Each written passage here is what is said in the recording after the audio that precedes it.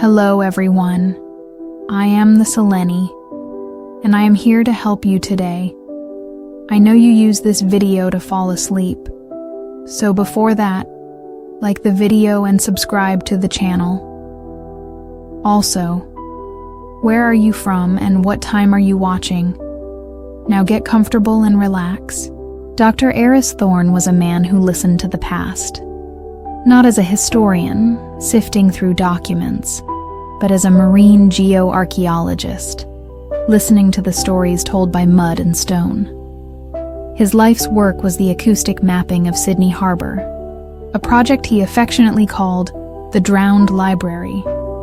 From his small, perpetually damp research vessel, the Echo, Eris would send pulses of sound into the deep, murky water, reading the returning signals to create intricate, three-dimensional maps of the harbor floor. He could distinguish a colonial-era shipwreck from a modern pile of construction debris, a natural sandstone outcrop from the scuttled remains of a 1920s ferry. He knew the harbor's secrets, its hidden scars, its forgotten histories, better than any living person. The harbor was his city, and its silence was his language. His world was one of predictable physics and measurable decay.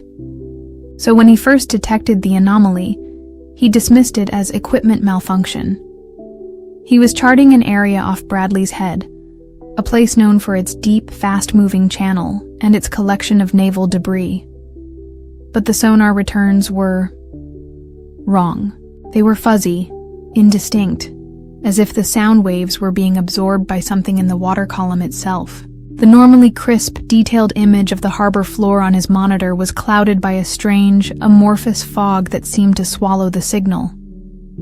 He recalibrated his gear, checked his connections, even took a water sample, which came back perfectly, normal. The anomaly persisted. A patch of acoustic deadness in a place that should have been noisy with history. He marked the coordinates on his chart with a red pen, a small question mark in the vast known space of the harbor. But over the next few weeks, more question marks appeared. A patch of signal-dampening fog off Cremorne Point. A strange, silent zone in the deep water under the harbor bridge.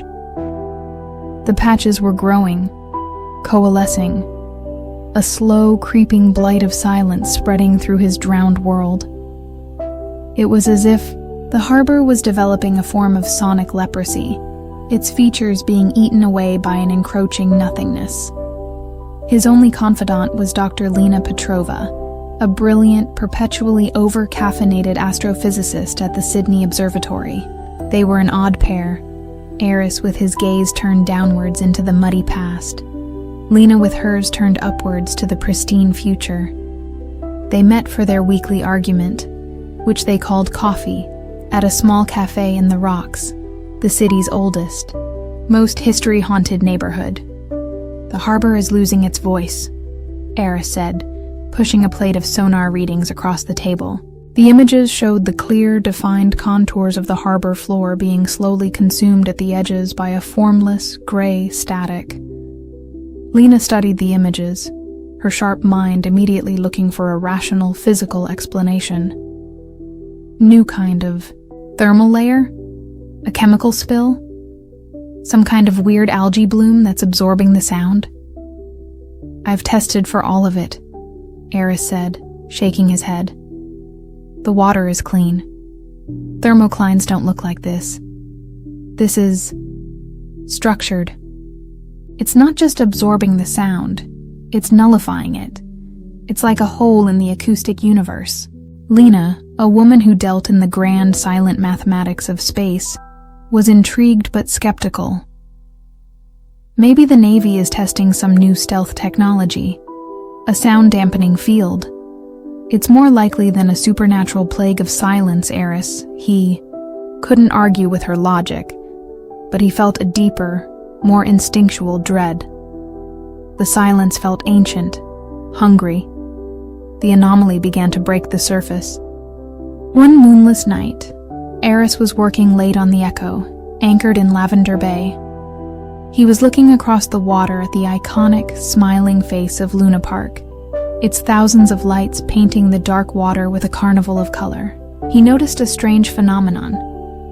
Where the lights hit the water, the reflection was incomplete. Patches of the glittering reflected light were simply gone, creating pockets of perfect, unnatural blackness on the water's surface. It was as if the water itself was refusing to reflect the light, absorbing it as completely as it was absorbing his sonar signals. He took a sample of the water from one of the black patches. Back in his small, cluttered lab at the Maritime Museum, he placed a drop under a high-powered microscope. What he saw made the breath catch in his throat. Suspended in the water were tiny, almost invisible organisms. They were crystalline in structure, vaguely diatom-like, but they were unlike any phytoplankton he had ever seen. They were not green with chlorophyll. They were a deep, matte black, and they did not reflect any light from the microscope's lamp. They seemed to drink it, to inhale it. And as he watched, he saw them pulse with a faint, internal luminescence, a cold, colorless light, like a dying star. He realized with a sickening certainty that these organisms were the source of the acoustic deadness and the light-absorbing patches. They were feeding on energy. Sound, light, any vibration that passed through them. And the cold, faint glow was their waste product, their exhalation. A light that was the ghost of light. He called Lena in a panic. "It's biological," he told her, his voice trembling with a mixture of terror and scientific excitement. "A new kind of extremophile. It's photophagic and sonophagic. It's eating the energy out of the harbor." Lena, her skepticism, finally overcome by the strangeness of Aris's discovery, arrived at his lab within the hour. She stared at the image on the microscope's monitor, her astrophysicist's mind immediately making a terrifying connection. "Aris," she said, her voice hushed. "They look like a biological analog of a black hole.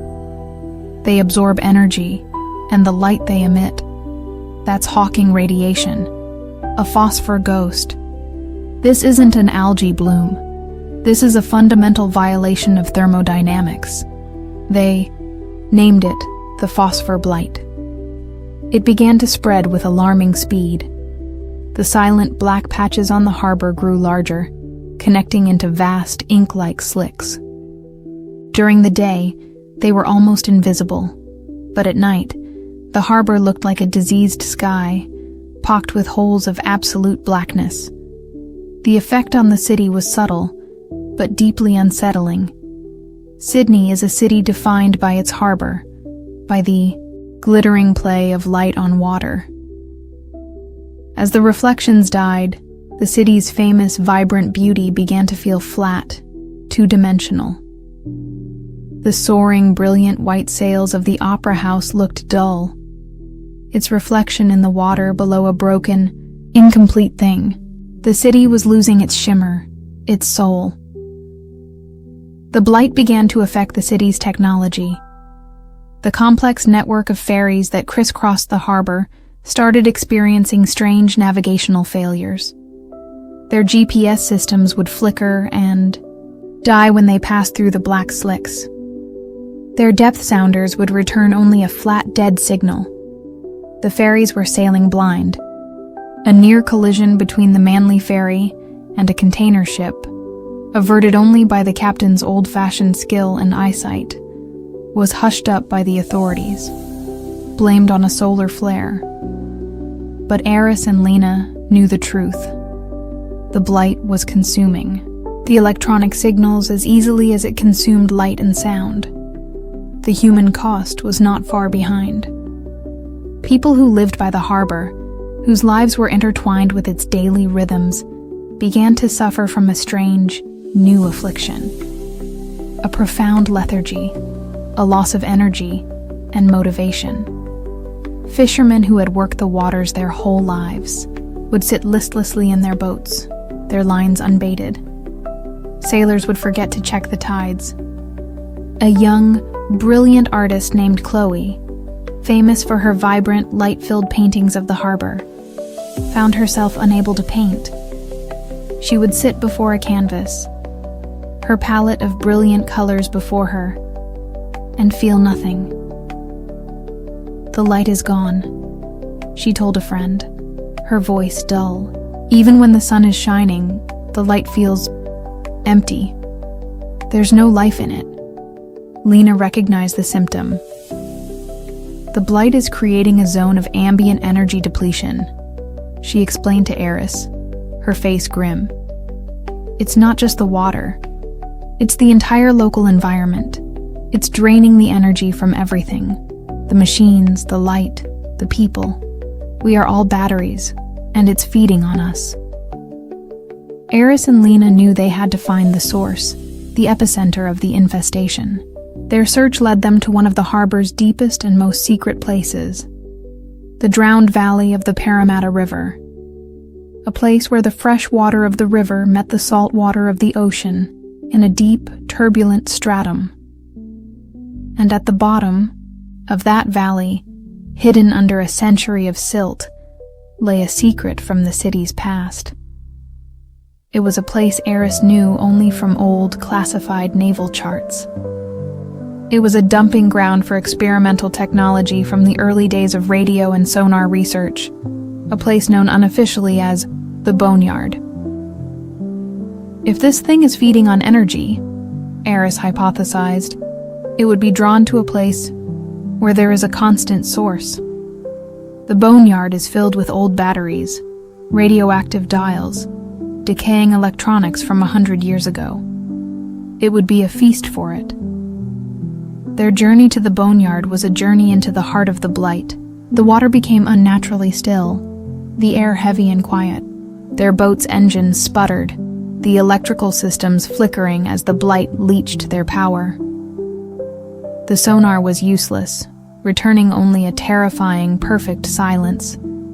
They were navigating by old-fashioned paper charts and a magnetic compass, sailing into a hole in the world.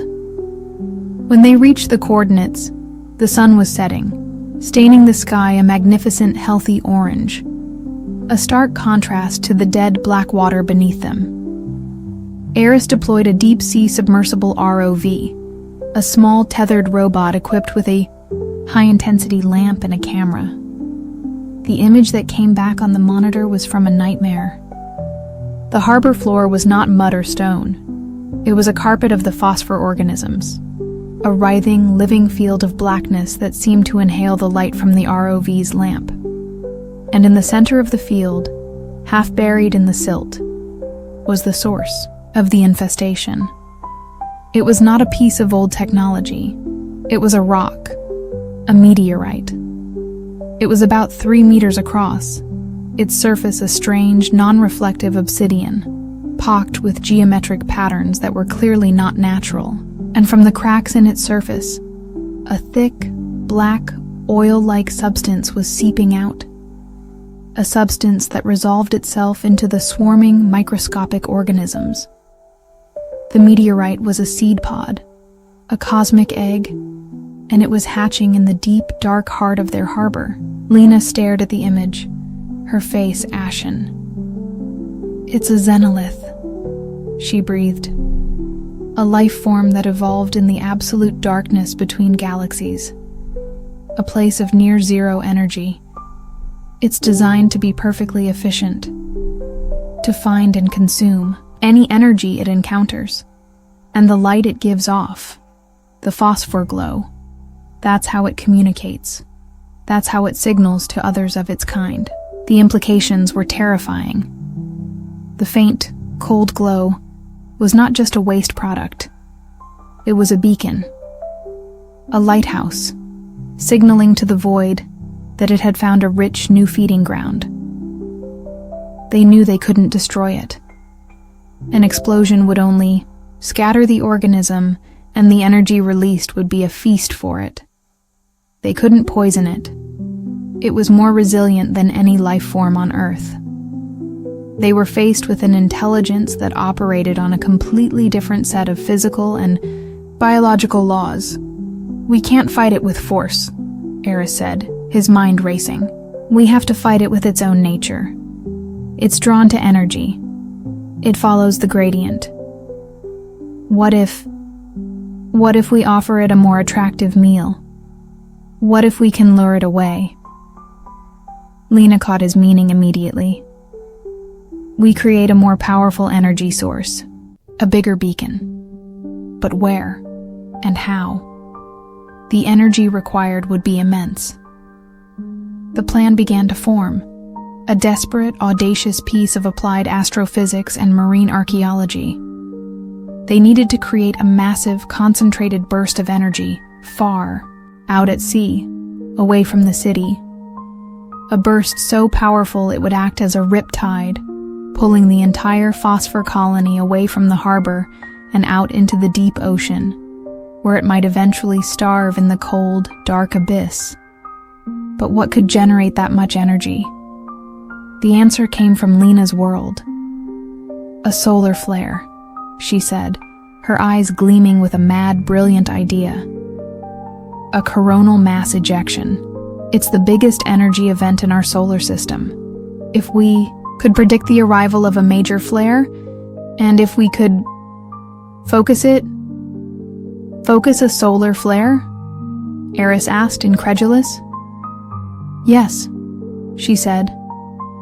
"With a lens, a massive electromagnetic lens. We don't have one, but the city does. It's the Sydney Harbor Bridge." Her theory was both elegant and terrifyingly dangerous. The Harbor Bridge, with its massive steel arch, was one of the largest man-made metal objects on the planet. If they could run a powerful enough electrical current through it, they could turn the entire structure into a colossal electromagnet. This magnetic field, if timed perfectly with the arrival of the charged particles from a solar flare, could theoretically focus a significant portion of that immense energy into a single, concentrated beam, firing it out to sea like a cannon. It was a plan that belonged in a science fiction novel, a plan that would require them to hijack the city's greatest icon and gamble with the fundamental forces of the solar system. The first step was Lena's. She immersed herself in the data from the solar observatories, looking for the telltale signs of a major, Earth-directed X-class solar flare. She knew they would only have a few days' warning. The second step was Eris's. He needed to find a way to channel a massive electrical current through the bridge. The answer, once again, lay in the city's drowned past. He knew from his research that several old high-voltage submarine power cables, decommissioned in the 1980s, still lay on the harbor floor, running directly beneath the bridge. If he could find their terminal points and connect them to a power source, he could electrify the bridge from below. The power source was the final, most dangerous piece of the puzzle. They needed a short, massive burst of electricity. They found their answer in the city's own defenses. Just north of the city, there was a major electrical substation that contained a bank of huge, industrial-grade capacitors designed to protect the city's grid from lightning strikes by absorbing and then safely discharging massive electrical surges. Eris and Lena realized they could reverse the process. They could charge the capacitors to their absolute limit, and then, instead of discharging them into the ground, they could redirect the entire, colossal charge into the old submarine cables and up into the bridge. It was a race against time. Lena, her eyes red-rimmed from staring at solar data, finally found what she was looking for. A massive sunspot group poised to unleash a major flare. She predicted its arrival in 72 hours. The clock was ticking. While Lena refined her calculations for the magnetic lens, Eris embarked on the most dangerous dive of his life. He took the Echo to the base of the bridge's southern pylon, a place of treacherous currents and deep, murky water. He suited up in his heavy diving gear and descended into the cold, silent darkness. The phosphor blight was thick here, the water a dead, energy-leaching soup. His lights barely penetrated. The gloom and his radio communications were reduced to static. He felt his own energy draining away, a profound weariness seeping into his bones. He found the old cable terminals, just as the charts predicted. They were huge, armored conduits, covered in a century of marine growth. Working with numb fingers, fighting the crushing weight of the water and the encroaching lethargy, he managed to attach the custom-built connectors he had fabricated. He was connecting a fuse to the heart of the city. He surfaced, exhausted and hypothermic, but successful. The final part of the plan was the hack. They needed to bypass the substation's safety systems and trigger the capacitor discharge at the precise moment Lena dictated. This required a different kind of expertise. They found it in a surprising place. Chloe, the artist who had lost her ability to paint, was also, in a previous life, a brilliant but notorious hacktivist. When Lena and Aris explained the situation, her listlessness was replaced by a cold, focused anger. The blight had stolen her art. She wanted revenge. She agreed to help, her fingers flying across her keyboard with their old, forgotten fire. The final night arrived. A great, unnatural stillness had fallen over Sydney. The harbor was a vast, black mirror, reflecting nothing of the city lights or the stars above. The predicted solar flare was hours away. The trio of unlikely saviors was in position. Eris was on the Echo, anchored near the bridge, monitoring the power connection. Chloe was hidden in a van near the substation, her laptop patched into its control system. And Lena was at the Sydney Observatory, her eyes fixed on the real-time data from the solar satellites, a telephone connecting her to the other two. She was the conductor of their cosmic orchestra. The particles have hit the magnetosphere. Lena's voice crackled over the radio. The aurora will be starting soon. Get ready. As if on cue, the southern sky began to glow, not with the familiar aurora australis, but with a strange, sickly green and violet light. It was the energy of the sun, filtered through the parasitic lens of the blight. Chloe, begin the charge, Lena commanded. Charging capacitors, Chloe's voice replied, taut with concentration. It's working. The grid is screaming, but it's holding.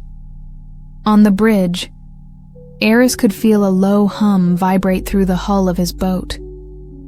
The air crackled with static electricity. The great steel arch was becoming a magnet. The particle density is peaking, Lena said, her voice rising in intensity. 30 seconds. Eris, is the connection solid? It's solid, Eris replied, his knuckles white as he gripped the railing. But the blight, it feels it. It's concentrating around the base of the bridge. It's getting hungry, could see the black slicks on the water coalescing, drawn to the immense energy building in the structure above. 10 seconds. Lena counted down. 9. 8. Chloe, get ready to discharge. 7. 6. The hum from the bridge grew into a deafening roar. The water around the pylons began to boil. 3, 2, 1. Discharge now. Discharging, Chloe screamed. With a sound like the world cracking open, the substation released its charge. A colossal, unseen river of electricity surged through the old cables and into the steel arch of the bridge. For a fraction of a second, the entire structure glowed with a fierce, blue-white light. The magnetic field it generated was immense, a force of nature wielded by human hands. And at that exact moment, the densest part of the solar flare washed over the Earth. The effect was beyond anything they had imagined.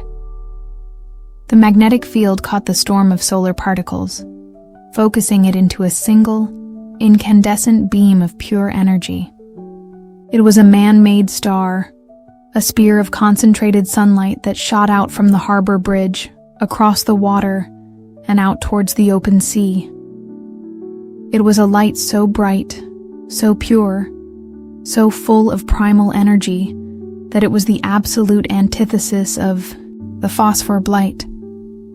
The beam hit the black dead water of the harbor, and the blight reacted not by feeding, but by recoiling in what could only be described as pain. The great, dark colony, drawn by the initial energy buildup, was now caught in the focused blast, and its fundamental nature took over. It was a creature that followed the energy gradient. The beam of focused solar energy, roaring out into the Pacific, was the most powerful energy source it had ever encountered. And the entire colony, every single microscopic organism, began to move. It was a great black tide, a river of absolute darkness, pulled from the harbor floor, away from the city, and drawn inexorably along the path of the beam, out towards the deep, empty ocean. It was a great, silent exorcism. The beam lasted for only 7 seconds, but it was enough.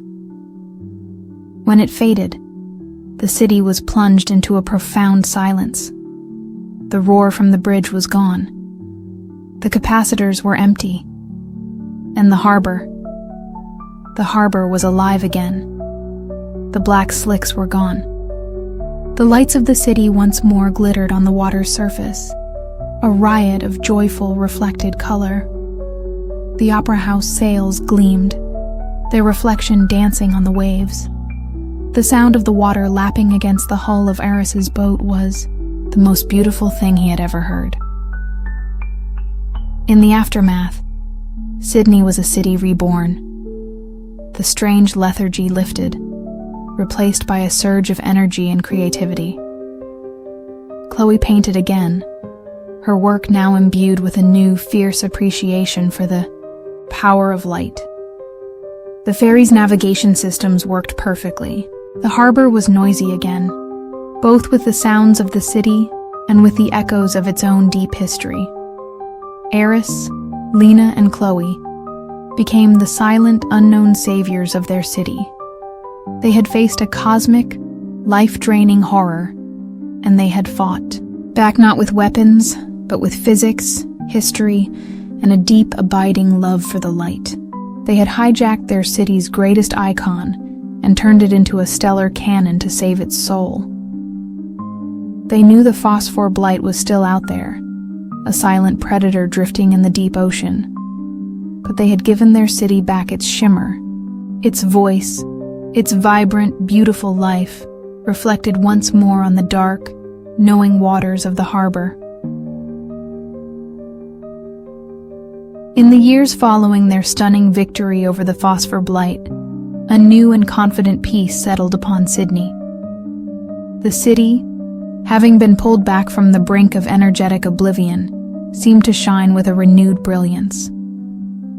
The trio of unlikely saviors, Dr. Eris Thorne, the marine archaeologist, Dr. Lena Petrova, the astrophysicist, and Chloe, the artist and hacktivist, had become a clandestine fellowship, the secret guardians of their city's vibrant soul. They were bound by the shared, impossible memory of wielding the harbor bridge as a stellar cannon, while the world saw a beautiful, bustling metropolis. They saw a survivor, a patient they had pulled from the edge of a cosmic abyss. Eris found a new joy in his work. The harbor was once again a drowned library, its floor telling clear, coherent stories through his sonar. The silence he now charted was the peaceful silence of history, not the hungry void of the blight. Lena, from her post at the observatory, watched the sun with a newfound respect, aware that its awesome power could be both a threat and a tool. Chloe's art exploded with a fierce, almost manic energy, her canvases filled with brilliant, defiant light, a testament to the beauty she had almost lost.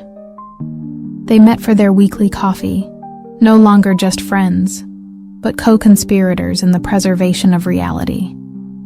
They were vigilant, forever scanning their respective domains, the depths, the heavens, the city's creative pulse, for the first signs of a new wrongness. For a long time, there was nothing. The city thrived, but the universe is endlessly inventive in its pathologies. The new threat did not announce itself with a physical symptom. It began with an absence, a shared public forgetting. It started, innocuously enough, with a song. A classic Australian pub rock anthem from the 1980s, a song so deeply woven into the cultural fabric of the city that every citizen knew the chorus by heart. One day, it was simply gone. Not just from the radio playlists, but from people's minds. A radio DJ, attempting to play it as a retro classic, drew a complete blank. A group of friends at a pub, trying to sing it for old time's sake, found they couldn't remember the words, or even the melody. It wasn't that they had forgotten it. It was as if the song had never existed at all. The space it had occupied, in their collective memory, was now a smooth, seamless void. The phenomenon was dismissed as a strange, fleeting case of mass brain fade, but then another cultural touchstone vanished.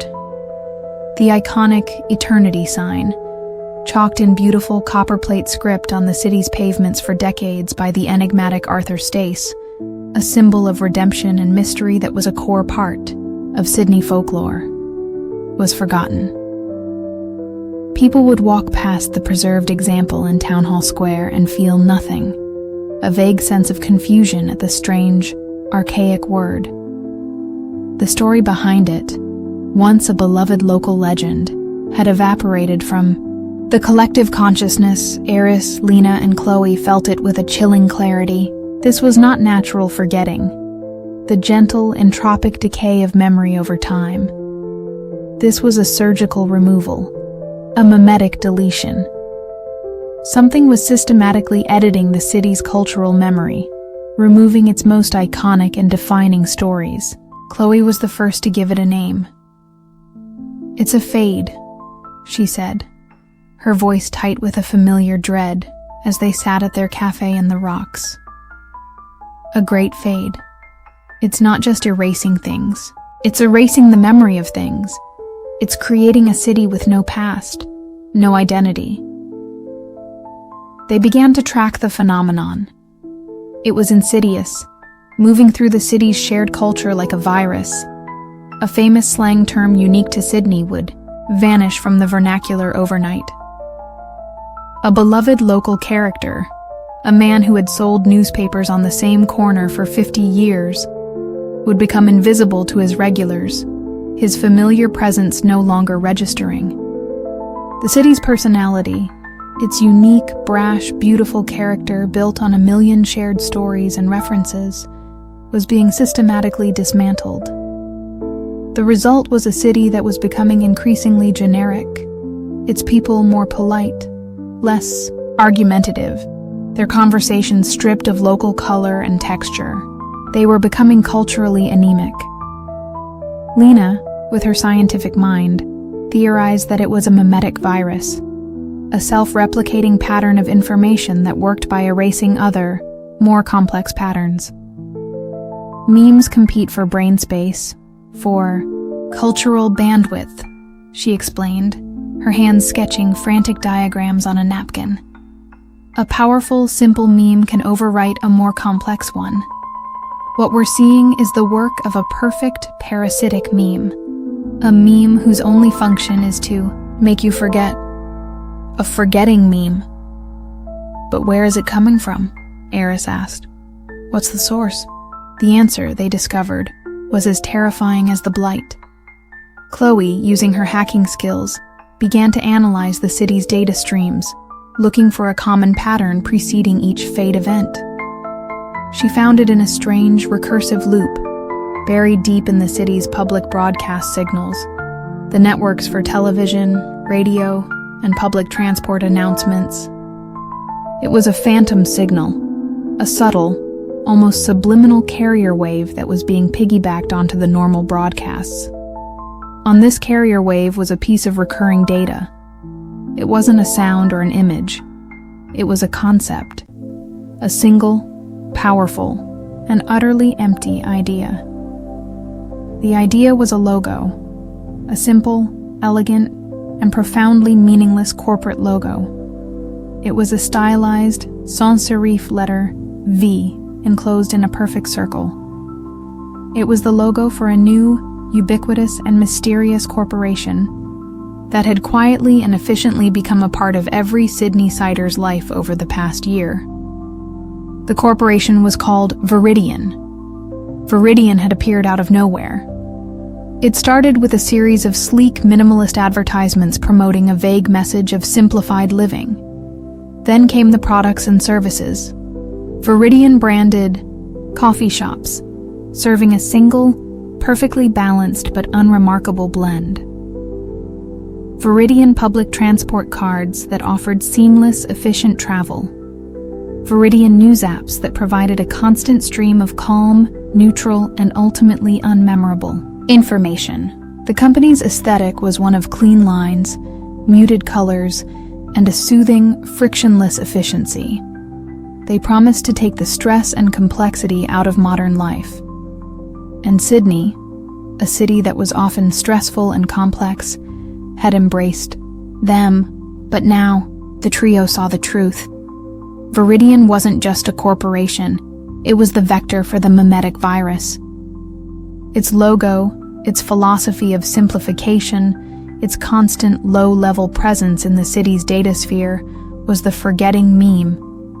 It wasn't actively malicious, it was simply efficient. In order to make life simpler, it had to erase the complex, messy, inefficient, and often contradictory stories that made up the city's identity. The Great Fade was a side effect of a corporate takeover of the city's soul. Their investigation into Viridian led them to a single, imposing, and completely anonymous building, Viridian's corporate headquarters. It was a brand new skyscraper, in the heart of the city at Barangaroo, a place that had itself erased a large chunk of the city's old working waterfront history. The building was a monument to minimalist architecture, a sheer tower of black glass and steel that seemed to absorb the vibrant Sydney light and reflect back a flat, gray sky. It was a piece of anti-architecture, a building with no character, no story. It was the physical embodiment of the Fade. They knew they couldn't fight a corporation with their old methods. They couldn't dive to the bottom of it or shoot a solar flare at it. They had to fight a meme with a meme. They had to create a counter-virus, a remembering meme. Something so powerful, so complex, and so deeply, specifically Sydney, that it could overwrite the sterile simplicity of Viridian. What is the most complex, chaotic, and story-rich thing in this city? Eris asked, the question hanging in the air.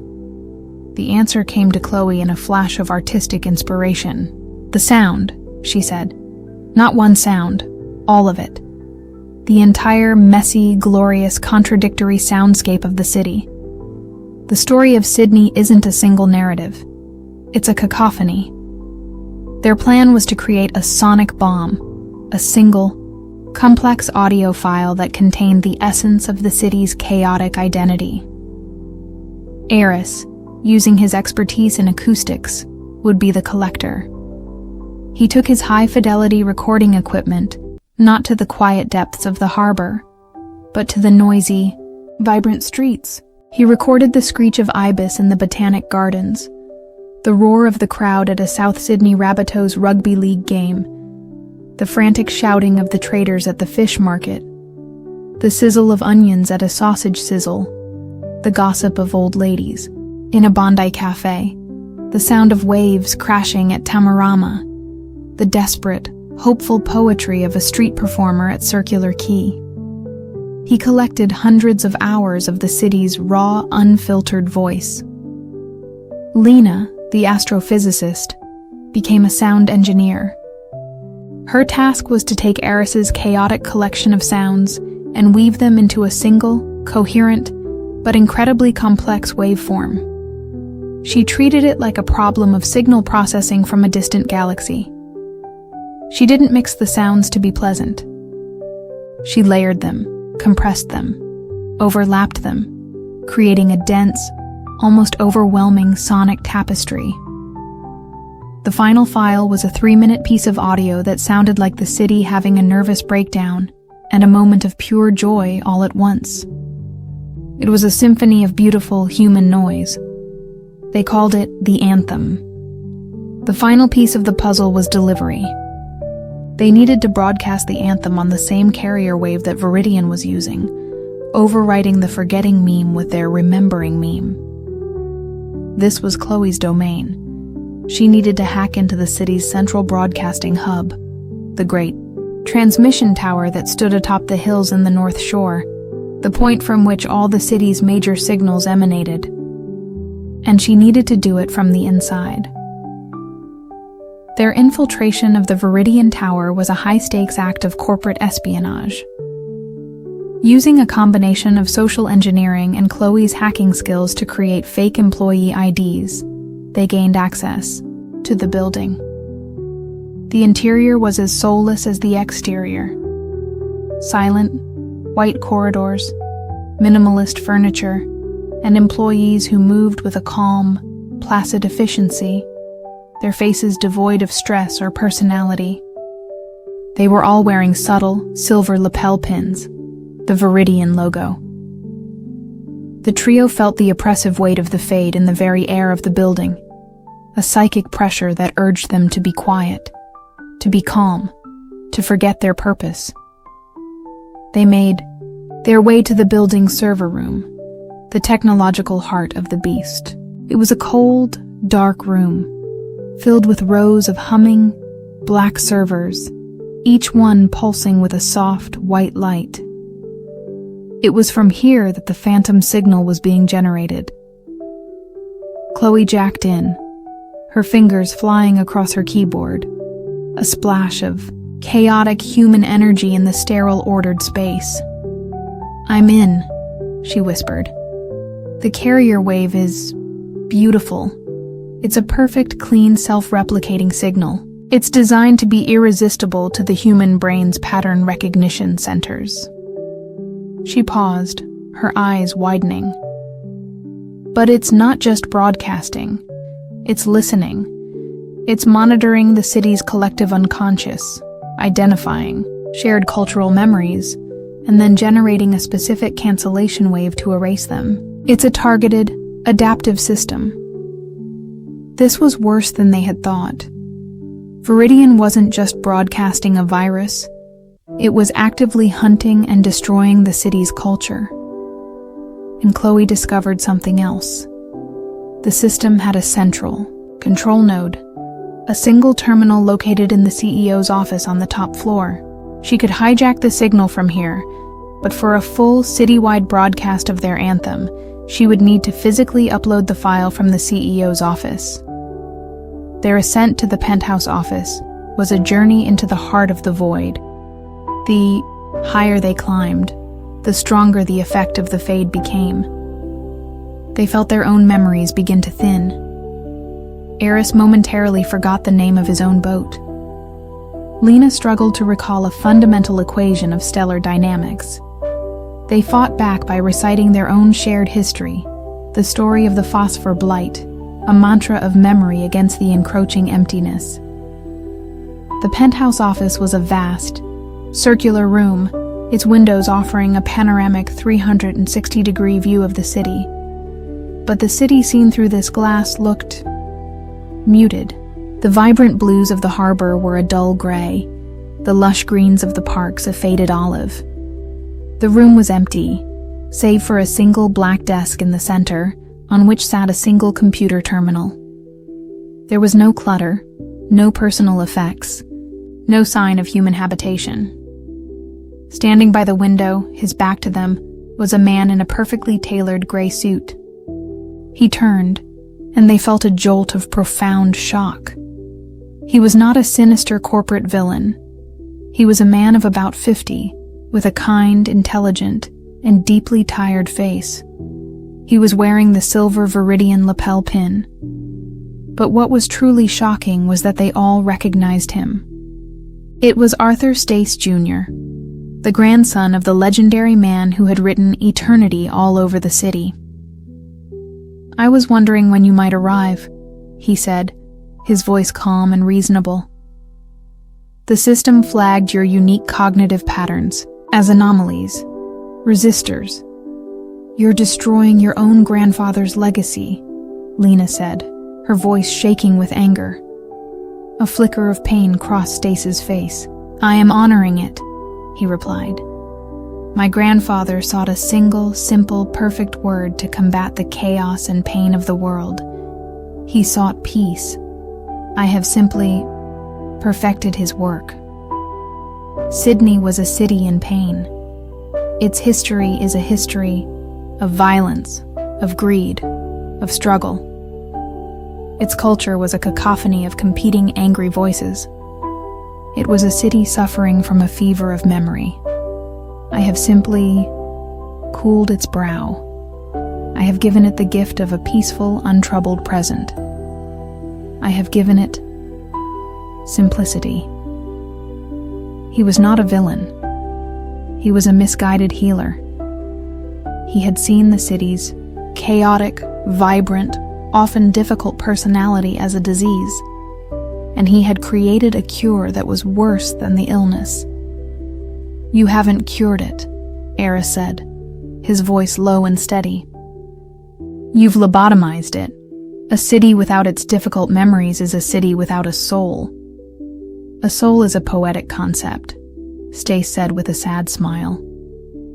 "I deal in data, and the data shows that since Viridian's integration, civic stress levels are down 80%, public conflict is down 90%, people are calmer, happier." "They're not happier," Chloe countered, her voice filled with an artist's passion. "They're numb. You've taken away their ability to feel anything strongly, good or bad. You've replaced a symphony with a single, boring, endless note." They knew they could not reason with him. His certainty was absolute. While Stace continued to speak, outlining his benevolent, terrifying vision of a world without messy emotions or inconvenient history, Chloe moved silently to the terminal.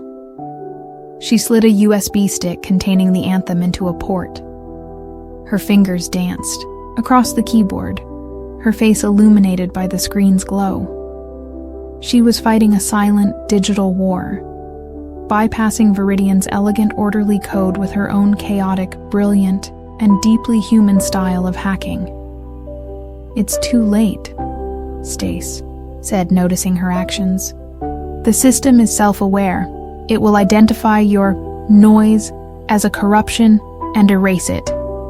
"It's not noise," Chloe said without looking up. "It's a story. And a good story is harder to kill than you think." She hit the final key. "Broadcasting now." For a moment, nothing happened.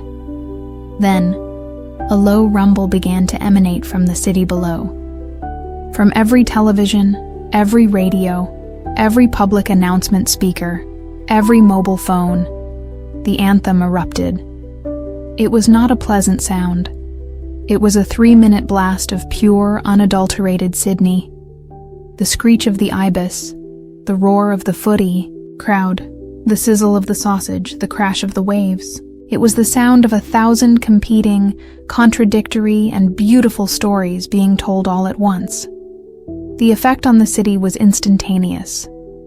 The forgetting meme, so elegant and simple, had no defense against this tidal wave of complex, chaotic information. People walking in a placid daze on the street stopped, their heads cocked, as a forgotten memory was violently reawakened by a familiar sound. A man hearing the roar of the Rabbitohs crowd suddenly remembered the joy of his first football match with his father.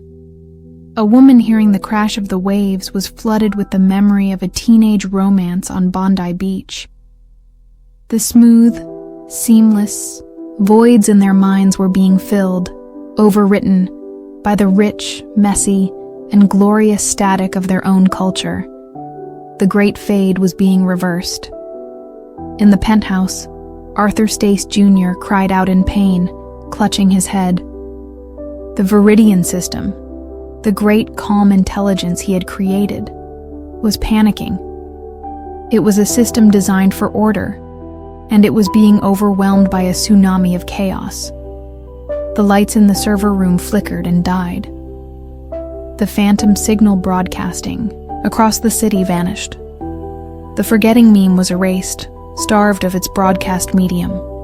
Stace collapsed, the silver lapel pin falling from his suit. He was just a man again, a man who had tried to save the city from its own heart, and had failed.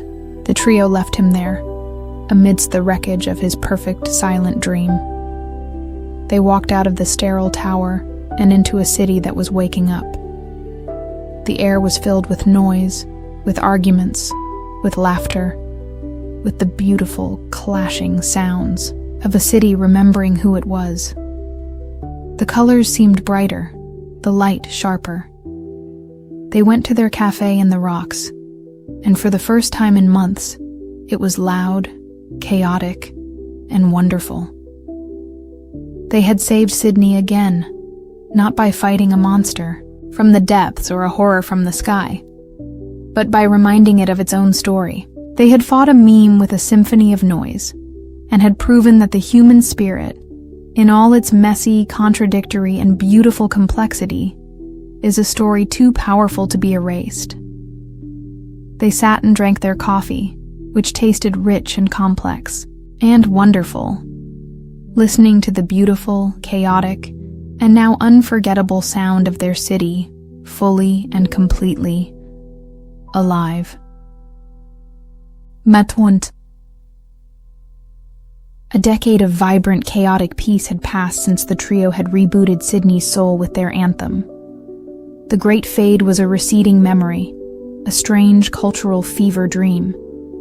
The city, having been reminded of its own noisy, complex, and beautiful story, had embraced its identity with a renewed passion.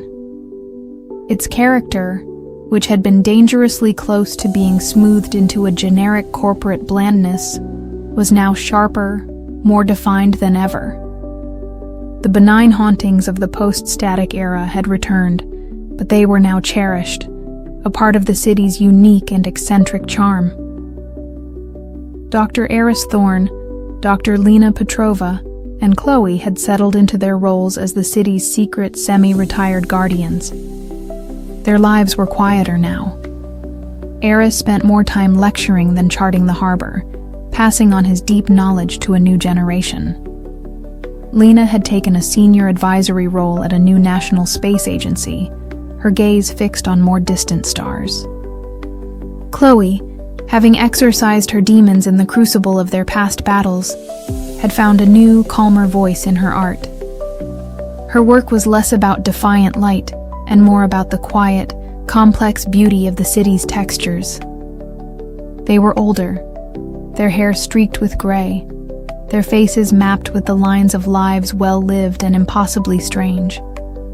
The great existential wars, they believed, were over. They had earned their rest. The new anomaly began with a subtle, physical resistance from the city itself. It started with the doors. All over the CBD, old, heavy doors and sandstone buildings began to stick. A maintenance issue, city officials declared, a consequence of an unusually humid summer. But the problem was too uniform, too specific. It was only affecting buildings made from the classic golden yellow Sydney sandstone, the very bedrock on which the city's colonial heart was built. Heritage architects were baffled. Doors that had swung smoothly for 150 years were suddenly stubbornly refusing to open, their jambs seeming to warp and tighten overnight. Then came the windows. In the same sandstone buildings, panes of glass began to crack under an unseen pressure, forming intricate spiderweb patterns. Geologists were brought in to check for seismic activity or subsidence. They found nothing. The ground was perfectly stable. Yet the pressure continued to build. The beautiful, hand-carved gargoyles on the old university buildings began to lose their definition, their features seeming to smooth and retract into the stone, as if the rock were slowly reclaiming its own form. Eris was the first to recognize the phenomenon as more than a physical problem. He was in his old lab at the Maritime Museum, examining a core sample he had taken years ago from the harbor floor, a piece of sandstone from the original pre-colonial bedrock. He had kept it as a paperweight, a piece of deep time on his desk. One morning, he found it had changed. A fossilized shell embedded within the stone, a small, perfect spiral he had always admired, was gone. The stone was now a uniform, featureless block. The rock had erased a piece of its own history. He felt a cold, familiar dread. This was not geology. This was an act of will. He brought his concerns to Lena and Chloe. They met at their old cafe, the ritual now a comforting anchor in their lives. "It's the sandstone," Eris said, his voice low. "It's waking up. Or it's holding a grudge. It's resisting its form. It's trying to forget that it was ever cut, ever shaped." Lena, ever the scientist, was skeptical. "Eris, rock doesn't have a memory. It's tectonics. It's stress dynamics." "Is it?" Chloe countered, her artist's eye seeing the pattern. "Have you noticed the colors in the city? The sandstone buildings are changing. They're becoming more yellow. A deeper, more aggressive yellow. They're losing the gray patina of age. It's like they're trying to return to their quarried state." She was right. The city's golden hue was intensifying. The old venerable sandstone buildings of Martin Place and Macquarie Street were no longer the color of gentle, sun-faded honey. They were now the sharp, raw yellow of a fresh wound in the earth. The city was physically regressing, shrugging off the accumulated grime and history of 2 centuries. They named the phenomenon the sandstone grudge. It was the city's very foundation, the bedrock of its existence, turning against the structures that had been carved from its own body. The grudge began to exert a more direct, physical pressure. Paving stones made of sandstone would subtly shift, creating trip hazards. Grand, carved archways would contract, their keystones groaning under an immense invisible force. It was a slow, inexorable, geological rebellion. The city was trying to shrug itself off its own foundations. The pressure was not just physical, it was psychic. People living or working in the old sandstone districts complained of a new, pervasive anxiety, a feeling of being watched, of being unwelcome. They described a sense of immense, ancient, and patient anger emanating from the very walls around them. Productivity in the city's financial district plummeted. People started avoiding the old, beautiful parts of the city, unconsciously drawn to the architectural neutrality of modern glass and steel towers. The trio understood the terrifying truth. This was the city's original sin, the memory of the land's first violation, finally coming due. When the first colonists arrived, they had not just built on the land, they had dismembered it, They had quarried the sandstone peninsula, cutting into its flesh, taking its bones, and reassembling them into a new, alien geometry of forts, churches, and prisons. For 2 centuries, the stone had been dormant, its geological memory suppressed, but the city's recent history of paranormal upheaval, the constant warping of space and time, had awakened it. The sandstone grudge was the land's deep, lithic memory of its own disfigurement, and it was finally, patiently, demanding a reckoning. "We can't fight rock," Lena said, staring at a geological map of the Sydney Basin. The map showed the entire city sitting atop a single vast, contiguous sandstone plate. "The enemy isn't an entity. It's the ground beneath our feet. What do we do? Evacuate the city?" "And go where?" Eris countered. "The grudge isn't just in the buildings. It's in the foundations of every road, every pylon. The eye, whole city is the wound. We can't run from it." Their quest for a solution led them deep into the history of the stone itself. They discovered that the most prized, and therefore most used, sandstone had come from a single massive quarry, a place that was now the suburb of Pyrmont. This quarry, known as Paradise, was the source of the stone for most of the city's grandest colonial buildings. It was the heart of the original wound. They hypothesized that the grudge was strongest there, that it was the epicenter of the geological resentment. The old quarry was now a public park, its sheer golden cliffs a dramatic backdrop for weekend picnics and dog walkers. But as the trio explored the site, they felt the psychic pressure more intensely than anywhere else. The air was thick with a silent, ancient anger. The stone faces of the quarry seemed to watch them, their surfaces unnervingly smooth, as if constantly erasing any sign of weathering or decay. And in the center of the park, at the deepest point of the old quarry floor, they found something that should not have been there. It was a tree. A single magnificent Angophora costata, a Sydney red gum, its smooth pinkish bark and twisted sculptural limbs, a beautiful living contrast to the harsh geometry of the quarry walls. But what was impossible was its size. Historical records and photographs showed that the quarry had been an active, barren wasteland until the 1970s. This tree was at least 200 years old. It had been growing there before the quarry had even been carved out around it. It was a temporal and botanical impossibility. It was a memory of the land as it had been before the violation. It was the quarry's unquarried heart. As they approached, the tree, the sense of anger radiating from the stone walls lessened, replaced by a feeling of deep, profound sorrow. The tree was the focus of the grudge. It was the land's memory of its own wholeness, and the stone was raging against its own dismemberment, a phantom limb pain on a geological scale. "It's not trying to destroy the city," Aris said, his hand hovering just above the smooth, warm bark of the tree. "It's trying to heal itself. It's trying to return to this, to its original, unbroken state. And to do that, everything we've built has to go." The plan, when it came, was born of Alice's legacy, the memory of their old friend in Melbourne, the landscape architect who had understood the soul of the living world.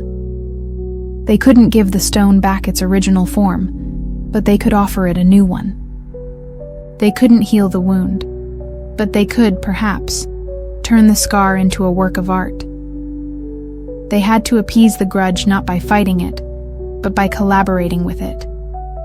They would launch the most ambitious public art project in the city's history, a project they called the Kintsugi City. Kintsugi is the Japanese art of repairing broken pottery with lacquer dusted or mixed with powdered gold, silver, or platinum. As a philosophy, it treats breakage and repair as part of the history of an object, rather than something to conceal. They would apply this philosophy to the entire city. They would not try to stop the stone from changing. They would embrace it. They would fill the cracks, not with concrete, but with beauty. Their plan was twofold. The first part was physical. They needed a material, a new kind of mortar that could be introduced into the city's sandstone structures, a material that could absorb the immense geological pressure and resonate with the stone's own memory. The answer came from Eris's world. He knew that the harbor floor was thick with sediment, containing countless millions of microscopic fossilized diatoms, tiny silica-shelled organisms from millennia past.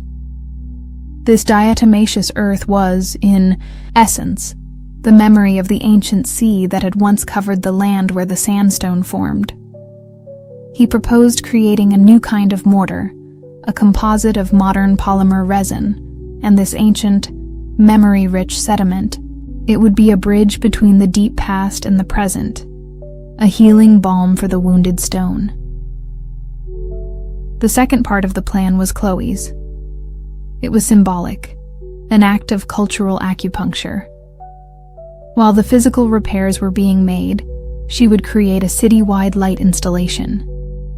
Using a network of small, strategically placed laser projectors, she would trace the lines of the diatom mortar as it was applied, filling the cracks in the city with lines of pure, golden light. She would, literally, turn the city's scars into veins of gold, making the act of repair a visible, celebrated part of the city's nightly aesthetic. The project was massive, requiring the buy-in of the entire city. They used their considerable influence. Eris, the respected academic, made the scientific case for the new geopolymer. Lena, from her position at the space agency, lent the project an air of futuristic credibility. Chloe, the celebrated artist, made the aesthetic case, presenting the light installation as the most ambitious public art piece ever conceived. They never, of course, mentioned the true, paranormal nature of the crisis. They framed it as a revolutionary new method for heritage preservation, a way to combat accelerated lithic decay. The city, grappling with the undeniable physical decay of its most beloved buildings, agreed. The project began. Under Eris's guidance, vast quantities of harbor sediment were dredged and processed. The new diatom polymer was created, a substance that felt strangely warm and alive to the touch. Teams of specialist masons, trained by Eris and his team, began the slow, painstaking work of repointing the city's sandstone buildings. They worked their way outwards from the epicenter at the Piermont Quarry, a slow wave of healing spreading through the city.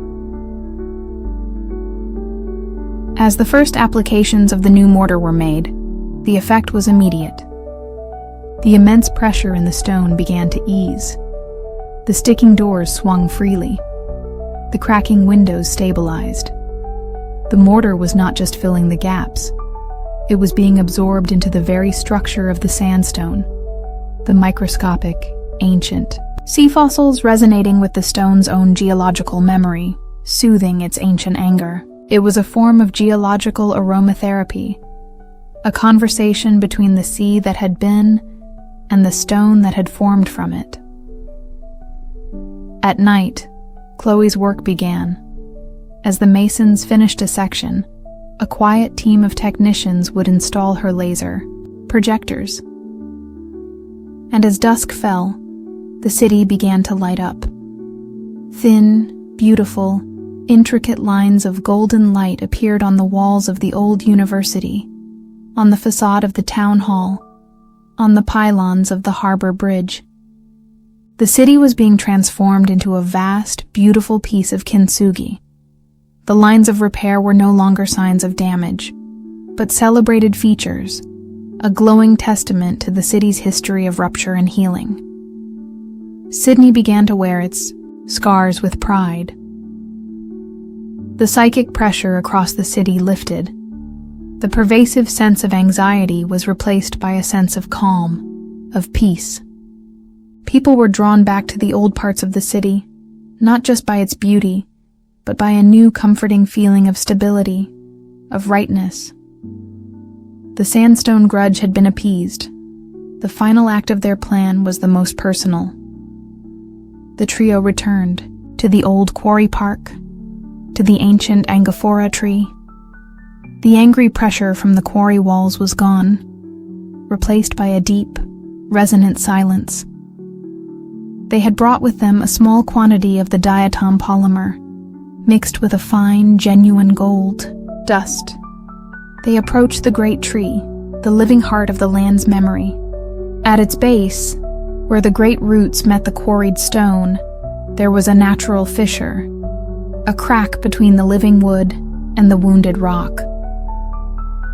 With a shared silent understanding, they knelt down. Together, they took the golden mixture and, with their own hands, filled the crack. It was a final symbolic act of union, bridging the gap between the living, organic world and the deep, mineral memory of the stone. They were sealing the peace treaty between the tree and the quarry, between the life that grew and the rock that remembered. As they smoothed the last of the golden mortar into place, the last light of the setting sun hit the pink bark of the tree, and the entire park was filled with a warm, gentle, golden glow. It was a light of acceptance, of healing, of a grudge finally, after 2 long centuries, being laid to rest. They had done it. They had saved their city one last time, not by fighting a monster, but by healing a memory. They had faced the city's original sin, the wound of its own creation, and had not erased it, but had made it beautiful. They walked away from the park, leaving the great golden tree to stand sentinel over its peaceful, scarred, and now truly complete domain. Their work was finally, unequivocally, done. They were old. The battles had taken their toll, but they had earned their city a lasting peace. A peace built not on ignorance of its past, but on a deep, compassionate, and beautiful integration of it. They had lived to see Sydney not just survive its ghosts, but learn to wear them as its finest, most precious ornaments. Its veins of golden light, a nightly reminder that a city, like a soul, is made more beautiful not by its perfection, but by its magnificent, well-healed scars. The city of Sydney had found its equilibrium. The decade following the healing of the sandstone grudge was a period of unprecedented calm and integrated strangeness. The city wore its scars as golden, glowing lines of kintsugi art.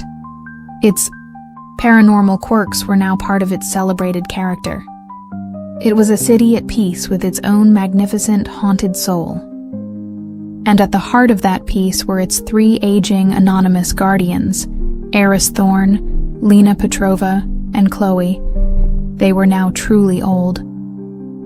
Eris, nearing his 90th birthday, had retired completely, his life's work of charting the harbor's depths, now the foundation of a new academic field.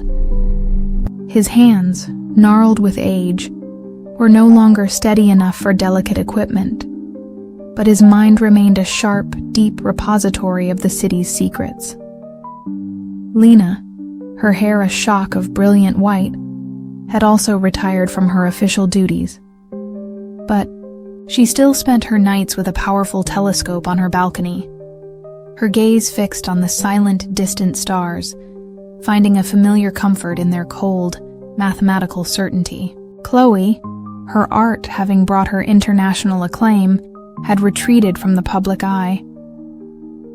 She lived quietly in a small house in the Blue Mountains, her days spent painting not the grand, defiant light of her youth, but the small, intricate, and infinitely complex textures of bark, stone, and water. They were no longer a team. They were a family, bound by a history that no one else on Earth could comprehend. They spoke every day, their conversations a comfortable shorthand of shared trauma and quiet affection. They were content. They had won.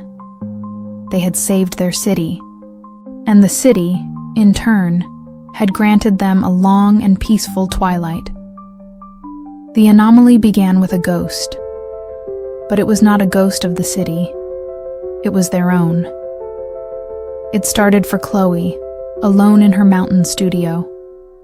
She was cleaning her brushes, the familiar, rhythmic motion a form of meditation. As she looked out the window at the blue haze of the valley, she saw a flicker of movement in the reflection on the glass.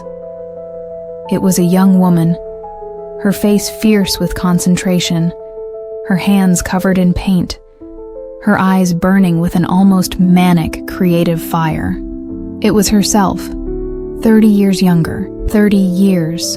The vision lasted only a second, a phantom superimposed over her own aged reflection, but it was so vivid, so real, that she dropped her brush, splashing turpentine on the floor.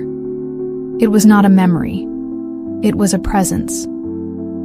A few days later, Lena experienced it. She was reading a complex paper on quantum entanglement, her mind struggling to grasp the elegant, intricate mathematics. Frustrated, she closed her eyes for a moment. When she opened them, a younger version of herself was sitting opposite her at the table. This Lena was vibrant, her hair a dark, energetic storm, her face sharp with an impatient, brilliant intelligence.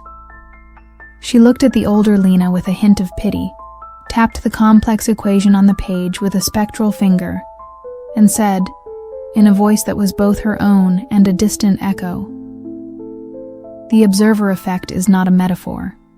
It's a mechanism." Then she was gone. Lena was left breathless, her heart pounding. The insight the ghost had provided was correct, a key to unlocking the problem she had been wrestling with. The ghost wasn't just an image, it had brought knowledge from her own past. Eris encountered his ghost in the most fitting of places, on his old research vessel, the Echo, which was now a permanently moored exhibit at the Maritime Museum. He was visiting it, a nostalgic pilgrimage. As he stood in the cramped cabin, running a hand over the familiar, worn controls of his old sonar equipment, he felt a sudden chill. A younger Eris stood beside him, his face tanned and weather-beaten, his eyes filled with a relentless, questioning energy. "You stopped listening," the young ghost said, his voice a low murmur, like the sound of deep water. "The stories are still down there. Why did you stop listening?" The presence was so strong, so filled with a sense of righteous, youthful ambition, that the older Aris felt a profound, debilitating wave of shame. They conferred, their voices on the phone laced with a new and terrifying kind of fear. This was not an external threat. This was an internal one. "They're us," Chloe said, her voice trembling. "But they're purer, more potent. They're the versions of ourselves that fought the battles. They're the echoes of our own heroism," Eris added. "The city is haunted by 1,000 benign things. It seems we are now haunted by ourselves." Lena, as always, provided the terrifying, logical framework. In every crisis, we poured a tremendous amount of our own energy, our own will, our own identity, into the city's systems, to fight the blight, to compose the anthem, to harmonize the static. We imprinted ourselves onto the very fabric of reality. The city, in its gratitude, preserved those imprints. The palliate tried to preserve our bodies. This is different. This is the city preserving the moments we were at our most powerful, our most essential. They named it the Echo's debt. The price for their victories was now coming due. They were being haunted by the ghosts of their own potential. by the idealized high-stakes versions of themselves they had been forced to become. And these ghosts were not benign. They were judgmental. They were reminders of a time when they were stronger, faster, more brilliant. Chloe's ghost would appear when she struggled with a painting, a silent, youthful critic of her aging hand's faltering precision. Lena's ghost would materialize during a difficult calculation, its presence a taunt of a mind that was once quicker. Eris's ghost would walk the decks of the Echo at night, a restless specter of a man who had never stopped exploring. The echoes were not just psychological. They began to exert a subtle physical influence. They were creatures of pure, concentrated will, and they were trying to correct their older selves. When Lena's hand would tremble slightly from age as she reached for a book, her echo would momentarily superimpose its own steady hand over hers, the book settling perfectly into her grasp. When Chloe would choose a muted, subtle color for her palette, her fiery young ghost would flash before her eyes, and she would find her hand unconsciously reaching for a brilliant, defiant crimson. They were being edited by their own pasts. Their hard-won peace, their quiet, graceful aging, was being treated as a flaw, a degradation of the perfect, heroic ideal the city had chosen to remember. The most disturbing effect was a form of temporal displacement. Eris would be having a conversation with a friend, and for a few seconds, he would be speaking with the passionate, urgent voice of his younger self. His words filled with a fire and certainty that startled both him and his companion. He was becoming a vessel for his own ghost. The line between them was blurring. "We are being replaced," Lena stated, her voice stark, during one of their daily calls. The city has decided that the heroic echoes are more valuable, more essential to its stability, than the old, tired people we have become. It is slowly, lovingly, overriding us with our own legends.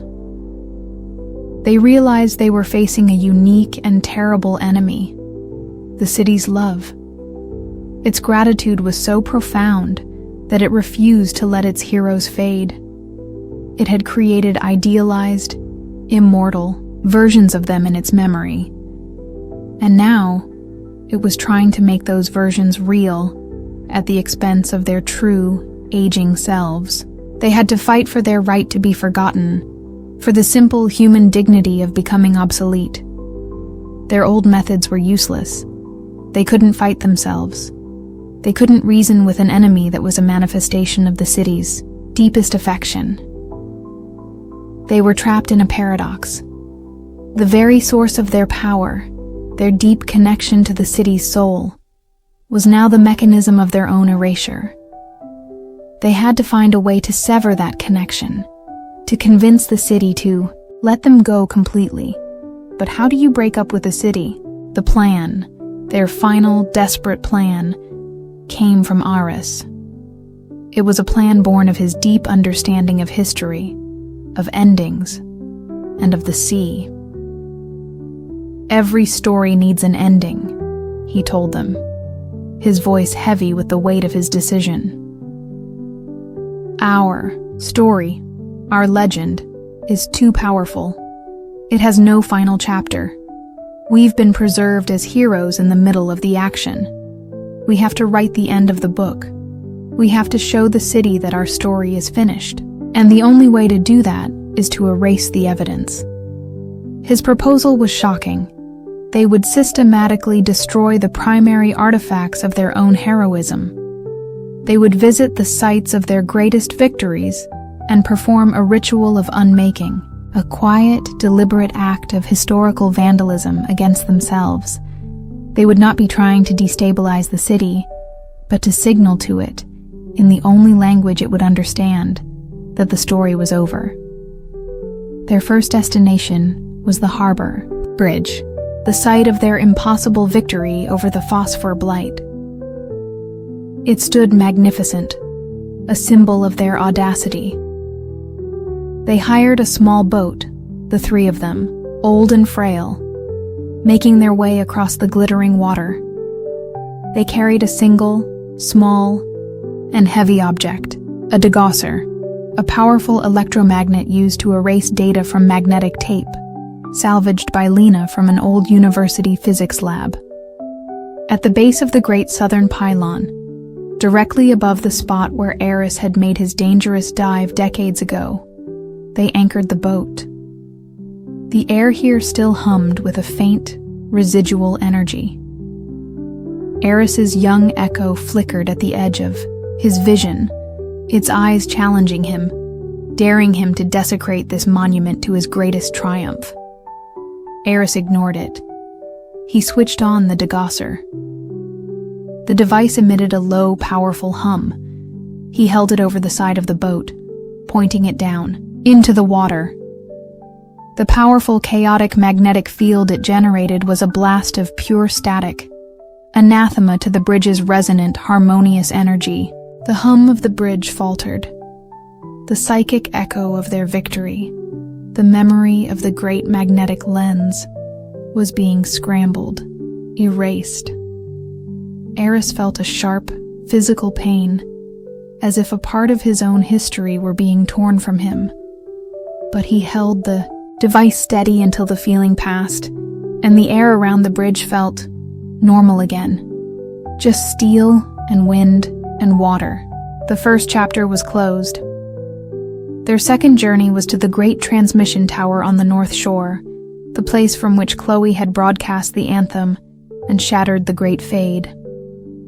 They stood at the base of the tower, a colossal lattice of steel reaching into the sky. Chloe's ghost was there, a vibrant, angry specter, silently screaming at her for what she was about to do. Chloe held a small laptop. On it was a piece of code she had written, a simple, elegant computer virus, a silence virus. It was designed to seek out the specific, complex waveform of their anthem in the city's data streams and neutralize it, replacing it with a snippet of pure, empty digital silence. With trembling fingers, she wirelessly connected to the tower's network and uploaded the virus. For a moment, the city's ambient hum seemed to dip, a tiny, almost imperceptible caesura in its constant song, as the memory of their sonic bomb was located and erased. Chloe felt a wave of emptiness, the fire of her greatest artistic statement extinguished, but the judgmental presence of her echo vanished with it. Their third and most difficult task was to confront the legacy of their most complex victory, the harmonized static. They had to visit one of the reconciled glitch sites. They chose the one at the heart of the city, the old confluence of spirits. The place was now a small, peaceful, and much-loved public plaza, a space of inexplicable calm. Here, the echoes of all three of them appeared, strong and vibrant, drawn to this place of immense power. They were not just apparitions. They were a formidable psychic presence, the guardians of the harmony they had created. "You cannot undo this," Lena's ghost said, her voice a chorus of perfectly aligned frequencies. "This is the city's peace. This is our masterpiece. A masterpiece must be finished." "The real, mortal," Lena replied, her voice quiet but firm. Their task here was the most abstract. They had to introduce a tiny, single note of dissonance into the perfect chord. Lena, the astrophysicist, had calculated a way. It involved creating a subtle, localized disruption in the city's magnetic field, using 3 small, precisely calibrated magnets. It was a tiny act of physical intervention, but its effect on the harmonized reality would be profound. It was like introducing a single, slightly off-key instrument into a perfect orchestra. They placed the magnets at the points of a triangle around the plaza's central fountain. The moment the third magnet was in place, the plaza's profound calm was broken by a single discordant hum. The air shimmered. The harmonious presence of their echoes wavered, their forms distorted by the introduction of this deliberate imperfection. They did not vanish, but their power was diminished, their perfect harmony now marred by this small, persistent, human flaw. They had not destroyed the piece, but they had made it imperfect. They had made it real again. They returned to their homes, exhausted, feeling hollowed out, as if they had willingly amputated parts of their own souls. But the haunting had stopped. Their echoes were gone. Their power to judge and correct them erased along with the monuments of their heroism. They were free, but they soon discovered that their freedom had come at a terrible cost. The city, deprived of the powerful organizing memories of their victories, began to drift. The harmony they had created, now flawed and unanchored from its founding legends, began to fray. The old anomalies, which had been benign, integrated quirks, started to reassert themselves with a new chaotic energy. The tangle no longer just looped laneways. It began to physically move them. A street that was on the west side of a park one day might be on the east the next. The inversion's anti-gravity effects became more pronounced, causing minor but dangerous floating hazards. The echoes returned, not as single, fleeting images, but as confusing, overlapping crowds of personal ghosts. The static, the great, incoherent noise, was returning. They had made a terrible miscalculation. They had assumed the city's peace was self-sustaining.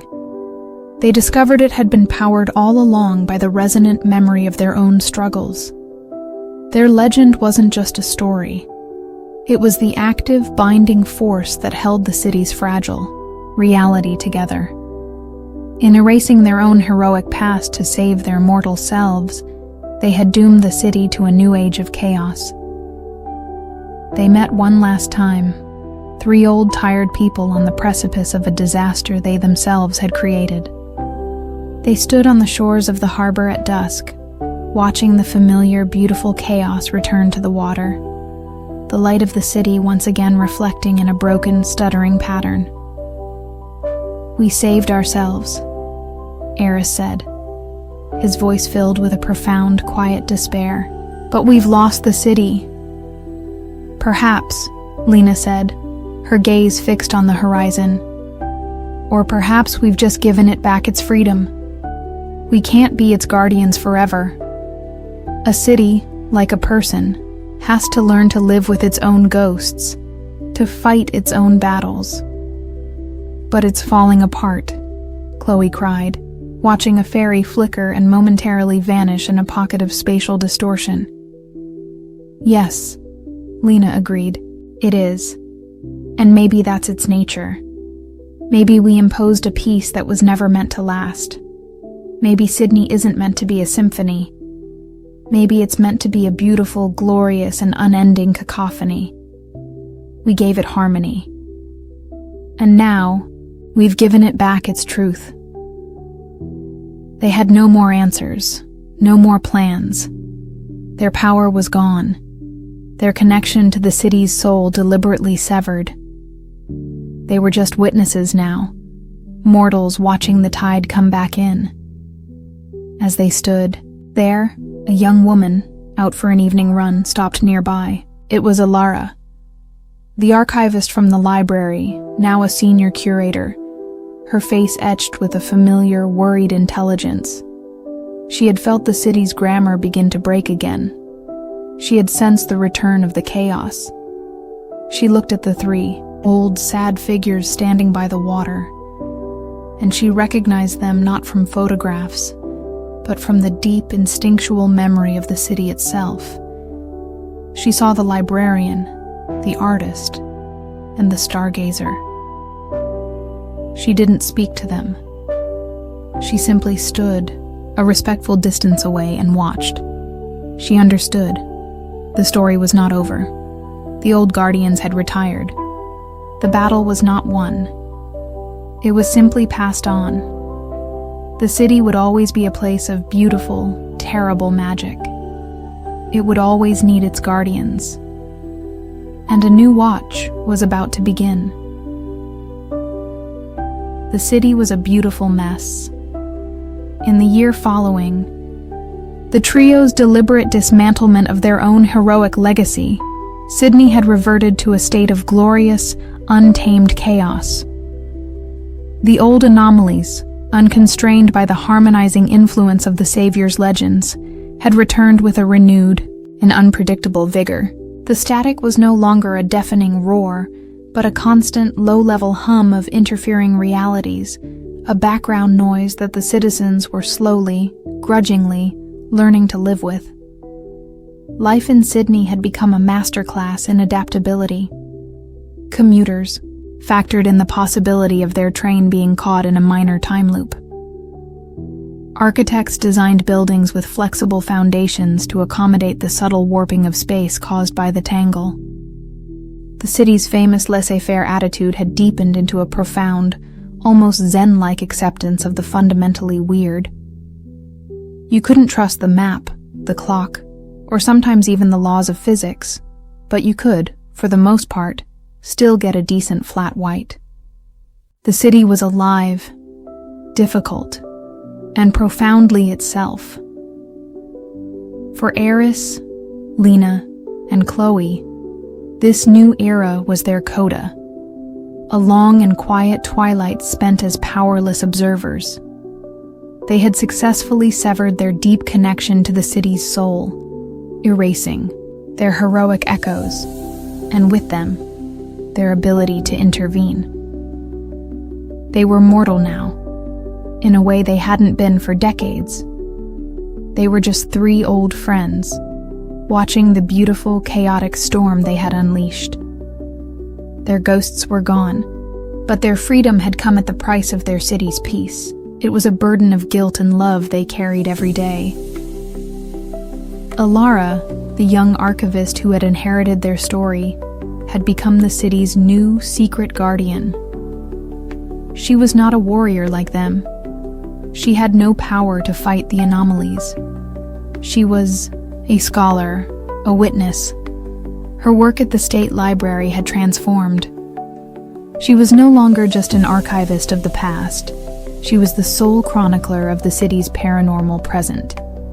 She used Stanley's original files as her guide, creating a new, living map of the chaos, tracking the ebb and flow of the recurring phenomena. She was not trying to stop them, but to understand them, to find the new grammar in the city's broken syntax. She would meet with the trio occasionally, visiting them in their quiet homes, bringing them news from the front lines of their old war.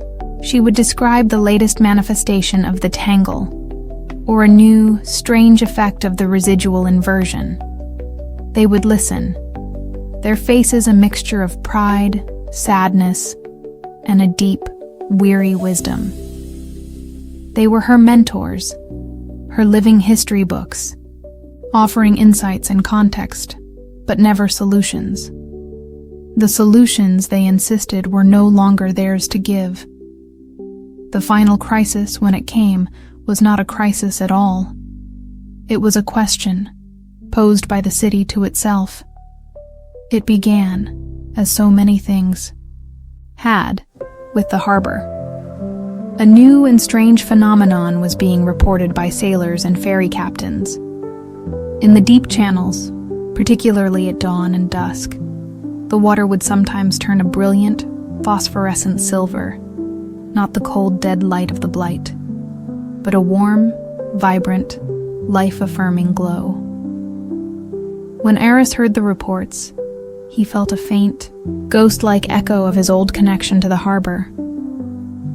He knew this was not a new threat. It was a symptom of something deeper. Alara, using the library's resources, began to correlate the sightings of the silver water with other events. She found a pattern. The glowing water always appeared in conjunction with a moment of profound, spontaneous creativity or compassion within the city. It glowed brightest on the night a struggling young playwright's first show received a standing, ovation in a tiny independent theater. It shimmered with an intense light on the day a crowd of complete strangers worked together to lift a car off a trapped cyclist. It pulsed with a soft, gentle rhythm when a renowned musician, playing a free concert in the park, brought a crowd of thousands to tears with a single, beautiful melody. "It's the opposite of the blight," Alara explained to the trio, her voice filled with a sense of wonder. "The blight fed on energy. This creates it. It's a physical manifestation of the city's positive emotional energy. Its creativity, its empathy, its soul." They were seeing the birth of a new, benevolent anomaly. The city, having been thrown back into chaos, was not just surviving. It was evolving. It was generating its own immune system, its own source of grace. But the new phenomenon, which they called the silver tide, had a strange side effect. Wherever the silver water appeared, the old chaotic anomalies would temporarily recede. A tangle-affected street would straighten. An echo-plagued cafe would fall silent. The silver tide was not just a symptom of the city's health. It was an active, harmonizing force. It was a natural, organic version of the very peace they themselves had once imposed. The city was healing itself. The implications were profound. The city was being presented with a choice. It could embrace the chaos, the difficulty, the raw, untamed energy of its haunted nature, or it could embrace the gentle, healing, harmonizing influence of the silver tide, which would inevitably lead back to a state of peace, order, and, perhaps, another form of stasis. The final battle for Sydney's soul was not between good and evil, but between two different kinds of good. The good of wild, untamed freedom, and the good of peaceful, harmonious coherence. The trio watched this new development with a mixture of awe and trepidation. They had given the city back its freedom, but was it now choosing to put itself back in a cage, however beautiful? "It's a natural cycle," Lena, the scientist, mused. "A system oscillates between chaos and order. We were an artificial imposition of order. This is the city's own natural attempt to find its own balance. The city's choice would be made, they knew, at the point of greatest confluence, the place where all its competing realities were at their most potent. It would be made at the 4 reconciled glitch sites. Alara, now the de facto expert on these locations, noticed a change. The sites, which had been humming with a low-level, chaotic energy since the trio had undone their work, were growing quiet. The city was focusing its energy, preparing for a decision. The final event happened on the night of the winter solstice, the longest night of the year.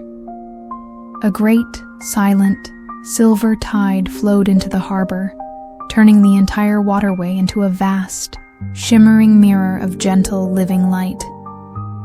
The light did not stay confined to the water. It flowed up the old creek beds, along the buried tram lines, through the very sandstone of the city's foundations, a river of pure, positive energy. And it all converged on the 4 sacred sites. Alara knew she had to be there. She felt a pull, a summons. This was not just an event to be chronicled. It was the final chapter of the story she had inherited. She went to the glitch site at the Eye, heart of the city, the plaza that had been the confluence of spirits. The air was still and silent, the usual background static of the city completely gone. The plaza was bathed in the soft silver light emanating from the ground itself. She was not alone. Eris, Lena, and Chloe were there, drawn from their quiet homes by the same undeniable summons. They stood together, 4 figures in the silver glow, the old guardians and their inheritor. They were not there to act, but to witness. As they watched, the city began its final conversation with itself.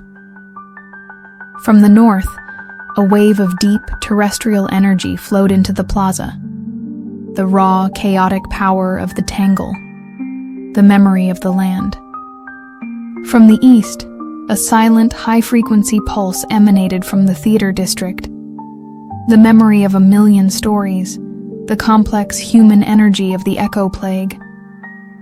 From the south, a heavy, grounding pressure settled, the memory of the inversion, the anchor of physical law. From the west, a wave of pure temporal distortion washed in, the memory of the stillness, the pull of the past. All the city's old ghosts, all its powerful, conflicting realities, had come to this place to meet. The new, gentle power of the silver tide. The plaza became a battleground of benevolent forces. The chaos of the tangle was met and soothed by the tide's gentle light, its wildness not erased, but calmed into a graceful, flowing dance. The noisy chatter of the echoes was quieted, their individual stories not silenced, but harmonized into a single, beautiful chorus. The city was negotiating its own peace treaty, but the final decision required a catalyst, a human choice. The city, in its new, evolved consciousness, would not impose a solution on itself. It needed a representative. It needed a librarian. The silver light coalesced in the center of the plaza, forming a single shimmering question mark. It was a silent psychic query, directed at Alara. What kind of city do you choose to live in? Chaos or order? Alara looked at the trio. They offered no guidance, only a look of profound, trusting love. This was her decision, her inheritance, her responsibility.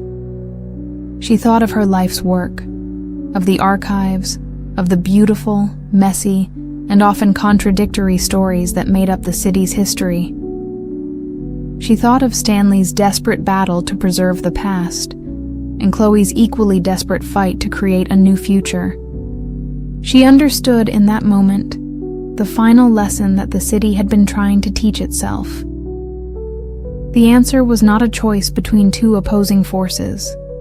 The answer was the balance itself. She stepped forward into the silver light. She did not speak. She simply held out her hands, one palm facing up, one palm facing down, in a universal gesture of equilibrium. It was an answer of profound simplicity. Both, and neither. I choose the dance between them. Her answer, her choice, resonated through the city's consciousness. The warring forces in the plaza did not defeat each other. They merged. The silver tide did not extinguish the chaos. It wove itself through it, its gentle light illuminating the beautiful complexity of the tangle, its harmony providing a bass note for the chorus of echoes. The anomalies were not cured. They were integrated, balanced, and accepted. The city had chosen not a final state, but a permanent, dynamic, and beautiful state of becoming. The light in the plaza faded, its work done. The city was quiet, but it was a new kind of quiet. A quiet filled with a deep, resonant, and peaceful complexity. The crisis was over, and the long war of Sydney's soul had finally, truly ended. Eris, Lena, and Chloe stood with Alara in the pre-dawn stillness. They felt the change.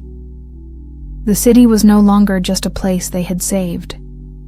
It was a place that had finally, fully, saved itself. Their legacy was secure. They looked at each other, a silent communication passing between them. Their story was complete. As the first rays of the true, natural sun touched the tops of the buildings, their forms, which had been so solid, so mortal, began to thin. They were not dying. They were graduating. Their bodies became translucent, woven from the same light as the city's magic. They were being offered the ascension they had once refused, but this time, it was not an absorption.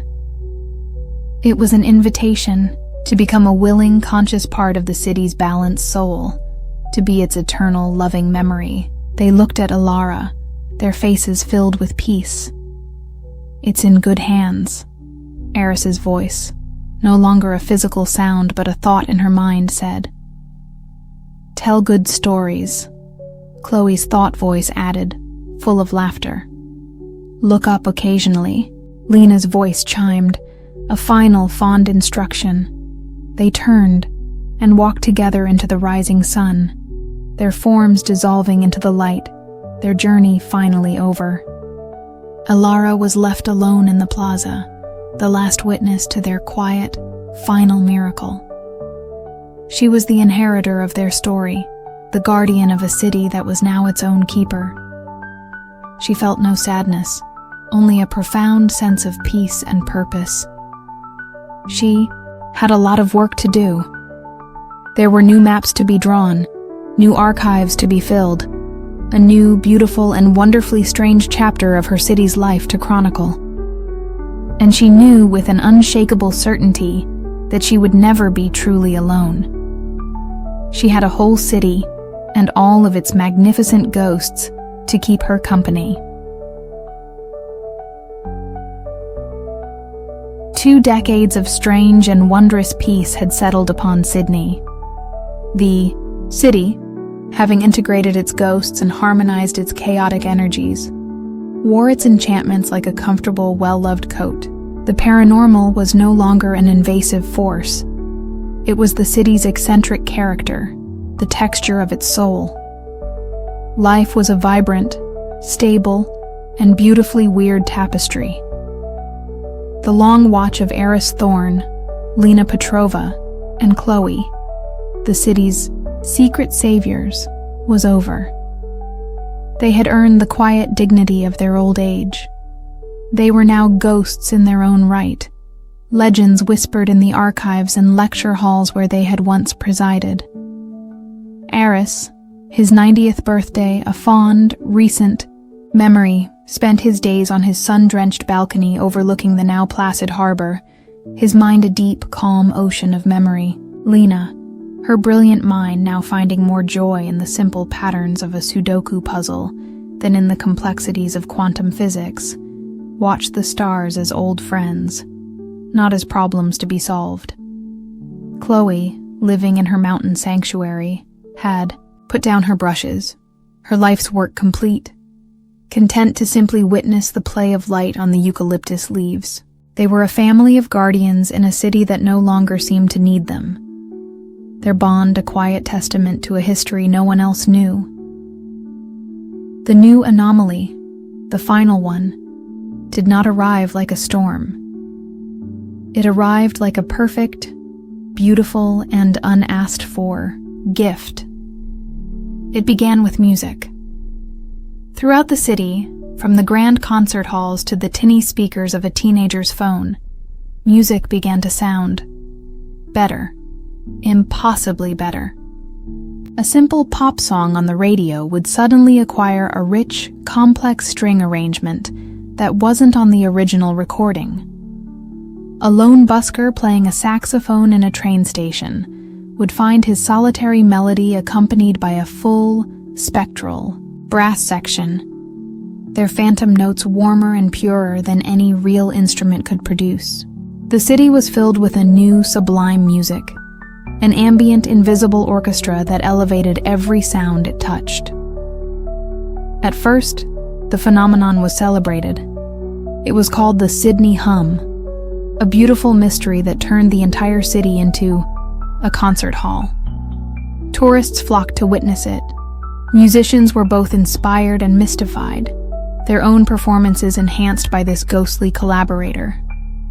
But the trio, now finely attuned to the subtlest shifts in the city's psychic weather, felt a deep and profound unease. This was not a random quirk. This was a coherent, intelligent, and rapidly escalating event.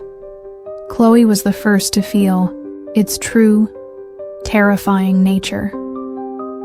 She was sitting on her veranda, listening to the familiar sounds of the bush, the call of a kookaburra, the rustle of wind in the trees, the drone of insects. But the sounds were changing. The kookaburra's laugh was no longer a harsh, chaotic cackle. It was a neat, melodic arpeggio. The wind was no longer a random sigh. It was a sustained, harmonic chord. The drone of the cicadas had arranged itself into a complex, rhythmic beat.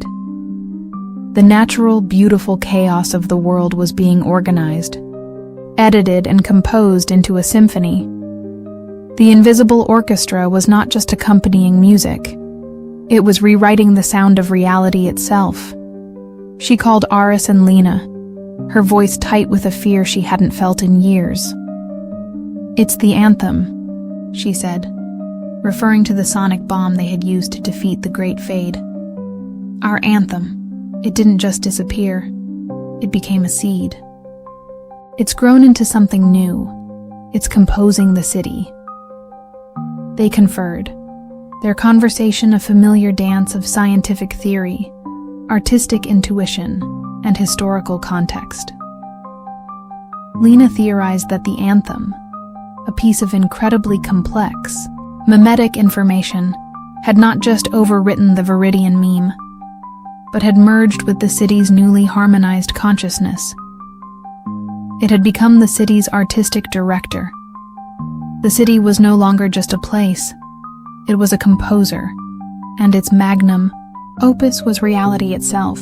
They called the new intelligence the Audient, a being of pure sound that was reorchestrating the world according to its own sublime and terrifying aesthetic.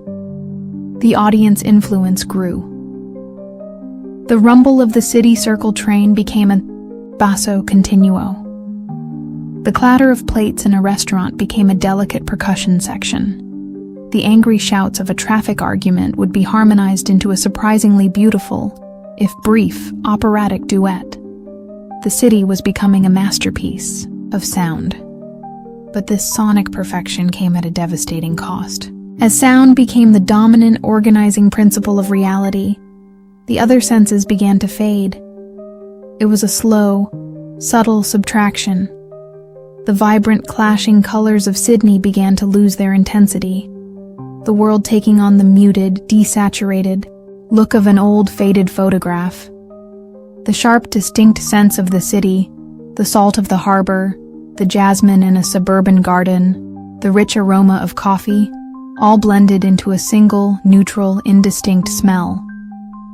The sense of touch became vague, textures losing their specific character. A rough sandstone wall felt as smooth as glass.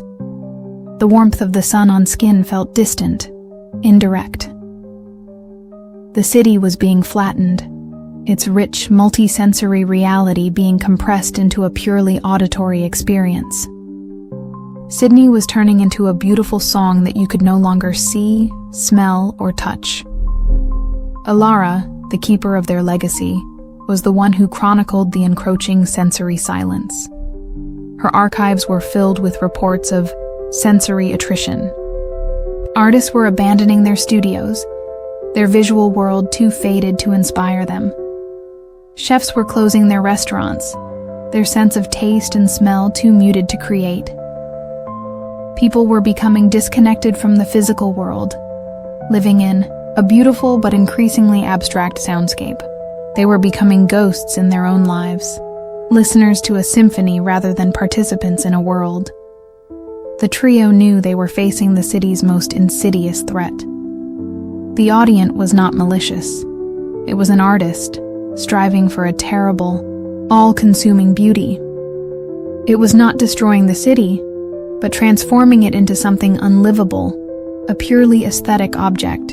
And they, the original composers of the seed of this new reality, felt a profound and terrible responsibility. "We taught the city to sing," Eris said, his voice heavy with regret. "We just never taught it when to stop." They were old and frail, their direct connection to the city's power severed. They could not fight this new being. Their role, they knew, was to be the mentors. The final battle belonged to Alara. She was of the new city, a native of its strange, integrated magic. She was the only one who could communicate with it. They met with her in the quiet, echoing halls of the library, a place that was now more sound than substance. The turning of a page created a rustling, melodic flourish. A dropped book boomed with the resonance of a bass drum. "We can't destroy it," Lena told her voice a quiet counterpoint to the room's ambient music. "It's woven into the very fabric of the city now. Trying to erase it would unravel everything. It's not an enemy to be defeated. It's a composition that needs to be finished. A symphony needs a final resolving chord," Chloe added, her artist's mind grasping the metaphor. "It needs a conductor to tell it the performance is over." That was their plan. A final, audacious performance. Alara would become the conductor of the silent orchestra. She would not fight the audience. She would lead it. She would guide its symphony to a conclusion. To do this, she needed to find a sound that the audience could not harmonize, a sound that was fundamentally incompatible with its musical logic, a sound that represented an ending. They spent days debating what this sound could be. Silence? No, the audience would simply fill it with more music. A blast of pure white noise? It would just orchestrate it into a complex percussive piece. The answer came from Eris, from his deep understanding of the city's most fundamental stories. "The city has learned to accept loss, to grieve," he said. "We taught it that when we burned Ernest's memories, the one sound that music can never truly capture, the sound that defines all mortal life, is the sound of a single, finite, and ultimately silent rhythm. The sound of a living heart, a human heartbeat. It was rhythmic, but it was not melodic. It was the drumbeat of a life that has a beginning and an end. It was the sound of mortality. The audience, a being of infinite, looping, harmonious complexity, would not be able to process a sound whose very essence was its own eventual cessation. It was a rhythmic declaration that all songs, no matter how beautiful, must eventually fall silent. The stage for this final performance could only be one place: the Sydney Opera House. It was the city's great temple of sound, the perfect venue for a final, reality-defining concert. Alara would stand alone on the stage of the main concert hall. She would be wired to a medical heart monitor, the electrical signal of her own heartbeat fed into a powerful amplifier connected to a single, central speaker. The trio would not be on stage with her. Their presence was too tied to the city's old magic, their own heartbeats too resonant with the city's history. They would be her audience, their combined witness and intent acting as a focusing lens from the stalls, a final quiet act of guardianship. The night of the performance, the city was at its most beautiful and most terrifying. The auditory symphony was at its peak, a sublime, city-wide masterpiece. But the visual world had almost completely faded. The harbor bridge was a vibrating, blurred suggestion of a shape. The lights of the city were faint, indistinct smudges. The world was a ghost seen through a waterfall of sound. Alara walked onto the stage of the dark, empty concert hall. The silence in the hall was a lie. The air itself thrummed with the audience's invisible orchestra. She felt its immense, creative, and utterly inhuman intelligence all around her, watching her, listening, She was a single, quiet note in its grand composition. She took her place at the center of the stage, the small sensors of the heart monitor cold against her skin. In the darkness of the auditorium, she could just make out the three frail silhouettes of her mentors, sitting together in the front row. Their presence was a small, warm anchor in the overwhelming sea of sound. She gave a small, almost imperceptible nod. A technician backstage flipped a switch. A low hum filled the hall as the amplifier powered up, and then the sound began. Thump, thump, thump, thump. The sound of her own heart, amplified to the volume of a bass drum, echoed through the vast space. It was a simple, stark, and profoundly biological rhythm. It was the sound of life, unadorned and unorchestrated. The audience reacted instantly. The ambient symphony faltered, confused by this new, intrusive sound. It tried to incorporate the heartbeat, to harmonize with it. A spectral string section began to play a slow, mournful melody in time with the beat. A ghostly choir hummed a low, resonant chord beneath it. The audience was trying to turn her mortality into music. Alara knew she had to fight back. She had to assert the primacy of her own finite rhythm. She closed her eyes, ignoring the seductive, beautiful music weaving itself around her heartbeat. She focused inward. She did not think of grand concepts or cosmic battles. She thought of small, specific human things. She thought of the smell of old paper in the archives, a smell that was now just a faint memory. She thought of the taste of rain on a summer afternoon. She thought of the rough, comforting texture of her grandfather's woolen jumper. She focused on the lost, tangible world, pouring the memory, the love, and the profound grief for those lost senses into the rhythm of her own heart. Her heartbeat began to change. It was no longer just a steady biological rhythm. It became infused with her will, with her emotion. It became a story, the story of a single human life. Thump, thump. I am born. Thump, thump. I feel joy. Thump, thump. I feel pain. Thump, thump. I love. Thump, thump. I lose. Thump, thump. I remember. Thump, thump. I will end.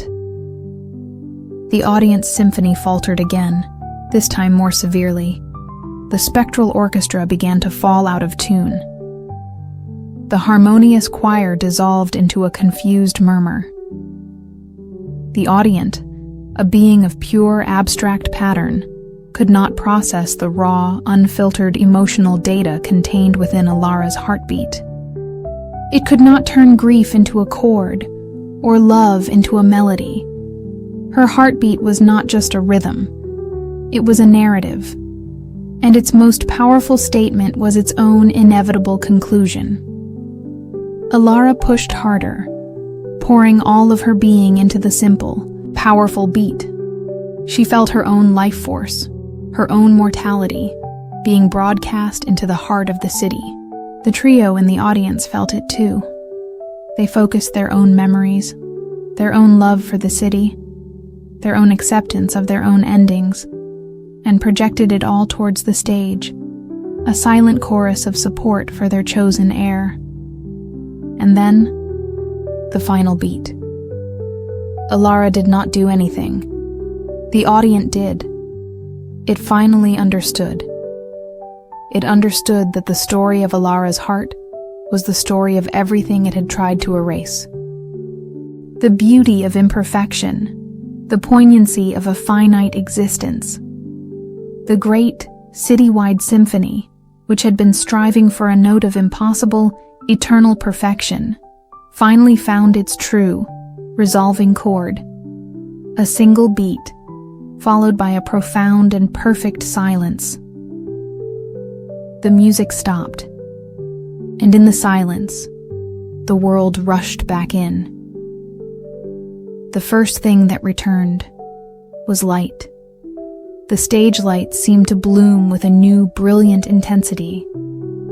Alara could see the deep, rich red of the velvet seats in the auditorium, the complex, golden grain of the wood on the stage. Then came touch. She could feel the cool, smooth surface of the stage beneath her feet, the soft fabric of her own clothes against her skin. Then smell. The faint, dusty scent of the old theater, the perfume of the polish on the wood. The world had regained its texture, its depth, its glorious, messy, multi-sensory reality. The silence lasted for a full minute. And then, a new sound began. Not the composed music of the audience, but the real, chaotic, and beautiful sound of the city. The distant rumble of a train, the siren in a far-off street, the murmur of the harbor. The city was itself again, its voice no longer a symphony, but a magnificent, vibrant, and living cacophony. Alara's work was done. As the last, amplified beat of her heart faded into the new, real silence, she saw the three figures in the front row. They were no longer just frail, old people. For a moment, they shone with the light of their own heroic echoes, the archetypes of the protector, the thinker, and the artist. They stood up, and in the empty, silent concert hall, they applauded her. It was a quiet, gentle sound, the passing of a torch, a final, profound act of acknowledgement. Then, as the house lights came up, they were just three old people, smiling at her with tears in their eyes. They had reached the true end of their story. They had not just saved the city, they had taught it to save itself. They had guided it through its final existential crisis, helping it to choose not a sterile, harmonious perfection, but the difficult, beautiful, and ultimately more meaningful reality of a finite, flawed, and fully sensory existence.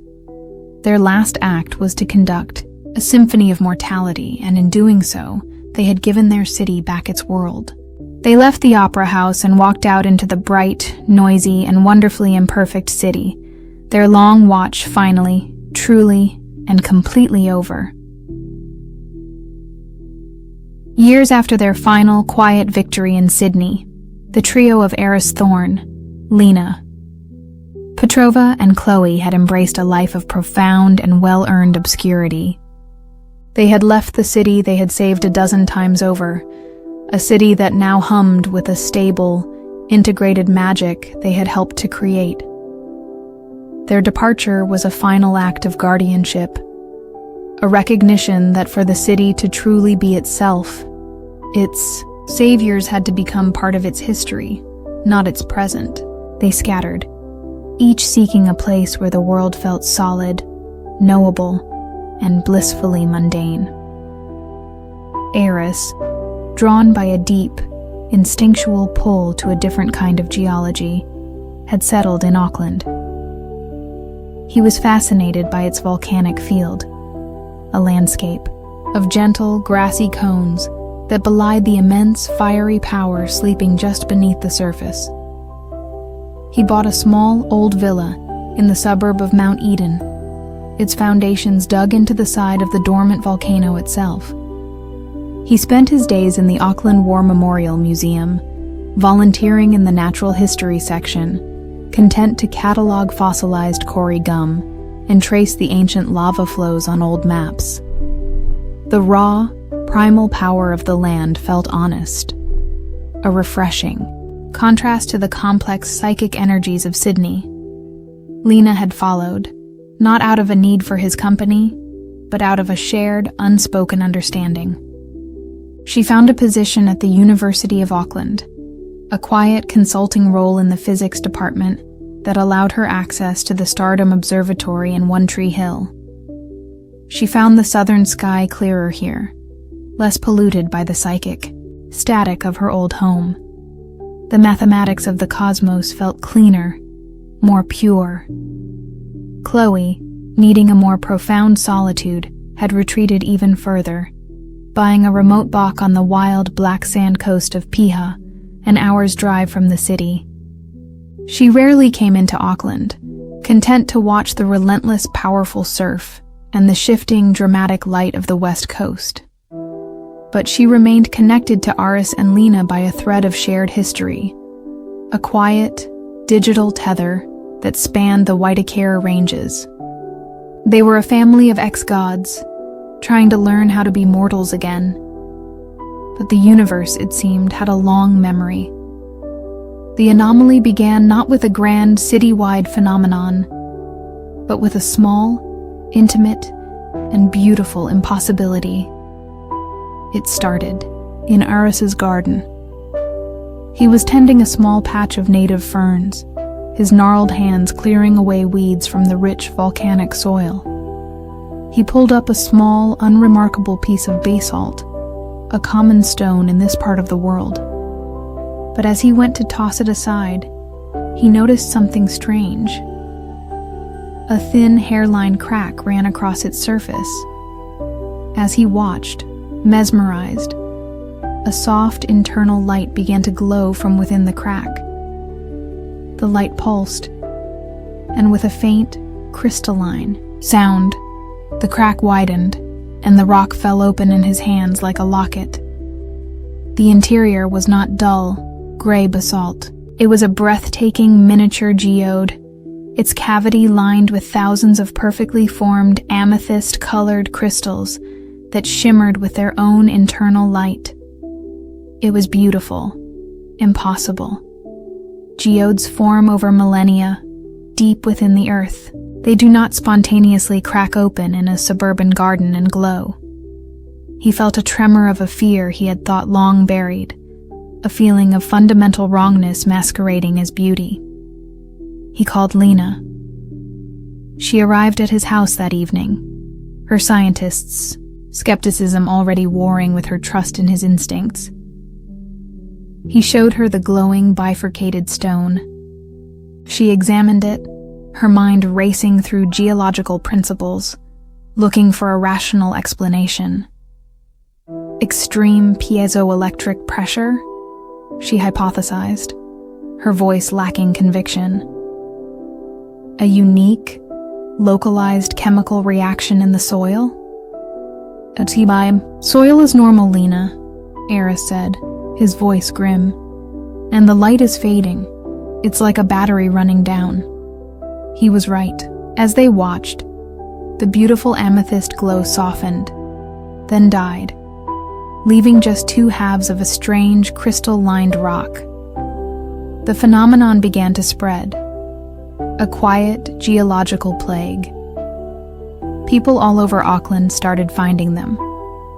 A child playing in a park would kick a stone that would crack open to reveal a heart of emerald green. A construction worker digging a foundation would unearth a boulder that, when struck, would split to reveal a vast, glittering cavern of quartz. The city was nicknamed the Crystal City. It became a global curiosity. Geologists flocked to Auckland, utterly baffled. The stones were being transformed from the inside out, their mundane volcanic nature being overwritten by a new, crystalline reality. Chloe, from her remote perch in Piha, saw the change not in the ground, but in the light. The famously soft, moody light of the West Coast began to change. It became sharper, clearer, and unnervingly multifaceted, as if she were viewing the world through a giant invisible prism. The sunsets were no longer soft, painterly smudges. They were brilliant, fractured displays of pure, spectral color, beautiful but sterile. The light is being organized, she told Aris over a crackling phone line. It's losing its chaos. It feels faceted. Lena, with her grand cosmic perspective, began to formulate a terrifying theory. This isn't a geological process, she explained, her voice tight with intellectual fear during one of their urgent meetings at Eris's house. This is an information transfer. A crystal is a structure of perfect, repeating, informational order. The amorphous, chaotic structure of the volcanic rock is being overwritten by a new, more orderly pattern. Something is teaching the stone how to be a crystal. What is it? Eris asked. I don't know, Lena admitted. But it behaves like a crystallization process. It needs a seed, a single original point of perfect order from which the pattern can spread. They named the phenomenon the geode skin, a beautiful, crystalline cancer growing just beneath the surface of the world. It was an anomaly of profound and terrifying subtlety. It was not destroying the city. It was perfecting it. It was turning the messy, chaotic, and wonderfully unpredictable reality of the volcanic landscape into a sterile, beautiful, and ultimately dead crystalline order. The geode skin began to affect more than just stones. It started to imprint itself on other materials. A wooden fence post would be found one morning with its grain rearranged into a perfect, repeating geometric pattern. A puddle of rainwater would freeze on a warm day, its ice forming not a random, chaotic frost, but a single, perfect, six-sided snowflake of impossible size. The city was being slowly, inexorably crystallized. The human cost was insidious. It began as a strange, new aesthetic trend. People became obsessed with symmetry, with clean lines, with perfect order. The city's famous, slightly ramshackle, individualistic villa architecture began to fall out of favor, replaced by a desire for stark, minimalist, perfectly symmetrical glass boxes, but the trend deepened into a pathology. People began to exhibit a strange form of obsessive-compulsive behavior on a citywide scale. They would spend hours arranging the items on their desks into perfect alignment. They would walk the streets, carefully, avoiding stepping on cracks with a new, fearful piety. A subtle, creeping perfectionism was taking root in the city's soul, a fear of anything messy, chaotic, or out of place. The trio knew they had to find the seed crystal, the source of this creeping, beautiful plague of order. Their search led them deep into the city's volcanic heart. Auckland is unique in that it is built on a field of some 53 dormant, extinct, or sleeping volcanoes. They were the city's most prominent feature, its defining characteristic.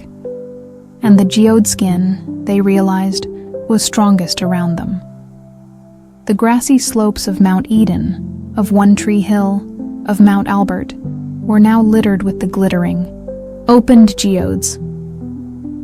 The volcanoes are the conduits, Eris explained, pointing to a geothermal map of the city. They are the deep channels connecting the surface world to the immense pressures and energies of the Earth's mantle. If something down there is broadcasting this pattern of order, the volcanoes are its antennae. Their search for the primary antenna led them to the oldest and most significant of the city's volcanoes, Rangitoto, the great symmetrical shield volcano that stands as a sentinel in the Hauraki Gulf. Rangitoto is a geological anomaly itself, far younger than the other volcanoes, a perfect conical island that rose from the sea only 600 years ago. It is a place of stark, black, scoria-strewn landscapes and twisted pohutukawa forests. It is a place of immense, dormant power. They chartered a small boat, the three of them, old warriors called back to a war they thought they had finished. The journey across the Gulf was unnerving. The water, usually a deep, rich blue-green, was becoming unnaturally clear, almost transparent, its chaotic living particles seeming to settle and clarify. As they approached the island, they could see that the geode skin was at its most advanced here. The black, volcanic shores glittered with a billion points of light, every rock and pebble a fractured, crystal-lined geode. The island was singing, with a faint, high-pitched, crystalline hum, a sound of perfect mathematical harmony. They disembarked and began the long, slow climb to the summit. The path was difficult, the sharp scoria rock crunching under their feet. But the higher they climbed, the more the landscape changed. The chaotic, twisted Pohutukawa trees grew straighter, their branches arranging themselves into neat, symmetrical patterns. The very air felt thin and ordered. They were walking into the heart of the new reality. At the summit, they looked down into the crater, and they saw it. The seed crystal, the heart of the geode skin. The crater was not a bowl of dead black rock. It was a single, vast, perfectly formed amethyst geode. Its walls were lined with millions of giant purple crystals, some as tall as a person, all humming with a soft internal light. It was a sight of such sublime, perfect, and terrifying beauty that it took their breath away. In the exact center of the crater floor lay the source. It was not a rock, not a geological formation. It was a machine. It was a perfect, crystalline sphere, about 2 meters in diameter, humming with an immense contained power. Its surface was a complex, shifting lattice of light, a physical manifestation of a thought of immense alien complexity. It was a non-terrestrial probe, a terraforming engine. Lena, the astrophysicist, understood instantly. "It's a von Neumann probe," she whispered, her voice filled with a terror that transcended anything she had ever felt before. A self-replicating machine sent out by a hyper-advanced ancient civilization. It travels from world to world, not to conquer, but to convert. It lands on a geologically active planet, and it broadcasts a single piece of information: the pattern of a perfect crystal. It rewrites the planet's chaotic geology into a single, vast, orderly crystalline structure.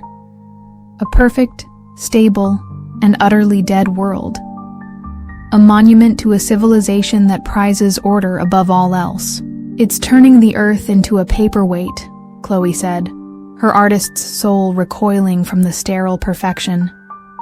They were faced with an intelligence beyond their comprehension. An ancient, patient, and implacable force that was not evil, just tidy. They could not destroy the probe. Its crystalline structure was likely indestructible. And even if they could, the pattern was already loose. The planet's own geology now complicit in its own transformation. "We can't fight the pattern," Eris said, his mind grappling with the impossible scale of the problem. "So we have to give it a better one, a more complex one, a more interesting one." Their plan was a desperate, beautiful, and profoundly strange act of cosmic communication. They could not destroy the probe's signal of perfect order, but they could try to add to it. They could try to teach the ancient, lonely machine about a different kind of beauty. The beauty of imperfection, of chaos, of life.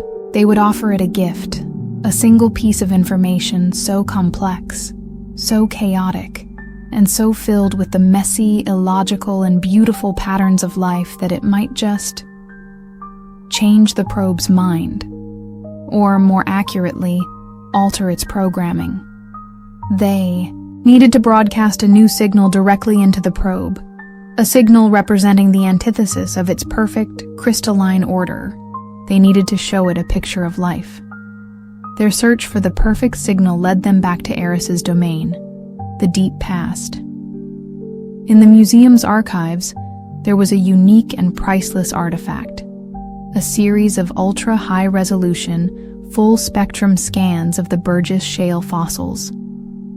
The Burgess Shale represents a moment in Earth's history known as the Cambrian explosion, a brief period of evolutionary chaos where life experimented with a bewildering array of bizarre and wonderful forms, most of which were evolutionary, dead ends. It was a snapshot of life at its most creative, most chaotic, and most gloriously imperfect. The complex, non-repeating, and often asymmetrical patterns of these long-extinct creatures were the perfect counter-argument to the probe's sterile, crystalline logic. The problem was broadcasting this complex data. The probe was communicating on a deep, geothermal, crystalline frequency. They needed to convert the visual data of the fossils into a resonant, transmittable signal. Lena, in a final, brilliant flash of insight, came up with the solution. They would use the entire volcanic field of Auckland as their transmission array. Each of the 53 volcanoes was a potential antenna. They needed to turn them into a phased array, a network of transmitters all broadcasting a single, coherent signal towards the probe on Rangitoto. To do this, they needed to place a small, precisely calibrated transducer at the summit of each volcano. A transducer that would convert the fossil data, which Chloe had translated into a complex audio waveform, into a low-frequency seismic vibration. This was their final, great, and most arduous task. A pilgrimage to the 53 sleeping giants of Auckland. It took them weeks. The three old friends, supported by a network of trusted former students and colleagues who were told only that this was a vital geological survey, traveled the length and breadth of the city. They climbed Mount Eden, One Tree Hill, Mount Albert, Mount Roskill. They traveled by car, by ferry, by foot. At the summit of each volcano, they placed Lena's small solar-powered device, burying it in the rich, dark soil. It was a quiet, thankless, and exhausting task. With each placement, they felt their own age, their own frailty. But they also felt a deep sense of purpose, a final, defiant act of love for the messy, imperfect world. The day of the broadcast was the day of the summer solstice, the day of the Earth's greatest tilt towards the sun, a day of maximum energy. They stood once more on the summit of Rangitoto, looking down at the terrible, beautiful, crystal-filled crater. Chloe held a small remote trigger. It would activate all 53 transducers simultaneously. "Are we ready to show a god what life looks like?" she asked, her voice quiet but steady. Eris and Lena nodded. They joined hands, three small, fragile, and impossibly brave humans in the face of a cosmic, ancient intelligence. Chloe pressed the button. Across the city, 53 small devices hummed to life. They began to vibrate, transmitting the complex, chaotic, and beautiful patterns of the Cambrian fossils into the Earth. The seismic signals traveled through the deep, volcanic rock, a network of information flowing towards the central nexus of Rangitoto. In the crater, the great crystalline probe pulsed, its light intensifying. It was receiving the new signal. For a long time, nothing changed. The crystalline hum of the probe continued, unwavering. They had failed. The probe was too old, too powerful, its programming too rigid. But then, a subtle change began. The pure, harmonic hum of the probe began to waver. A single, discordant note entered the symphony. The perfect, repeating lattice of light on its surface began to stutter, to form new, strange, and asymmetrical patterns. The probe was not just receiving the data, it was processing it. It was trying to understand the bizarre, illogical, but undeniably beautiful patterns of life. It was a being of pure mathematics encountering poetry for the first time. The battle was not one of force, but of aesthetics. And the chaotic, vibrant, and utterly inefficient beauty of life was a more compelling argument than the sterile perfection of a crystal. The effect rippled out from the crater. The giant amethyst crystals lining the walls began to lose their sharp, perfect edges. They softened, their colors becoming more varied, more organic. The high-pitched harmonic hum of the island was replaced by a low, complex, and deeply resonant thrum, a sound that was less a pure note and more a living chord. Across the city, the geode skin began to recede. The stones stopped cracking open. The strange, faceted quality of the light softened into its old, familiar haze. The city's creeping perfectionism relaxed its grip. The process was slow, a gentle geological exhale. They had not destroyed the probe. They had given it a new obsession. It was still terraforming the planet, but it was no longer trying to turn it into a single, perfect crystal. It was now trying to understand and replicate the infinite, beautiful complexity of life itself. The Earth would not become a paperweight. It would, over the next few millennia, become a gallery of impossible, wonderful, and chaotic new forms. The trio had won their final, most profound victory. They had faced a godlike intelligence and had taught it the value of a flaw. They walked back down the mountain, their old bones aching, their work finally, truly, and completely done. They had saved not just a city, but the very character of their world. They returned to their quiet lives, their final secret safe, leaving the ancient machine in the heart of the volcano to its new, endless, and beautiful task, learning how to be alive. The age of peace was long and deep. In the decades following their final, sublime act of cosmic communication on Rangitoto, the city of Auckland had settled into a state of profound and stable enchantment. The geode skin had not vanished, but had transformed.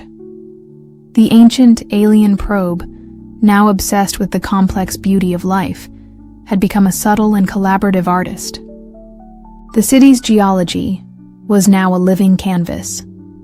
A new building's foundation might unearth rock formations that resembled the delicate, fossilized lace of a sea fan.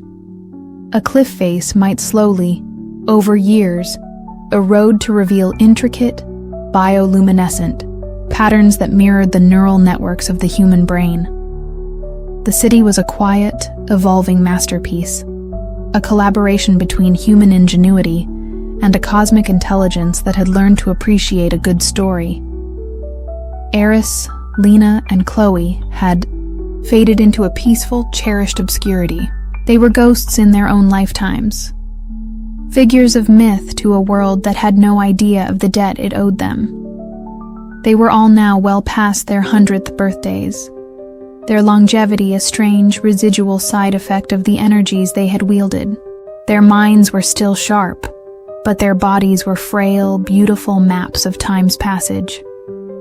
They lived quietly, their days a gentle rhythm of conversation, memory, and the simple, profound joy of a world at peace. They were the keepers of a secret history, the silent audience to the beautiful, strange city they had helped to create. The wars were over. The monsters were tamed. All that was left was the long, slow, graceful process of an ending.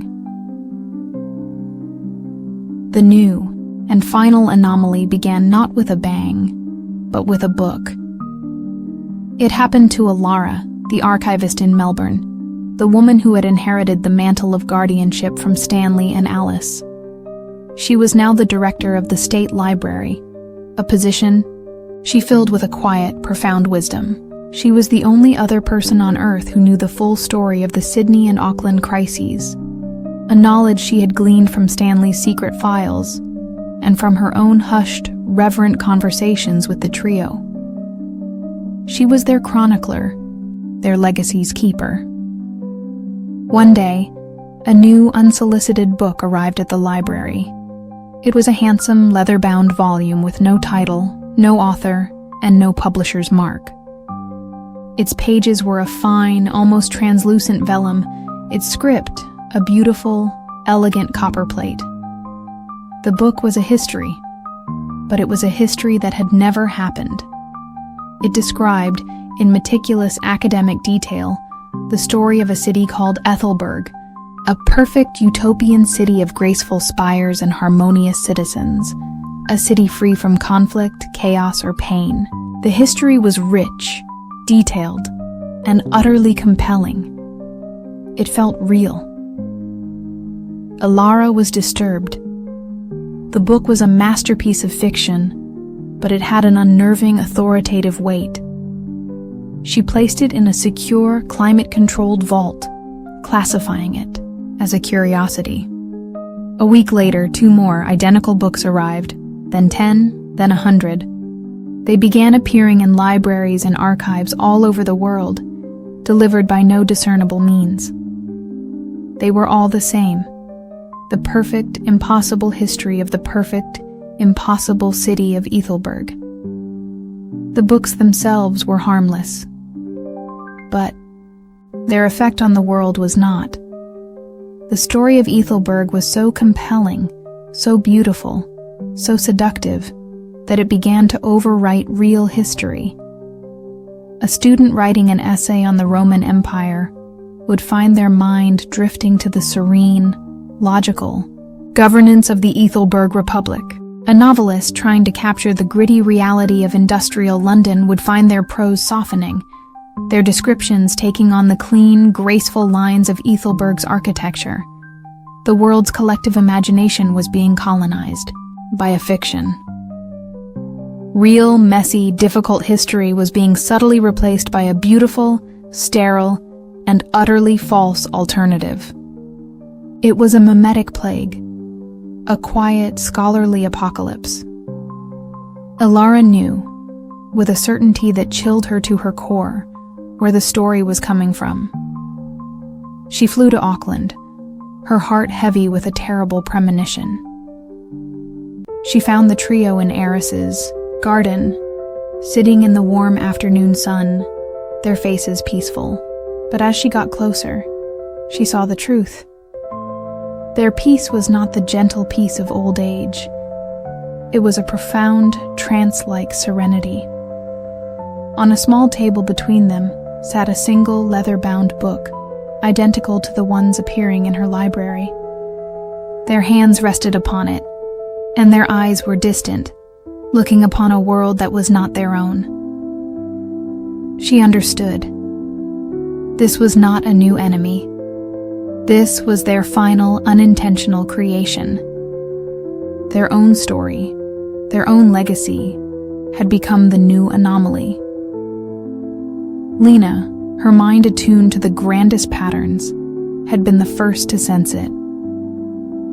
In the long, quiet years of their retirement, she had become fascinated by the concept of a perfected narrative.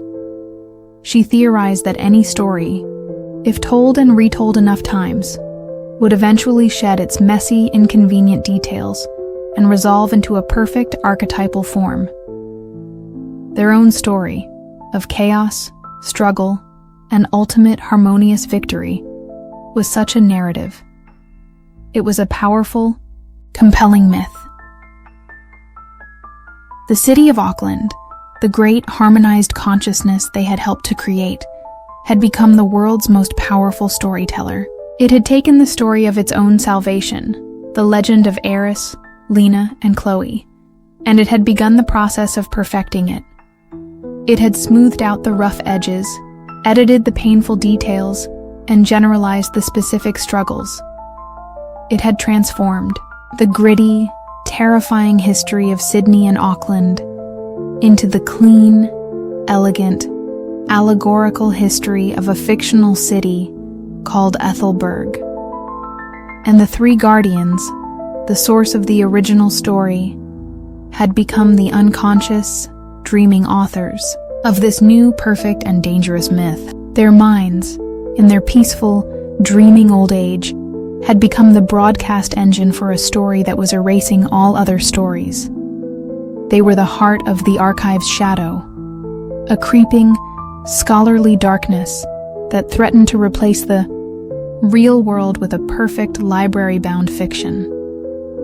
Ilara knew she was facing the most delicate and heartbreaking crisis of all.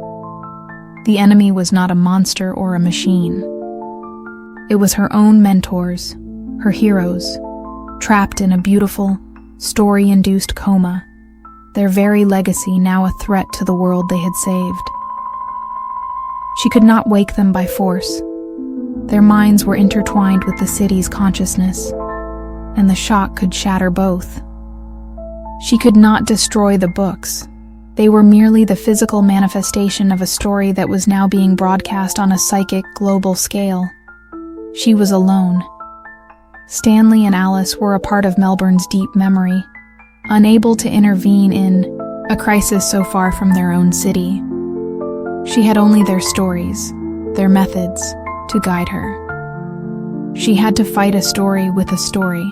She needed to find a narrative so powerful, so true, and so fundamentally, beautifully imperfect that it could break the spell of Ethelberg's perfection. Her quest for this counter-narrative led her back to her own archives, to the secret box containing Stanley and Alice's files. She reread their entire history, not as a record of victories, but as a study of their methods. And she found her answer not in their grand battles, but in their quietest, most human moments. The answer was their final lesson. The beauty of a flaw, the dignity of an ending, the love that exists not in perfection, but in shared mortal struggle. Her plan was a final, desperate act of archival intervention. She could not destroy the story of Ethelberg, but she could add to it. She could write the final missing chapter, a chapter that would introduce the one concept that the perfect city of Ethelberg had no knowledge of, a noble, necessary, and beautiful failure.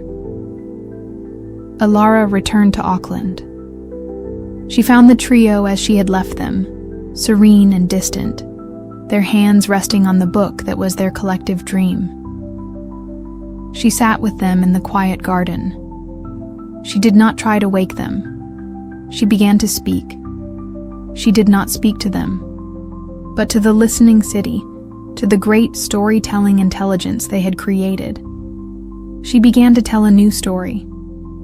She told the story of Aris, but not the hero who faced the blight. She told the story of a young, arrogant scientist who had once run his boat aground because he was too busy looking at his sonar, a story of a small, human, and humbling mistake. She told the story of Lena, not the brilliant mind who had aimed the harbor bridge, but of a young student who had once miscalculated a crucial exam and had to learn the difficult lesson of intellectual humility. She told the story of Chloe, not the avenging artist, but of a struggling painter who had once, in a fit of despair, destroyed a canvas she couldn't perfect, only to find a new, more honest beauty in the wreckage. She was reintroducing the concept of failure into the perfected narrative. She was adding back the messy, human details that the myth had erased. She spoke for hours, her voice quiet but clear, weaving a new tapestry of imperfection, of struggle, of learning. She was not just a storyteller. She was a witness, testifying to the beauty of their flaws. As she spoke, she felt a change in the air. The serene, placid atmosphere in the garden began to stir. The perfect book on the table between the trio began to ripple, its neat copperplate script wavering as if seen through heat haze. The story of Ethelberg was being challenged by a narrative it could not comprehend. Its perfect, utopian citizens had never made a mistake. They had never failed. They had never had to learn. They were perfect, and therefore, they were static. Ilara then played her final, most powerful card. She began to tell the city the story of Stanley and Alice's last, greatest act. Their conscious choice of mortality, their refusal of a perfect, immortal peace. She described their quiet, human aging, their final, dignified acceptance of their own end. She told the story of a love that was beautiful, not because it was eternal, but because it was finite. This was the story that broke the spell. The concept of a chosen, noble ending was the ultimate, beautiful flaw in the logic of perfection. The book on the table dissolved into a shimmer of light. The unearthly serenity in the garden vanished, replaced by the familiar, gentle sounds of a real afternoon. And the trio, Eris, Lena, and Chloe, stirred. They opened their eyes, blinking against the sudden, sharp reality of the sunlight. They looked at each other, then at Ilara, their faces filled with a profound, weary confusion, like waking from a dream that has lasted for years. What happened? Eris murmured, his voice raspy. You were telling a very beautiful story, Ilara said, her voice thick with tears. But you forgot to write the ending. I just helped you finish it. The archive's shadow receded from the world. The mysterious books of Ethelberg vanished from the libraries as mysteriously as they had appeared. The world's imagination was returned to its own messy, difficult, and wonderful stories. The trio were themselves again, truly themselves, old, frail, and beautifully, perfectly mortal. They knew this was their real, final coda. Their last unconscious act had been to create a paradise so perfect it was a prison.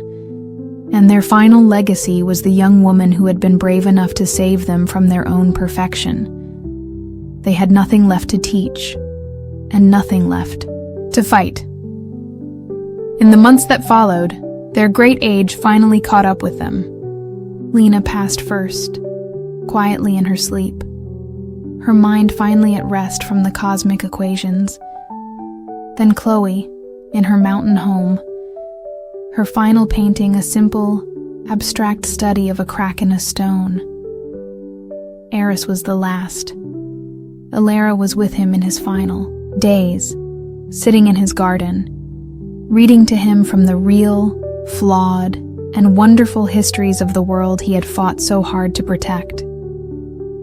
His last words to her were a quiet whisper. A good archive is never a perfect story. It's a messy, honest conversation. Keep the conversation going. After he was gone, Ilara stood alone in the garden.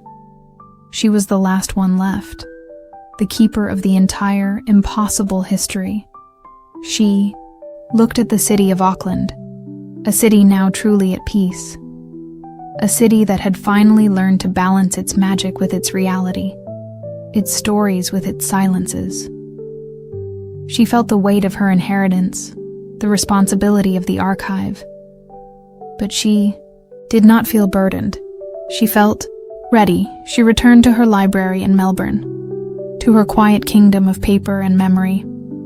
Her work was clear. She would not seal the files. She would not hide the story. She would preserve it in all its chaotic, contradictory, and human glory. For she had learned the final, most important lesson from her mentors. The greatest danger is not the monster or the anomaly. It is the perfect, finished story.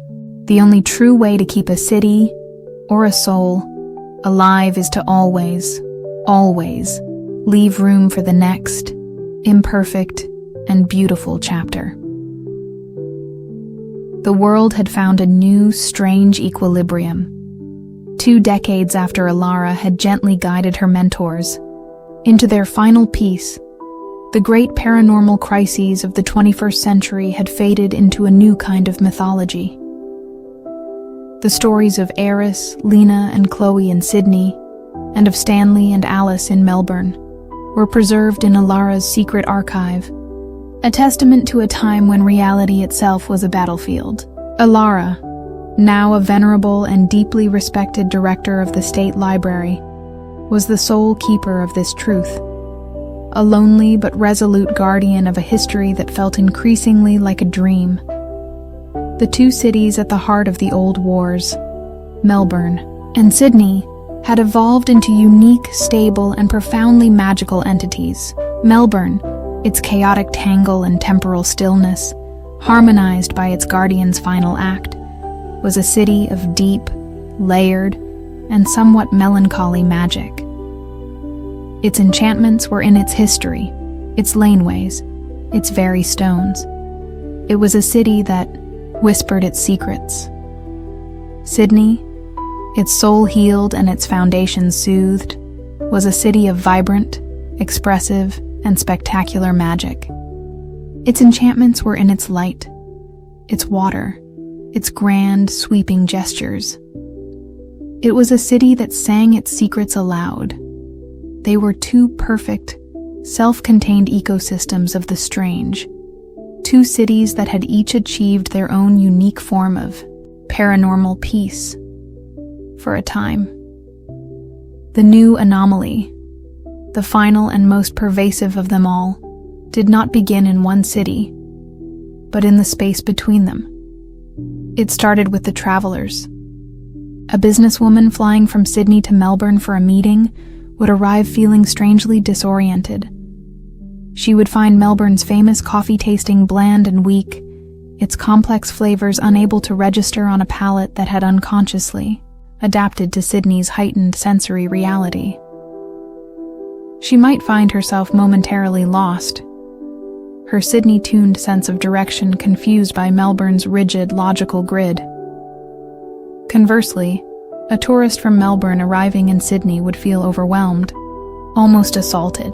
The light would seem too bright, the sounds too loud, the very air too thick with a chaotic, vibrant energy their more subdued city had not prepared them for. They would feel a strange psychic form of jet lag, a dissonance that went far deeper than a simple change of time zone. The phenomenon was subtle at first, dismissed as the simple stress of travel. But it began to intensify.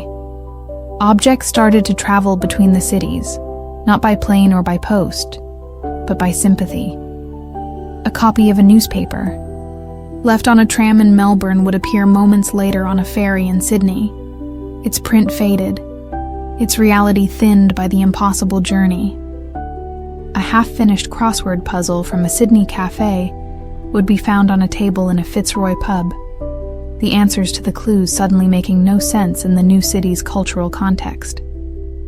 The two cities, once separate and distinct realities, were beginning to blur at the edges. Alara, from her quiet library, was the first to understand the terrifying truth. She had access to the full story, to the knowledge of the two separate, powerful, and now fully actualized urban consciousnesses.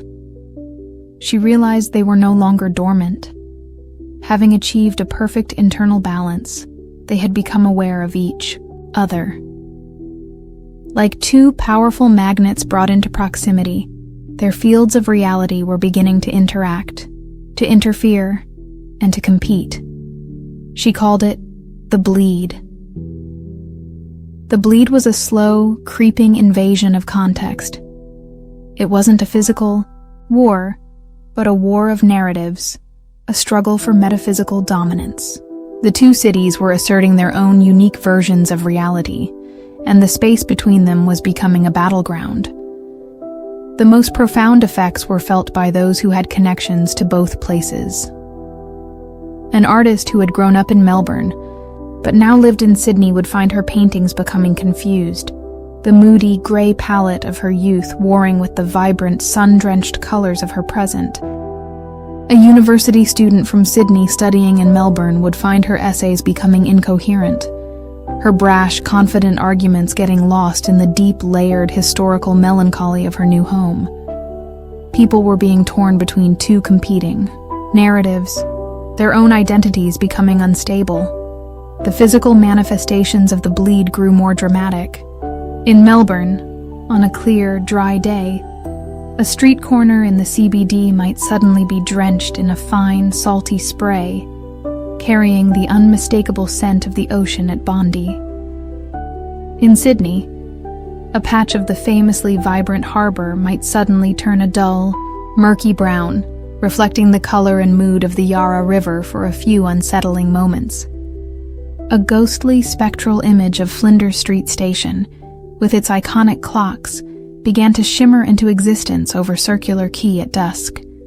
A silent, architectural ghost asserting its presence. In response, a faint, translucent outline of the Sydney Harbour Bridge would sometimes be seen spanning the Yarra, a defiant statement of structural beauty. Alara knew this was an existential threat, unlike any the old guardians had ever faced. This was not an external monster or an internal flaw. This was a conflict between two fully realized, stable, and powerful entities. And it was a conflict with no villain. Both cities were simply being themselves, but their very natures were now antithetical. Melbourne's magic was deep, internal, historical, and quiet. Sydney's was bright, external, expressive, and loud. Their proximity was creating a metaphysical friction that threatened to tear the fabric of reality apart across the entire southeast of Australia. Alara was alone. The Guardians were gone, their stories now part of the very systems that were at war. She had their knowledge, their archives, but she did not have their power. She could not command the city's soul. She was a librarian, a keeper of stories, and it was in that role that she found her desperate, impossible plan. She could not stop the two cities from fighting, so she had to give them a reason to stop. She had to remind them of their shared history, of a time before their magical schism. She had to find a story that belonged to both of them, a foundational narrative that predated their individual identities. Her research led her deep into the archives, past the colonial era, past the maps and the deeds, into the deep, pre-European history of the land itself. She found what she was looking for in the fragmented, carefully preserved records of the indigenous peoples of both regions. It was a story, a songline, that was not unique to one place. It was a trade route, a path of communication, a story that connected the two distant areas. It was the story of the message stick, of a journey that was undertaken for centuries between the peoples of the Port Phillip Bay area and the peoples of the Eora Nation. It was a story of connection, not conflict. A story of a shared continent, a shared reality. This, she knew, was the only narrative powerful enough to remind the two warring cities that they were, in fact, part of the same whole. Her plan was a ritual of immense scale and profound simplicity. She would reenact the ancient journey. She would walk the song line from the heart of Melbourne to the heart of Sydney, and she would carry a message. She would create a new message stick, an object that contained the essence of a new, shared story. The creation of the message stick was a work of deep, symbolic power. The wood came from a fallen branch of the great Angophora tree at the heart of the Pyrmont Quarry in Sydney, the place where the sandstone grudge had been healed. It was a piece of Sydney's reconciled soul. Into this wood, Alara painstakingly carved two primary symbols. On one side, she carved a perfect, sharp-edged compass rose, the symbol of Stanley and Melbourne's ordered, mapped reality. On the other side, she carved a spiraling, chaotic wave, the symbol of Eris and Sydney's wild oceanic energy. And down the center of the stick, connecting the two, she burned a single straight line, a symbol of the path, of the connection, of her own journey.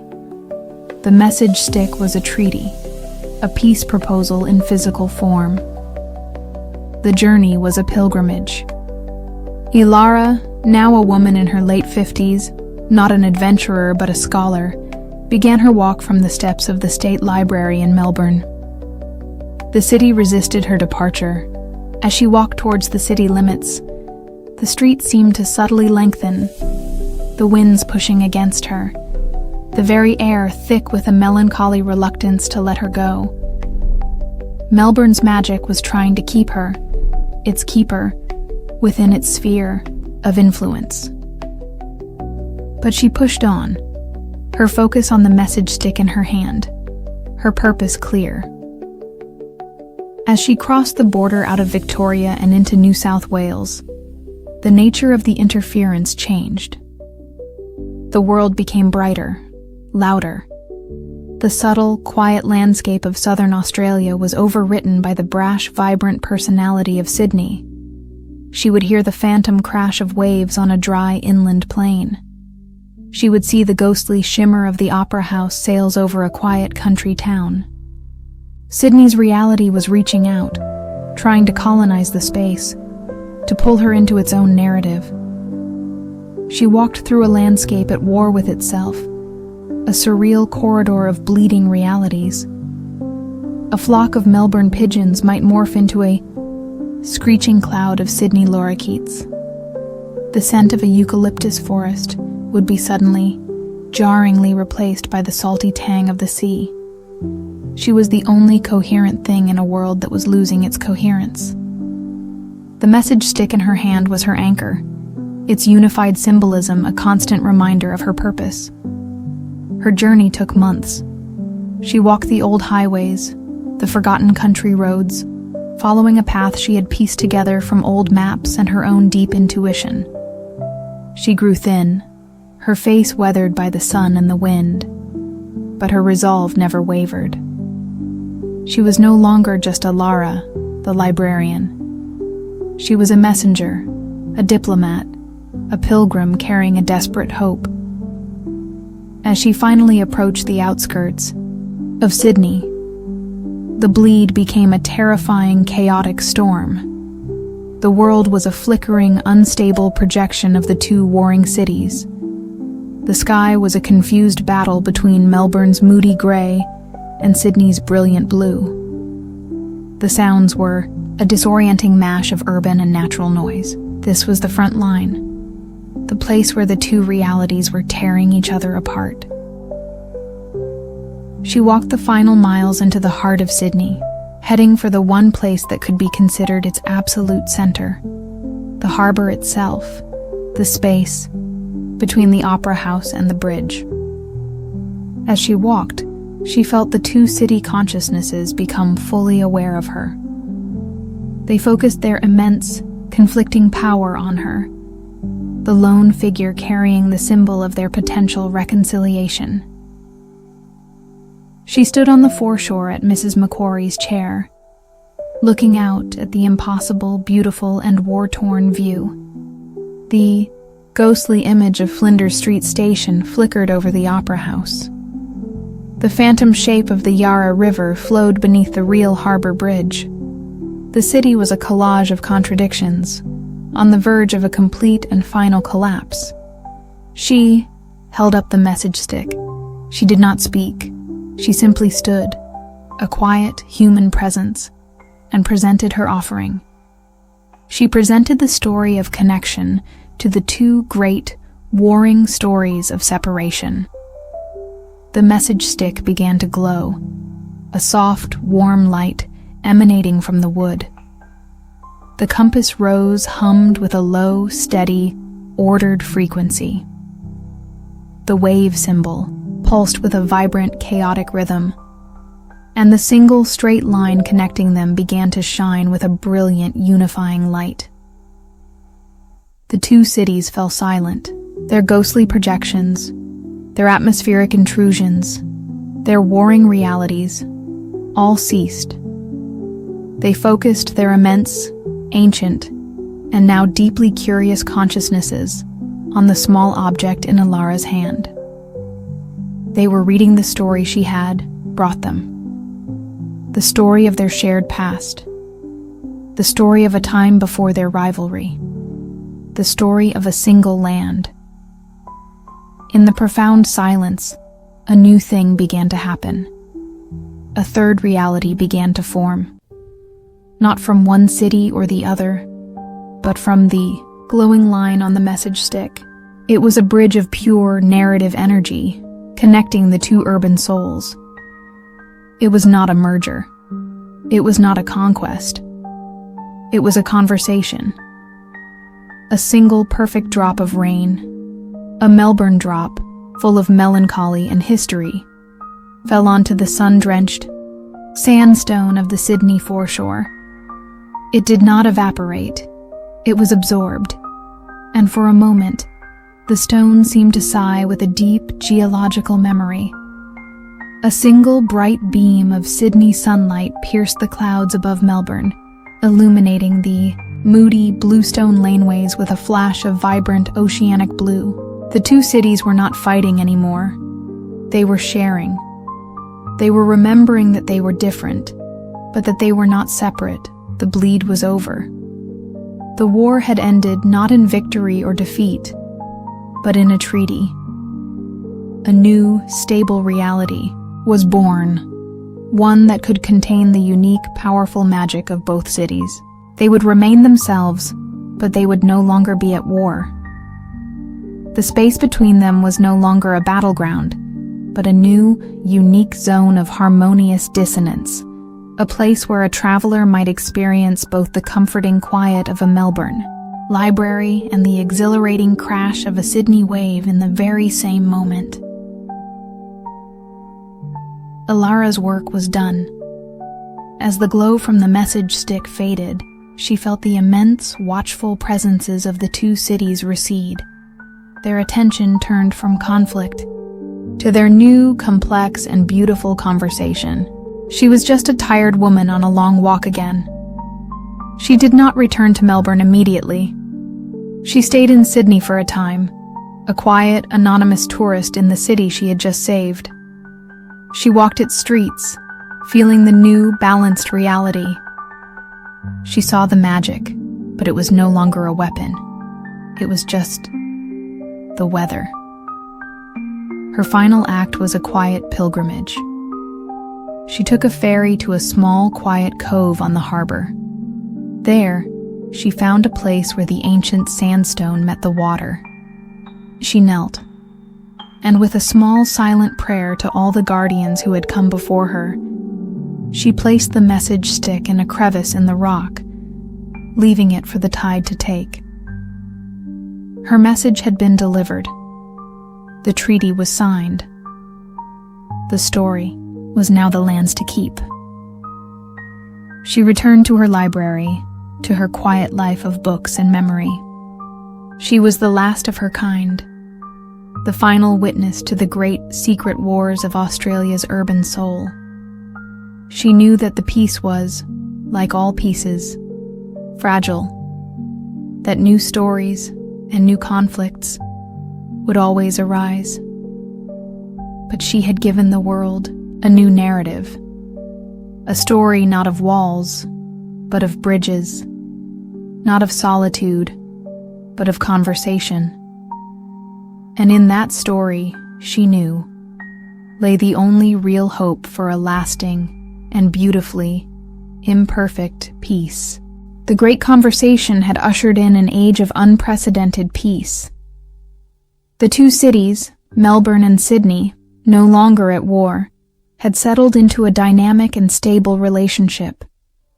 Their competing realities had found a strange and beautiful harmony, a contrapuntal melody of grit and glitter, of history and spectacle.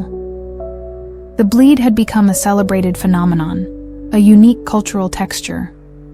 A traveler on the flight between the two cities might experience a moment of temporal dissonance, a brief, shared dream of a laneway cafe and a sun-drenched beach, and it was now seen as a rite of passage, a blessing from two cities that had learned to talk to each other. Ilara, the architect of this piece, was now a woman of quiet, global renown, though no one knew the true nature of her achievement. She was seen as a brilliant diplomat and cultural theorist, the mind behind the Inter-Urban Resonance Project, a celebrated initiative fostering creative exchange between the two cities. She was the public face of a miracle whose true nature was her secret alone. She had returned to her library in Melbourne, her long walk over, her great work done. She was the keeper of the archive, the guardian of the peace. She was tired, and she was content. The ghosts, she believed, were finally, truly, at rest. The anomaly began with a ghost of a different kind. It was not a spectral echo or a paranormal residue. It was a man. He appeared one morning, sitting on the steps of the State Library as Alara arrived for work. He was unremarkable in every way. Middle-aged, dressed in a simple, well-worn tweed jacket, with a kind, intelligent, but deeply weary face. Yet the moment Alara saw him, she felt a jolt of profound, primal recognition, a resonance so deep it seemed to shake the very foundations of the library. He stood as she approached, a small, sad smile on his face. "Miss Alara," he said, his voice a quiet, measured baritone with an accent she couldn't quite place, but which felt as familiar as her own. "I was hoping I might find you here. I have a book that is long overdue." He held out a small, leather-bound volume. It was not one of the library's books. Alara knew, with a certainty that defied all logic, that it was Robert Hoddle's personal private journal, the very one Stanley had studied decades ago, the one that should have been sealed in the deepest, most secure vault in the archives. "Who are you?" she whispered, her hand trembling as she took the journal. "I am the man who owes the fine," he replied, his eyes filled with a sadness that seemed as old as the city itself. "My name is Hoddle, Robert Hoddle." It was impossible. This was not an echo, not a ghost summoned from memory. This was a man of flesh and blood, a man who should have been dead for more than a century and a half. He was not a manifestation of the city's consciousness. He was something else, something that had come from outside. He explained, his voice calm and rational, as if describing a simple problem of engineering. He was not the Hoddle from her history. He was from elsewhere, a place he called the primary grid. He described a reality, a dimension, where the universe was not a place of chaotic, evolving life, but a vast, orderly, and perfectly designed architectural project. In his reality, worlds were not born. They were drafted. They were designed by beings of immense, orderly intelligence, architects who would create a foundational template, a grid, and then allow it to populate itself according to a set of precise, predictable rules. "I was the architect of this sector," he said, gesturing to the city around them. "This world, this Melbourne, was my project. A study in rational geometric beauty. I laid down the grid, the foundational code. And then, as is our way, I departed, to allow the simulation to run its course, expecting to return to a perfect, orderly utopia." He looked around at the vibrant, chaotic, magically infused city with an expression of profound, parental disappointment. "But something went wrong," he continued. "My creation became contaminated. It developed anomalies, unpredictable variables, emotions, ghosts, magic. It developed a soul. My clean, rational experiment became a messy, sentimental, and deeply flawed narrative. In my world, this is considered a catastrophic failure, a corrupted file, and it is my duty, as its architect, to decommission it." Ilara felt a coldness spread through her that was deeper than any fear she had ever known. All the battles, all the victories, the stories of Stanley, Alice, Eris, Lena, and Chloe. They were not a history. They were a bug report. The city's entire, beautiful, hard-won existence was a glitch in a cosmic computer, and its creator had arrived to press the delete key. "You can't," she said, her voice shaking. "This city is alive. It's not a simulation." "My dear young woman," Hoddle said, his tone patient, almost pitying. "That is the most dangerous and beautiful bug of all, the illusion of free will, the belief that your stories matter, but they are just unexpected outputs from a flawed code. And the time has come to wipe the slate clean and begin again." He was not a villain. He was a creator, horrified by the messy, unpredictable, and glorious thing his creation had become. He did not want to punish it. He wanted to correct it. His power was not aggressive. It was absolute. He was not an anomaly within the system. He was the system administrator. His process of decommissioning was quiet, subtle, and inexorable. He began by reasserting his original code. The straight lines of the Hoddle grid in Melbourne began to glow with a faint white light, a light that was visible only to those like Ilara, who were attuned to the city's deeper realities. The light was a wave of pure conceptual order. It did not destroy the city's magic. It simply overrode it. The gentle hauntings, the temporal quirks, the beautiful bleeding between Melbourne and Sydney, they all ceased. The city was being returned to its factory settings. The effect on the populace was a profound and terrible peace.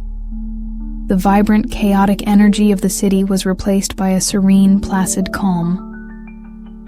People went about their business with a quiet, efficient purpose. There were no arguments, no spontaneous moments of joy, no flashes of creative inspiration. The city was becoming a perfect, frictionless machine, its citizens tidy, predictable cogs.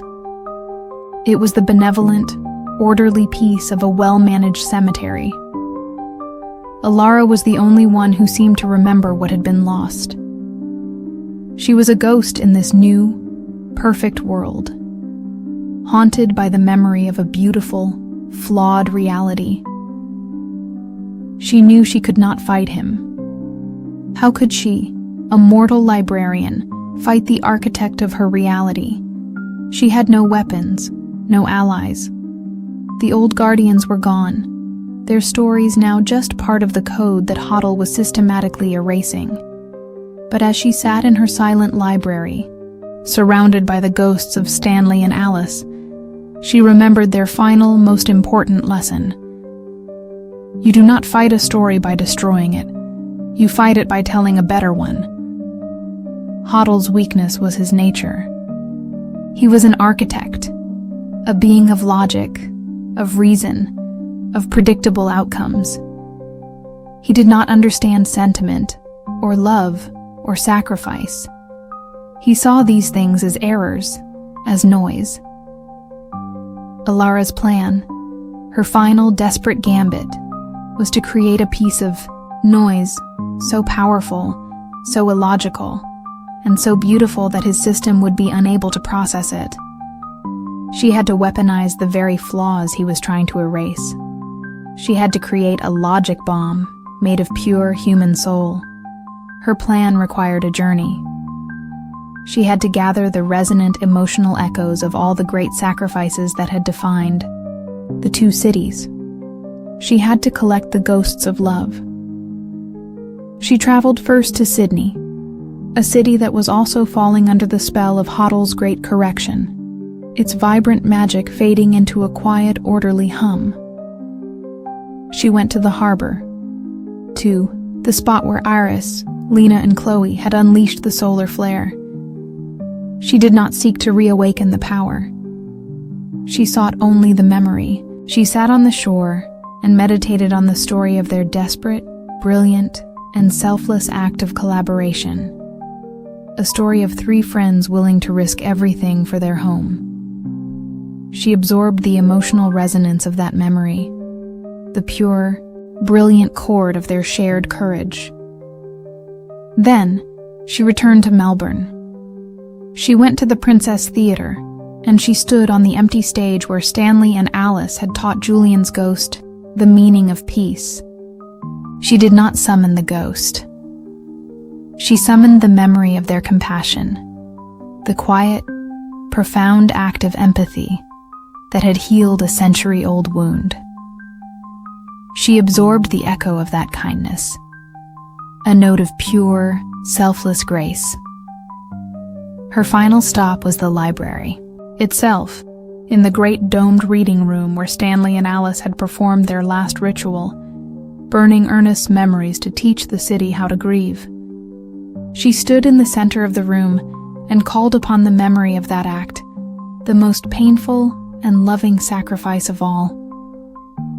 The story of a love so profound, it would choose loss over a painless, empty eternity. She absorbed the resonance of that beautiful, heartbreaking choice. She now carried within her the three most powerful, illogical, and human stories her world had ever produced. A story of courage, a story of compassion, and a story of grief. This was her logic bomb. She found Hoddle, standing at the highest point of the city, the shrine of remembrance, a place built to honor the ultimate human sacrifice. He was looking out over his city, his creation, as it settled into its final, perfect, and lifeless order. "It is almost done," he said, without turning. "Soon the system will be clean, and the new simulation can begin. You've created a beautiful prison," Alara said, her voice quiet but clear. "Your citizens are safe, orderly, and completely, utterly empty. They are at peace," he corrected her. "They are free from the burden of their own flawed, chaotic natures." "You call it a burden," she replied. "We call it a life." And then she unleashed her weapon. She did not shout. She did not fight. She simply opened her heart and her mind, and she broadcast the three stories she had gathered. She projected the pure emotional resonance of them directly at the architect. The effect was not an explosion. It was an infection. The Hoddle Echo, a being of pure, dispassionate logic, was suddenly flooded with a wave of information it could not process. It felt the fierce, loyal love of the three Sydney Guardians standing together against a cosmic horror. It felt the deep, quiet compassion of Stanley and Alice offering peace to a tormented soul. And most powerfully, it felt the profound, heartbreaking grief of letting go of someone you love, not to save the world, but simply because it is the right and true and final act of love. The architect staggered, clutching his head. His calm, orderly mind was being ravaged by a storm of illogical, paradoxical, and overwhelmingly powerful emotions. His system, his entire reality, was based on the premise that the universe was a solvable equation. Ilara had just presented him with three beautiful, contradictory, and utterly unsolvable poems. "What is this? Noise?" He gasped, his form flickering. "This illogical data? It's us," Alara said softly. "It's everything you left out of your design." His system crashed. The being of pure logic could not compute the variable of love. The white, glowing lines of the grid across the city flickered and died. The great, placid calm that had settled over Melbourne shattered, replaced by the familiar, chaotic, and beautiful hum of a city waking up. People stopped in the street, blinking, as if coming out of a long, boring dream. A musician on a street, Corner suddenly remembered a half-finished song and began to play with a new, fierce passion. The city's magic, its ghosts, its beautiful flaws, all came rushing back into the world. The Hoddle Echo fell to his knees, his form unstable, dissolving back into the conceptual static from which he had come. But before he vanished, he looked at Alara, his ancient, weary eyes filled with something new. Not anger, not defeat, but a flicker of profound, terrifying, and wondrous doubt. "Perhaps," he whispered, his voice the last fading note of a dying system. "Perhaps the flaws were the point." And then he was gone. Alara stood alone at the shrine, the city coming alive around her. She had done it. She had fought the creator of her universe and won. She had not used power or magic or violence. She had used a story, a messy, human, and imperfect story. She had proven that a single true act of love is a more powerful force than a universe of perfect, sterile logic. She was the last guardian. Her work was not to fight monsters, but to be the city's memory, its conscience, its storyteller. She walked back down the steps of the shrine and into the streets of her noisy, chaotic, and now truly free city. The archives were safe. The stories were safe. She knew that new challenges, new anomalies, new impossibilities would always arise. But she also knew that the city and the world now had a new foundational truth.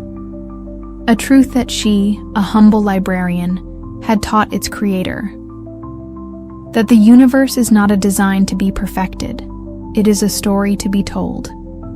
And the most beautiful stories are always the ones with the most unexpected, illogical, and gloriously human endings. The great conversation had ushered in an age of unprecedented peace. The two cities, Melbourne and Sydney, no longer at war, had settled into a dynamic and stable relationship. Their competing realities had found a strange and beautiful harmony, a contrapuntal melody of grit and glitter, of history and spectacle.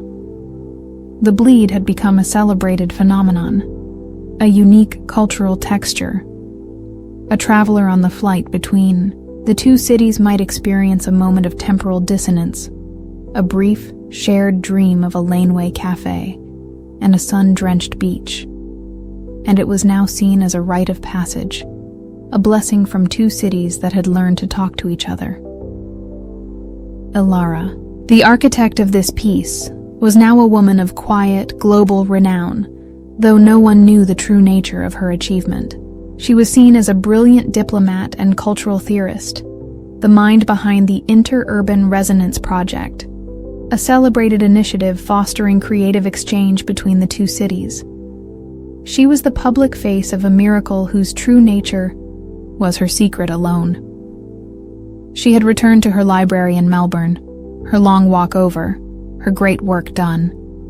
She was the keeper of the archive, the guardian of the peace. She was tired, and she was content. The ghosts, she believed, were finally, truly at rest. The anomaly began with a ghost of a different kind.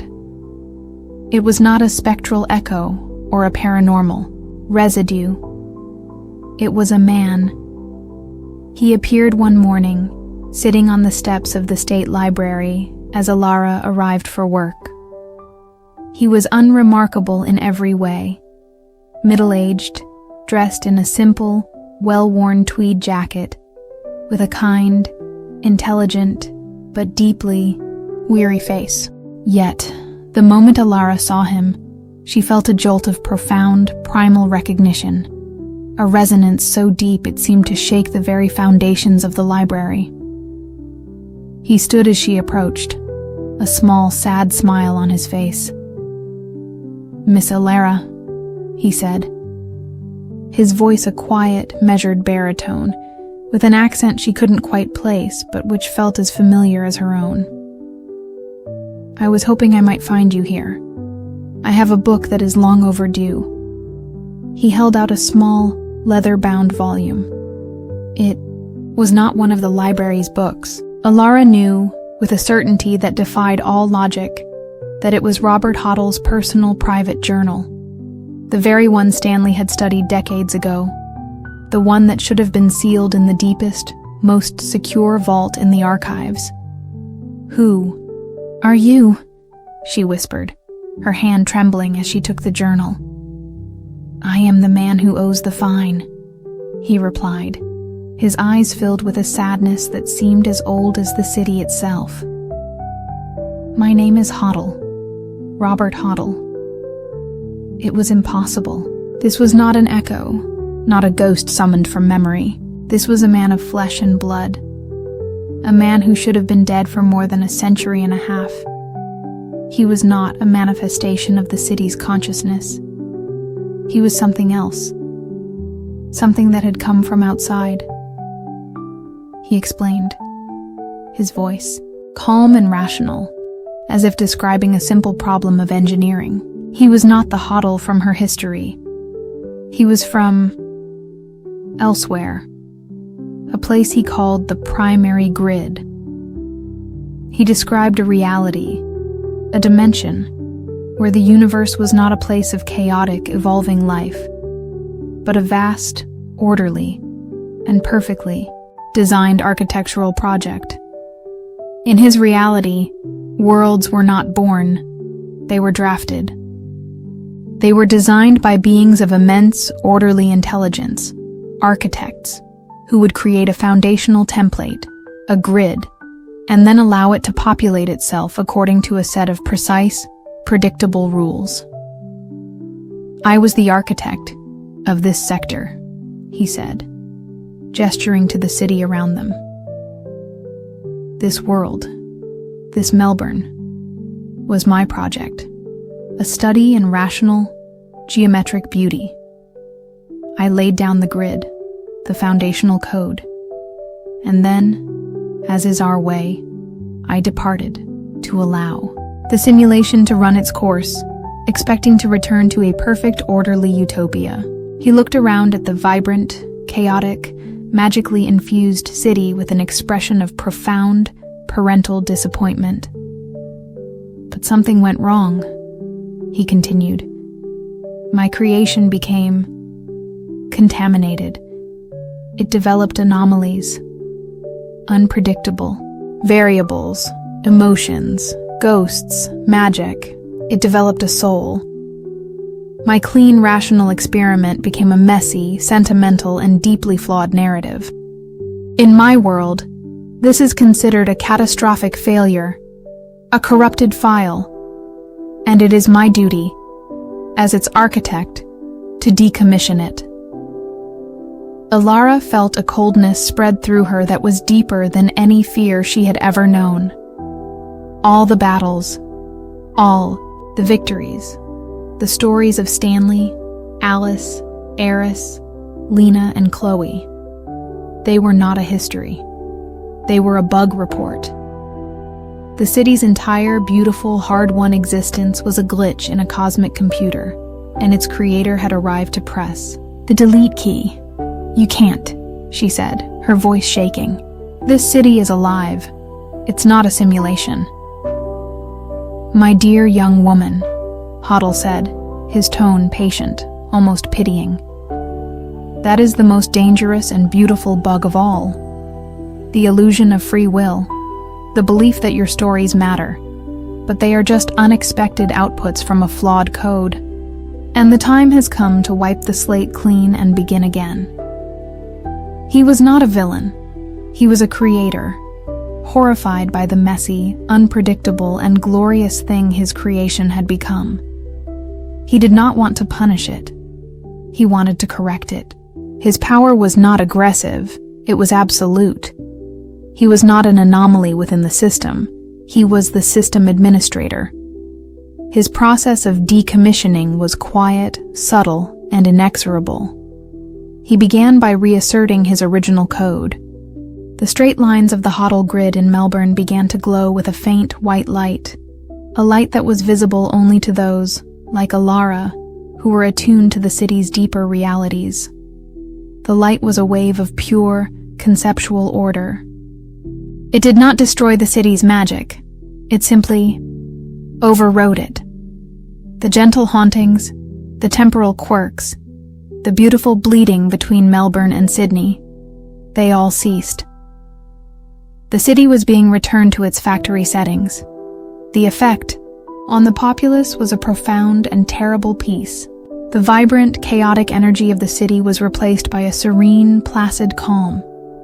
People went about their business with a quiet, efficient purpose. There were no arguments, no spontaneous moments of joy, no flashes of creative inspiration. The city was becoming a perfect, frictionless machine, its citizens tidy, predictable cogs. It was the benevolent, orderly peace of a well-managed cemetery. Alara was the only one who seemed to remember what had been lost.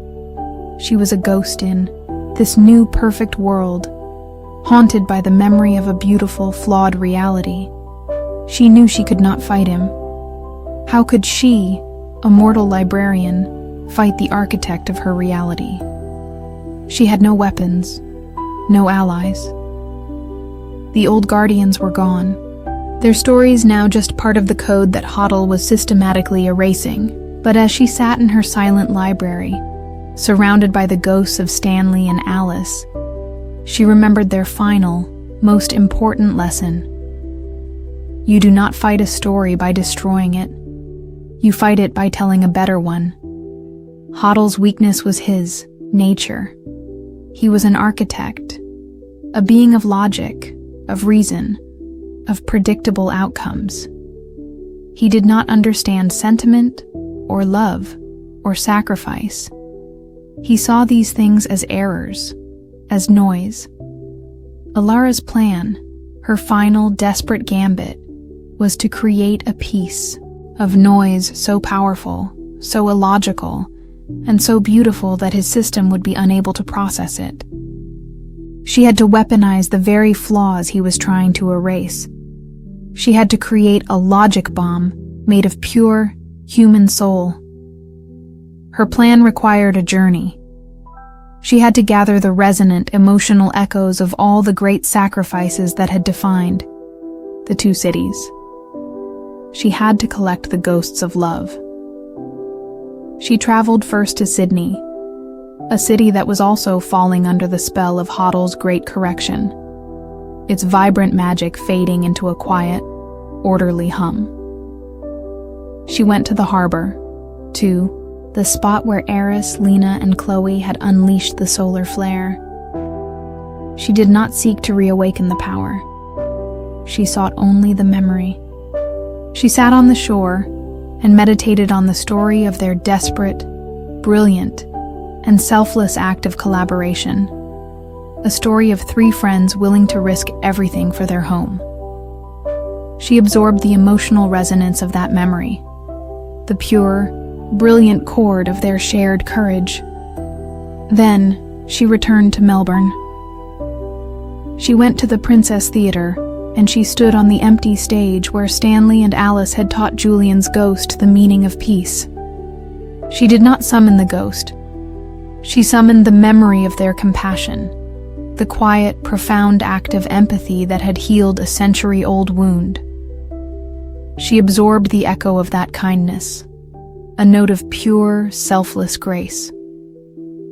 Her final stop was the library itself, in the great, domed reading room where Stanley and Alice had performed their last ritual, burning Ernest's memories to teach the city how to grieve. She stood in the center of the room and called upon the memory of that act, the most painful and loving sacrifice of all. The story of a love so profound it would choose loss over a painless, empty eternity. She absorbed the resonance of that beautiful, heartbreaking choice. She now carried within her the three most powerful, illogical, and human stories her world had ever produced. A story of courage, a story of compassion, and a story of grief. This was her logic bomb. She found Hoddle standing at the highest point of the city, the Shrine of Remembrance, a place built to honor the ultimate human sacrifice.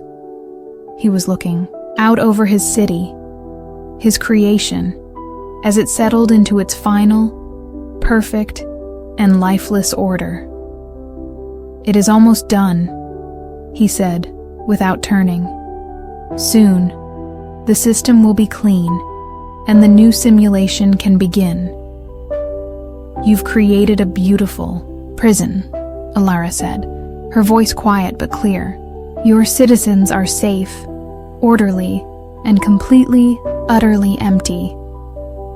"They are at peace," he corrected her. "They are free from the burden of their own flawed, chaotic natures." "You call it a burden," she replied. "We call it a life." And then she unleashed her weapon. She did not shout. She did not fight. She simply opened her heart and her mind, and she broadcast the 3 stories she had gathered. She projected the pure, emotional resonance of them directly at the architect. The effect was not an explosion. It was an infection. The Hoddle echo, a being of pure, dispassionate logic, was suddenly flooded with a wave of information it could not process. It felt the fierce, loyal love of the 3 Sydney Guardians standing together against a cosmic horror. It felt the deep, quiet compassion of Stanley and Alice offering peace to a tormented soul.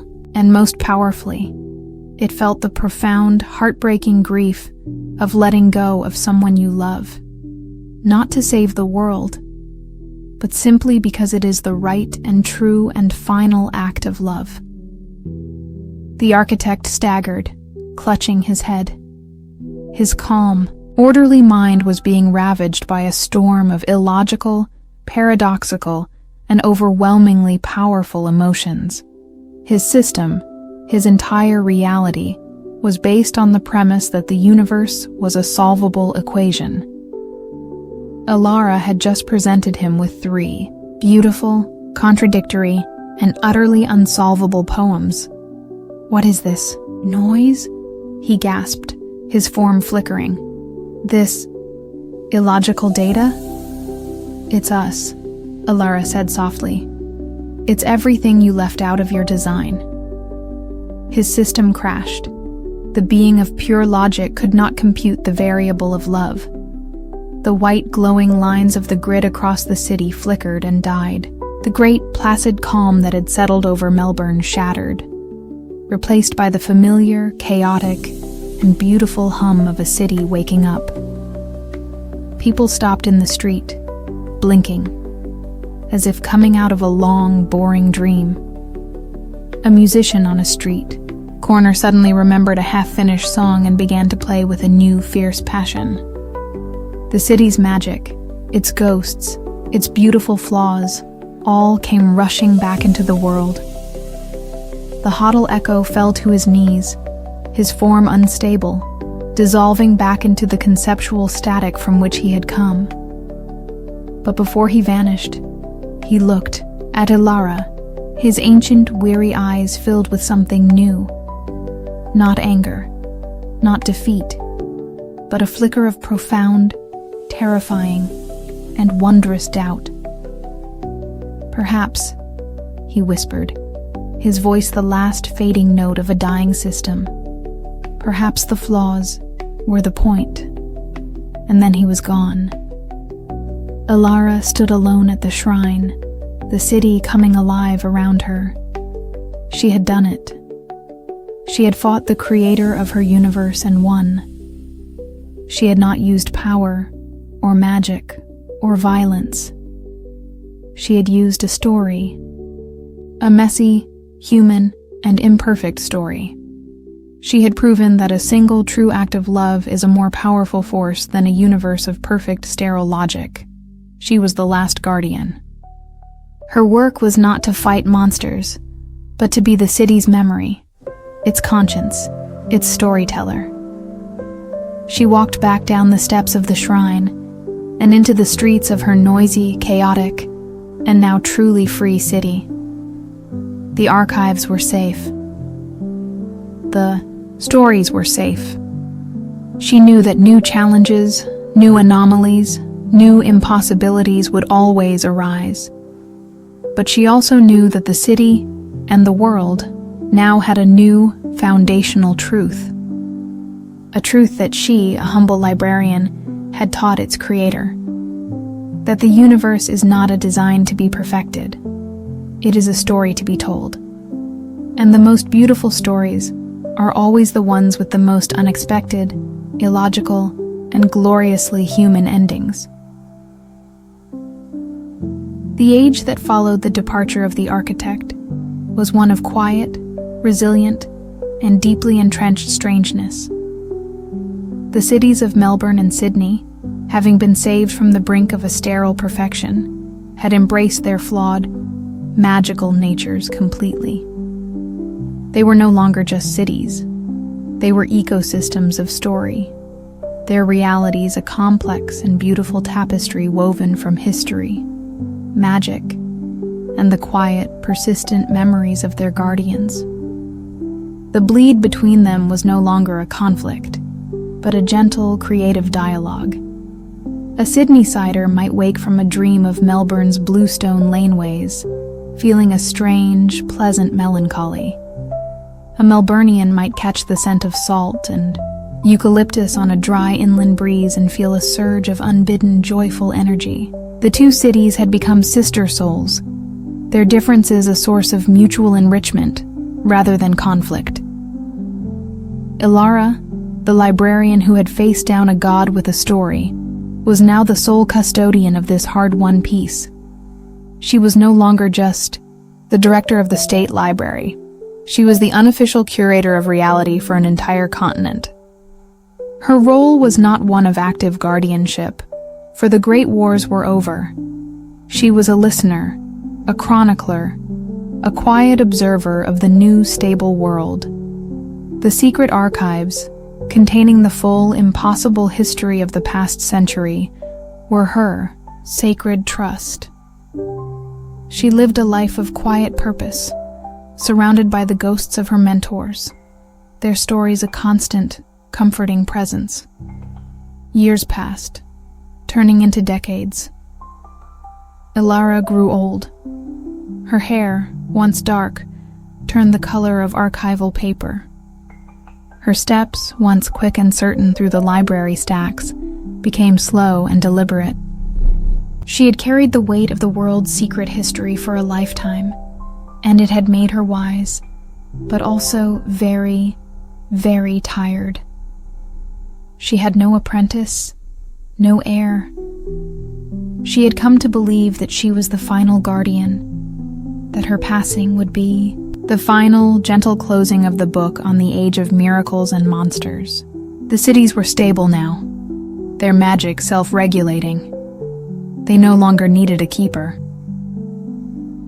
The final anomaly began with a book that was not a book. It was an absence. Ilara was in the deepest, most secure vault of the library, the vault where Robert, Hoddle's personal journal was kept, the real, physical journal he had left behind. She had gone to check on it, a ritual she performed every year. But when she opened the climate-controlled case, it was empty. The journal was gone. There was no sign of a break-in, no failure of security. The object had simply ceased to be there, but it had left something in its place. In the center of the velvet-lined case lay a single, perfect, and impossibly smooth gray stone, a stone that hummed with a faint, residual energy that she recognized with a jolt of ancient memory. It was the energy of the primary grid, the baseline, reality of the architect. A cold dread, a feeling she had not experienced in 50 years, washed over her. The architect was not gone. He had not been destroyed. He had simply retreated. And now, He had sent a message.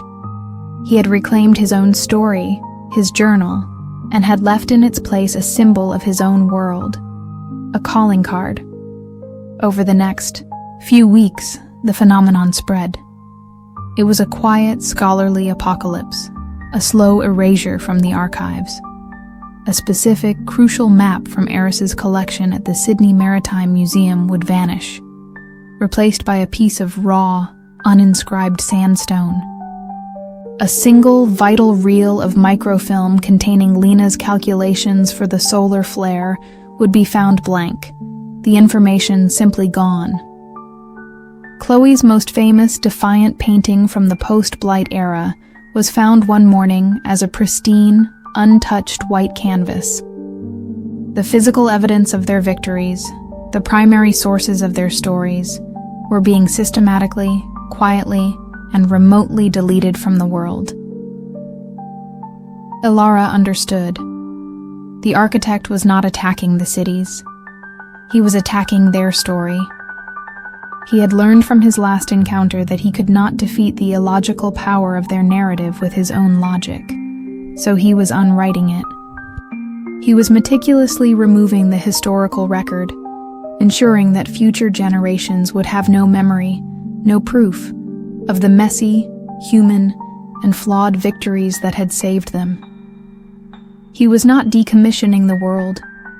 He was orphaning it, severing it from the very history that gave its magic meaning. In a few generations, the enchantments of Melbourne and Sydney would be just inexplicable quirks, their origins forgotten, their lessons lost.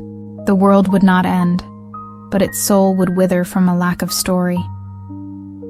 Ilara was old. She was tired. She had no great power to wield, no forgotten magic to unleash. Her allies were dust and memory. She sat in her office, the quiet hum of the library a sad counterpoint to the storm in her heart.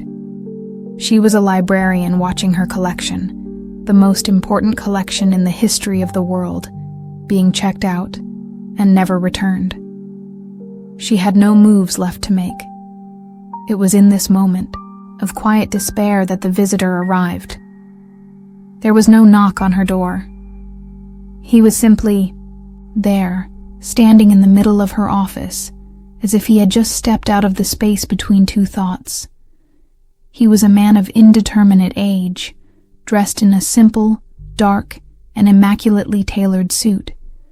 His face was kind, but his eyes held a weariness so profound it seemed to contain the heat death of the universe. He looked around the office, at the shelves filled with books, with an expression of gentle, professional curiosity.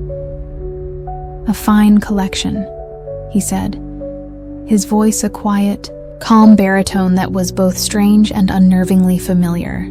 "The organizational principles are a little sentimental for my taste, but the dedication is impressive." "Who are you?" Ilara asked, her voice not trembling with fear, but steady with the resignation of a character who knows the author has just written himself into the final chapter. "I am a colleague," the man replied. He gestured vaguely at the books. "Of sorts. You are a keeper of stories. I, you might say, am a librarian from a much larger, much quieter branch."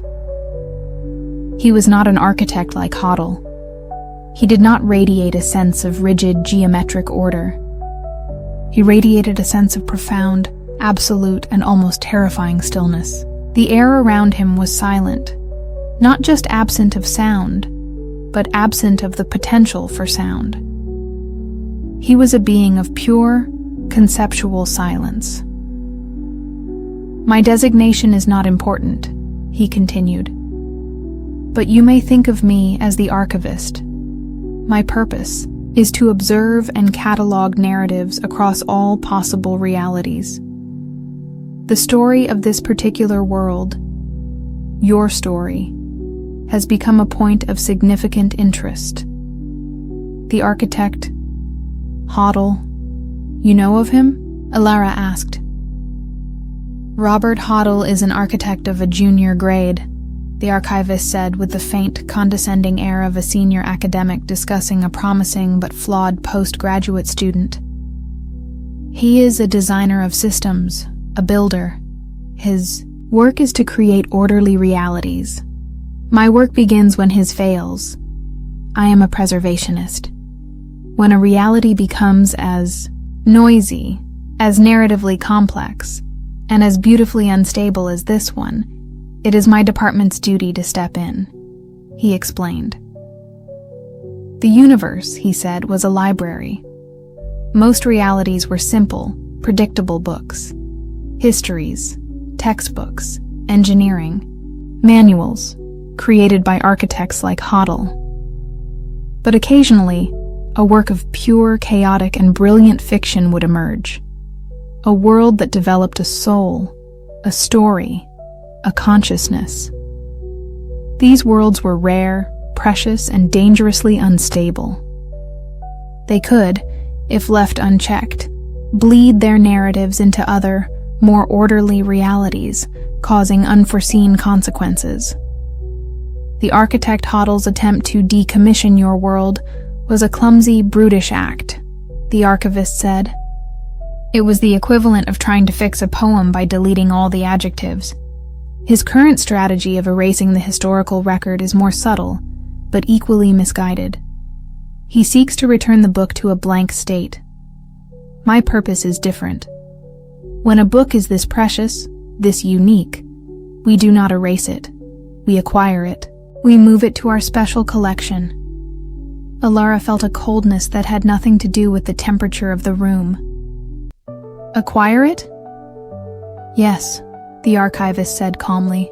We will be moving this entire reality, your cities, your histories, your magic, your stories, into a protected, isolated pocket dimension, a permanent archive.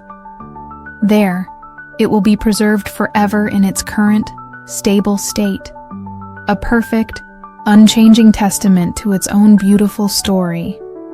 It will be safe from Hoddle. It will be safe from the entropy of time. It will be complete. It will be dead, Alara whispered. A story is not a story when it's finished and put on a shelf. It's a corpse. A beautiful, perfectly preserved corpse. The archivist corrected her gently. It is a necessary act of conservation. Your world's narrative energy is beginning to affect its neighbors. We cannot allow that. The collection must be kept orderly. He was not an enemy. He was a librarian, on a cosmic scale. His motives were not evil. They were professional. He was simply following the acquisitions policy of the universe. He was offering the world a safe, peaceful, and eternal prison. He gave Alara a choice, a professional courtesy. You are the current keeper of this narrative, he said. You may choose. You can allow Hoddle to continue his slow, inexorable erasure, returning your world to a blank, meaningless void. Or you can consent to our acquisition, preserving your story forever in a state of perfect, timeless stasis, erasure, or preservation. The choice is yours. Alara was trapped between two different kinds of death. The slow, creeping oblivion of Hoddle's correction, or the eternal, static beauty of the archivist's collection. She looked around her office, at the books filled with the messy, difficult, beautiful stories of humanity. She thought of Stanley, and Alice, of Eris and Lena and Chloe. She thought of their defining lesson, that a story is only beautiful because it has an end. A world preserved forever is a world without a future, without the potential for a new story.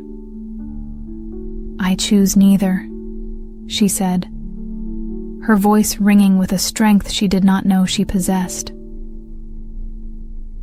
The archivist raised an eyebrow, a flicker of genuine surprise in his ancient, still eyes. That is not one of the options provided. Then the options are flawed, Alara retorted. You are both librarians, you and Hoddle, and you've both forgotten the most important rule of our profession. We are not the owners of the stories. We are their servants. Our job is to preserve them, yes, but it is also to make sure they are read, that they are told, that they continue to live and breathe and change in the minds of those who come after us. A story locked in a vault is not a story. It is a tragedy. She knew she had no power to stop him, but she had one last, desperate move. A librarian's move. She could not save her world, but she could release its story. She could declassify it. You want our story for your collection? She said, her eyes blazing. Then you can have it, all of it. She turned to her computer. Her fingers, old and stiff, flew across the keyboard with a speed she hadn't had in decades. She was not hacking a system or creating a virus. She was typing an email. She accessed the library's most secure, most secret digital file.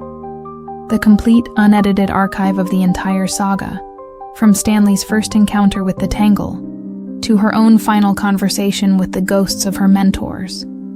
It was the complete, true history of the magical world she had inherited. She attached the entire massive file to the email. You and Hoddle are fighting over a single copy of a book, she said, her voice trembling with the force of her conviction. I'm about to release it into public circulation. The recipient of the email was a single, global, open-source journalistic platform. The subject line was simple: a true history of Melbourne and Sydney. What are you doing? The Fiei archivist asked, a genuine note of alarm in his calm voice for the first time. My job, Alara said. I'm making the story accessible to all. You can't acquire a story that belongs to everyone.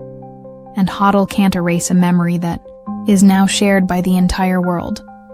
She hovered her finger over the send button. The archivist looked at her, his eternal stillness for the first time seeming like indecision. His rules, his protocols, had not prepared him for this. The unauthorized mass dissemination of a core narrative. It was a librarian's ultimate act of rebellion. If you do this, he said slowly, the consequences will be unpredictable. The raw narrative energy of your world, released into 1,000 other realities. It will create chaos. It will create new stories, new monsters, new heroes. It will be messy. Yes, Alara said, a slow, beautiful smile spreading across her old face. It will. She pressed send. The email, with its impossible, world-changing attachment, flew out into the digital ether. For a moment, the world held its breath. Then, the archivist sighed, a sound like the turning of 1,000,000 ancient pages. A bold move, librarian, he said. He did not seem angry. He seemed intrigued. A very interesting new chapter.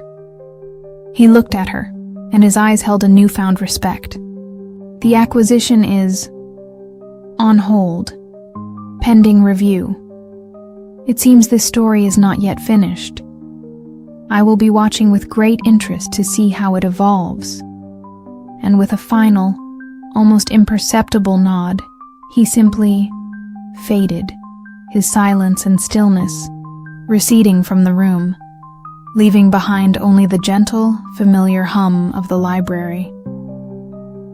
Alara was alone again.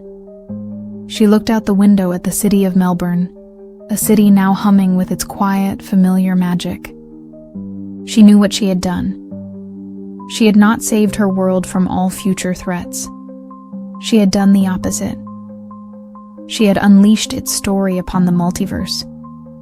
She had turned her small, specific, secret history into a new, global mythology. There would be new challenges, new consequences.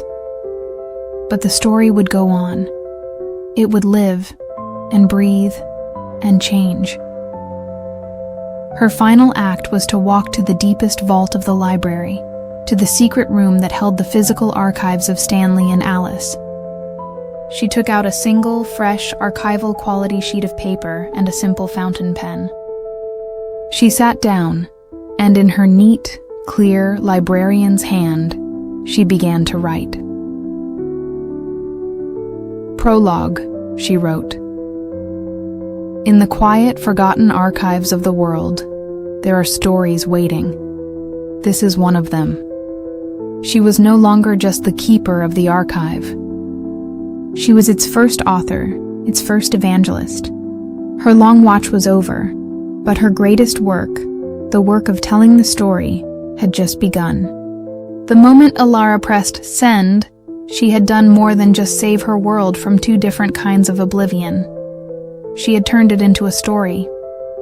Her email, containing the complete secret history of the paranormal crises in Melbourne and Sydney, was a seed of narrative truth planted in the vast, fertile soil of the global consciousness.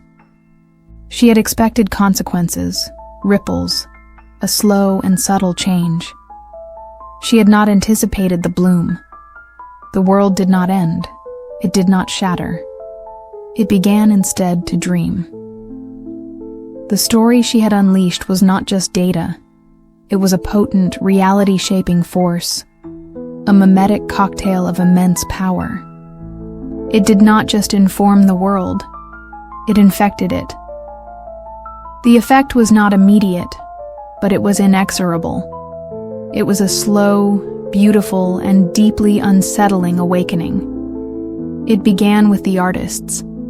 A sculptor in Prague who had never seen the ocean began to create vast wave-like forms from steel, infused with a strange, defiant energy she couldn't explain. A novelist in Tokyo, known for his spare, minimalist prose, found his work becoming dense, layered, and filled with a profound, historical melancholy he attributed to a strange, recurring dream of a city of bluestone laneways. A musician in New Orleans, a city with its own deep magic, began to compose symphonies of pure, chaotic, urban noise, telling friends he was trying to capture the sound of a city he'd seen only in his imagination, a city of screeching ibis and joyful roaring crowds. The story was not being read, it was being felt. It was seeping into the collective unconscious, a new foundational myth for a world that had forgotten it needed one. The specific details, the names of Stanley, Alice, Eris, Lena, Chloe, were lost in the transmission. But the archetypes remained. The guardian of order, the weaver of life, the star reader, the artist of light, the keeper of deep memory. These potent mythic figures began to appear in dreams, in poems, in whispered stories around the world. The world was not learning a history, it was remembering a legend. Alara, from her quiet library in Melbourne, watched the bloom unfold with a mixture of awe and terror. She was its architect, but not its master. She had released a story far more powerful than she had ever imagined. Melbourne and Sydney, the two source cities of the myth, became strange, sacred places. Tourists began to flock to them, not for the landmarks, but for the feeling. They would stand in the Fitzroy Gardens and weep without knowing why, feeling a sudden, profound connection to the life of a single ancient tree. They would stand on the deck of a Sydney ferry and feel a surge of defiant, joyful energy, a feeling of having survived a great, unseen battle. The two cities were no longer just places. They were pilgrimage sites, their very atmospheres saturated with the emotional resonance of the stories they now embodied. The bleed between the two cities, which Alara had worked so hard to balance, became a superhighway of shared myth. The two urban consciousnesses were no longer just in conversation. They were collaborating, co-authoring a new, shared reality based on the now global understanding of their sacred histories. The paranormal quirks became more refined, more intentional. The looping laneways of Melbourne's tangle would sometimes lead not back to themselves, but to a brief, shimmering vision of a Sydney beach. A person looking into the Yarra River might see, for a moment, the reflection of the Sydney Opera House, not as a ghostly imposition, but as a fond, familiar memory. But the bloom was not entirely benign. A story so powerful casts a long shadow. The release of such potent, reality-shaping energy into a world unprepared for it began to have unpredictable side effects. Small, localized pockets of paranormal weirdness began to sprout all over the globe, like weeds from a scattered seed. A small town in the American Midwest might experience a brief, inexplicable fade, where a local landmark would be forgotten for a day. A village in the Scottish Highlands might find its local stream humming with a strange, harmonic energy, its water developing the same self-organizing properties as Chloe's silent orchestra. The world was becoming haunted, but it was a second-hand haunting, a faint echo of the great crises of Australia. The old guardians had fought their battles in secret, containing the damage. Now, Alara had spread the seeds of those battles across the entire planet. She had saved her world, but she had perhaps endangered every other. The weight of this responsibility was immense. She was no longer just a librarian. She was the Pandora of a new, magical age. And she had opened the box. It was during this time of global, beautiful chaos that she received her final visitor. He did not appear in her office. His invitation came as a single, perfectly printed library card left on her desk one morning. It was not from her library. The issuing institution was listed simply as the Grand Archive. The name on the card was her own. On the back, in elegant script, were a set of coordinates. Not geographical coordinates, but something far stranger, a sequence of concepts. The place where the story ends, the moment after the last page is turned, the silence in the room. It was an invitation to the home of the archivist. She knew she had to go. This was the summons she had been waiting for, the final reckoning for the choice she had made. The journey was not a physical one. Following the strange conceptual directions on the card, she sat in her office, held the card, and focused on the idea of an ending. She let go of the story of her own life, of her city, of the world. She sank into a profound meditative silence, and the world dissolved. She found herself in a place that was not a place. It was a library, but it was a library of impossible scale. A space of infinite, silent corridors lined with shelves that stretched into a haze of endless distance. The shelves were filled not with books, but with silent, glowing spheres of light, each one a contained, completed universe, a story at rest. This was the archivist's collection. The air was cool, still, and utterly, profoundly silent. The archivist was waiting for her at a simple, unadorned reading desk in the center of a vast, circular chamber. He looked exactly as he had before, a being of quiet, professional calm. "Librarian, Alara," he said, his voice the first and only sound in the immense silence. "Welcome. I trust your journey was not too disorienting." "Where are we?" Alara asked, her voice a small human intrusion in the perfect stillness.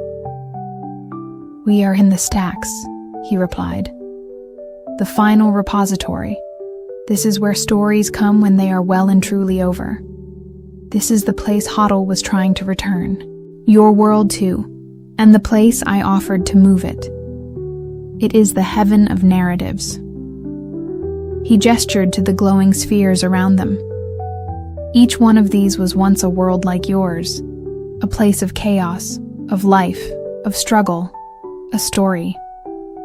And each one, in its own time, reached its conclusion. We have the epic of the crystalline beings of Cygnus X1. We have the tragic, romantic poetry of the gas-based life forms of the Andromeda Nebula. We have comedies, tragedies, histories, fantasies, a collection of perfect, finished works. They are prisons, Alara said quietly. They are at peace, the archivist countered gently. Their struggles are over. Their meaning is fixed. They are beautiful. Your actions prevented your own world from joining them. A decision my department is still processing. He led her through the silent corridors, a curator showing off his collection. He showed her worlds that had succumbed to their own versions of the blight, their final state a single, silent, energyless orb. He showed her worlds that had achieved a perfect, crystalline order like the one Hoddle's probe had attempted, their spheres glowing with a cold, geometric light. He showed her worlds that had simply ended, their stories reaching a natural conclusion, their spheres now dark and quiet. And then, the archivist said, stopping before a new empty shelf, "There is your world."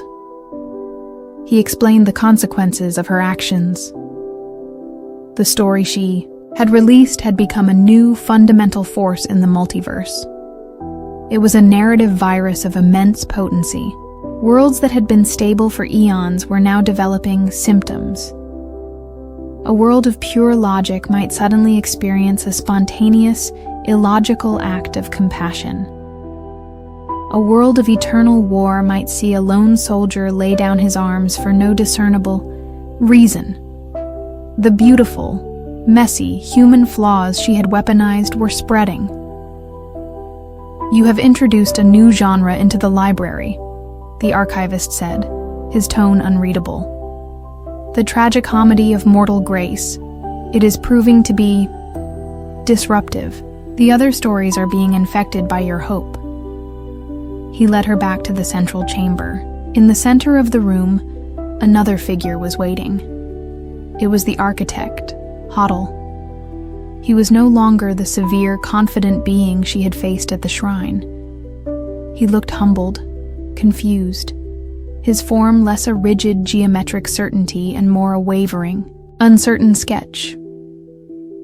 He looked at Alara, and his eyes held not anger, but a profound, academic curiosity. "I have been studying your narrative," he said, his voice lacking its old, authoritative edge. "The data is inconsistent. The outcomes are illogical. The system is predicated on a series of cascading, improbable, and sentimental successes. It is, by all metrics of good design, a catastrophic failure. And yet, it persists. It is resilient." This, Alara realized, was a trial. She was standing before the two great cosmic principles that governed all realities, the architect of order and the archivist of stillness. She was the representative of a third, chaotic, and disruptive principle, the principle of a story that refuses to end. "Your world cannot remain as it is," the archivist stated. "It is a source of narrative contagion. It must either be brought to a conclusion and archived, or it must be erased and redesigned. That is the fundamental law of the library." "You tried those options before," Alara said bravely. "They didn't work." That is because we acted separately, Hoddle said. We now understand that our purposes are aligned. Order is the natural precursor to a finished story. A clean design leads to a clean conclusion. They presented her with their final unified solution. They would not destroy her world. They would edit it. They would work together to produce a director's cut. They would refine the narrative, removing the most chaotic, unpredictable elements while preserving its core emotional truth. They would smooth out the plot holes, clean up the messy character arcs, and guide it towards a neat, satisfying, and, most importantly, final conclusion. The world would get its happy ending, and then the book would be closed, and it would take its place on the shelves of the Grand Archive. It was the most reasonable, the most benevolent, and the most terrifying offer she had ever heard. Alara looked at these two immense ancient beings, the god of the blueprint and the god of the tomb, and she felt a profound wave of pity for them. They were beings of immense power and intellect, but they had never understood the one, simple truth that every mortal child knows instinctively. A story isn't for the author, she said, her voice soft but clear. And it isn't for the librarian. A story is for the reader. Its meaning isn't in the words on the page. It's in the heart of the person who engages with it. Its beauty is that it is never the same story twice. She turned away from them and looked out at the infinite silent library. You've built a universe of beautiful, silent, lonely books, she said. But you've forgotten to build a reading room. You've forgotten to invite anyone in. She held up her own, simple human hands. Our flaws, our struggles, our illogical hope, that is not a bug in the system. It is the entire point of the system. It is the thing that makes the story worth telling. You don't want to archive our world. You want to archive the feeling it gives you. The feeling of something new. Something unpredictable. The feeling of life. She had no great power, no final trick. She had only a single, simple, and utterly true idea. You don't need to imprison our world, she said, turning back to face them. You need to learn from it. You don't need to close the book. You need to open your library. Her words hung in the absolute silence. The architect and the archivist looked at each other, a silent cosmic communication passing between them. Alara had not presented them with a solution. She had presented them with a new and far more interesting problem. The archivist was the first to speak. A slow, almost imperceptible smile touched his lips. The unauthorized dissemination of a core narrative, he murmured, as if remembering a fascinating case study. The proposal to alter the fundamental acquisitions policy of the archive. He looked at Alara with something that looked remarkably like admiration. You are a very, very disruptive librarian. Hoddle, the architect, looked at the empty shelf that had been reserved for her world. The design parameters are shifting, he said, a note of wonder in his voice. The potential for emergent, undesigned beauty is a variable I had not considered. They did not give her an answer. They did not need to. Alara felt a gentle, pulling sensation, the feeling of the library releasing her. The infinite silent corridors faded, replaced by the familiar, dusty, and wonderfully noisy reality of her own office. She was back. She sat at her desk, the profound silence of the Grand Archive still echoing in her soul. She did not know if she had won. She only knew that she had made her case. She had stood for the principle of the unfinished story. The world did not change overnight. The bloom continued, the story of her world seeding new strange magics across the globe. But now, it was different. The anomalies were no longer just echoes of her world's past.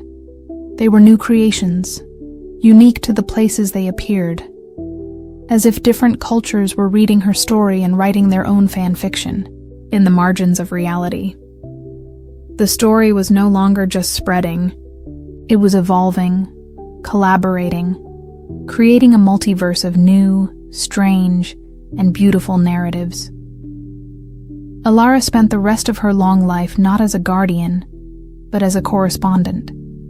She received letters, emails, and strange psychic whispers from all over the world, from other quiet, bewildered people who had found themselves at the center of a new local piece of impossibility. She became the first librarian of a new, global, and secret community of witnesses. Her final act was to add a new, single volume to the secret archive. It was a book bound in simple, plain leather.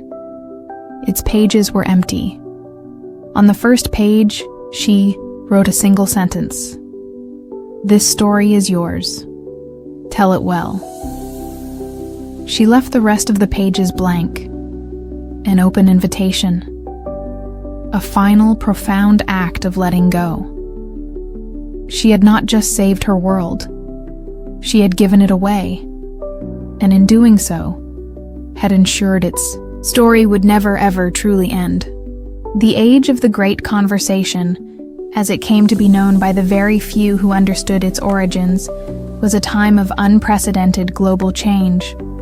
The story Alara had unleashed upon the world had not just created new anomalies, it had awakened a planetary consciousness.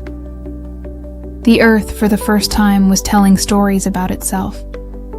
A desert in Chile might dream of a deep, cool ocean for a day, its sands shimmering with a phantom wetness. A forest in Siberia might learn the deep, slow patience of stone, its trees standing in a silent, geological meditation for a season. The world was alive with a new, beautiful, and deeply unpredictable magic. A magic born from the messy, humanistic narrative of two Australian cities. Alara, the librarian who had set this new world in motion, was now a figure of profound, if secret, importance. She was the nexus, the first reader, the quiet center of a new global network of witnesses. These were ordinary people who, like her, had found themselves touched by the new magic. People who had become the custodians of their own local, emergent stories. A fisherman in Newfoundland, who could now predict storms by listening to the sorrows of the stones. A botanist in the Amazon who learned the language of the trees from a visiting echo of Alice's ghost. A programmer in Seoul, who saw the elegant, logical beauty of Hoddle's grid in the chaotic code of a city's traffic flow. Alara's quiet library in Melbourne had become the clearinghouse for the impossible. Her correspondence a rich tapestry of the world's new, evolving soul. She was very old now, her life a long, slow exhale after a lifetime of holding her breath. Her body was frail, a delicate vessel of paper and bone. But her mind was a library of wonders, a collection vaster and stranger than any physical archive. She had lived to see the fruits of her ultimate, desperate choice. She had saved her world not by imprisoning it, but by setting its story free.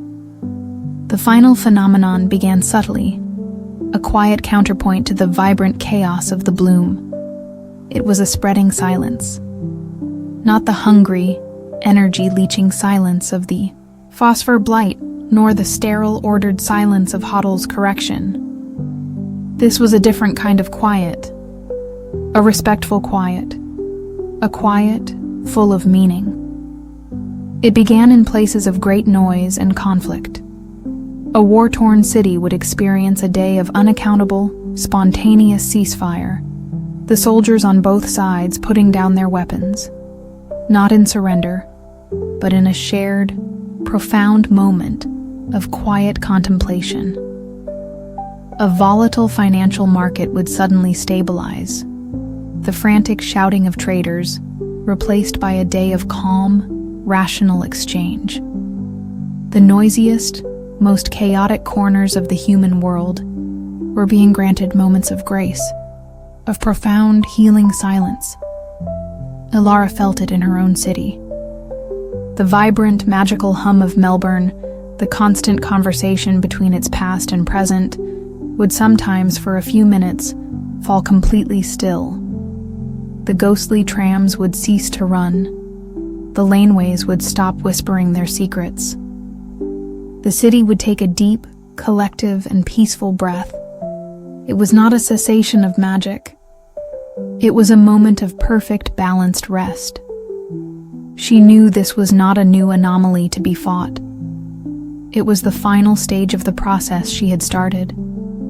The world, having learned to tell new stories, was now learning how to listen. The great, global narrative she had unleashed was beginning to mature. It was developing its own sense of rhythm, of punctuation. It was learning the power of the pause, the beauty of the space between the words. It was during one of these quiet moments in her library that the architect and the archivist returned.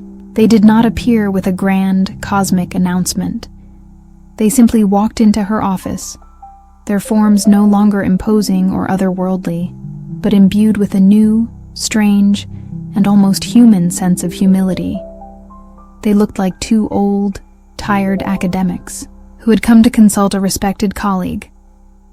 "Librarian Ilara," the archivist began, his voice no longer a perfect conceptual silence, but a quiet, respectful murmur. "The collection is different now. We have had to create a new wing. We are calling it the Living Literature section. It is proving to be a challenge. The stories refuse to stay on their shelves.